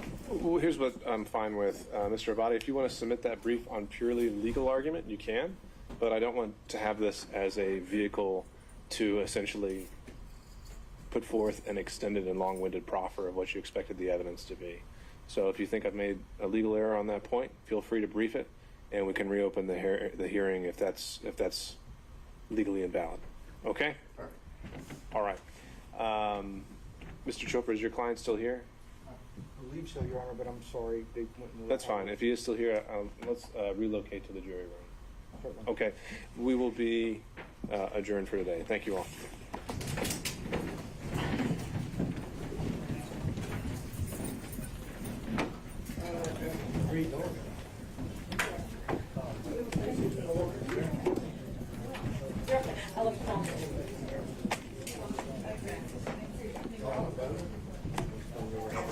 Miss Taylor, I don't, it logged out on me. Do you think do you think it lost battery or?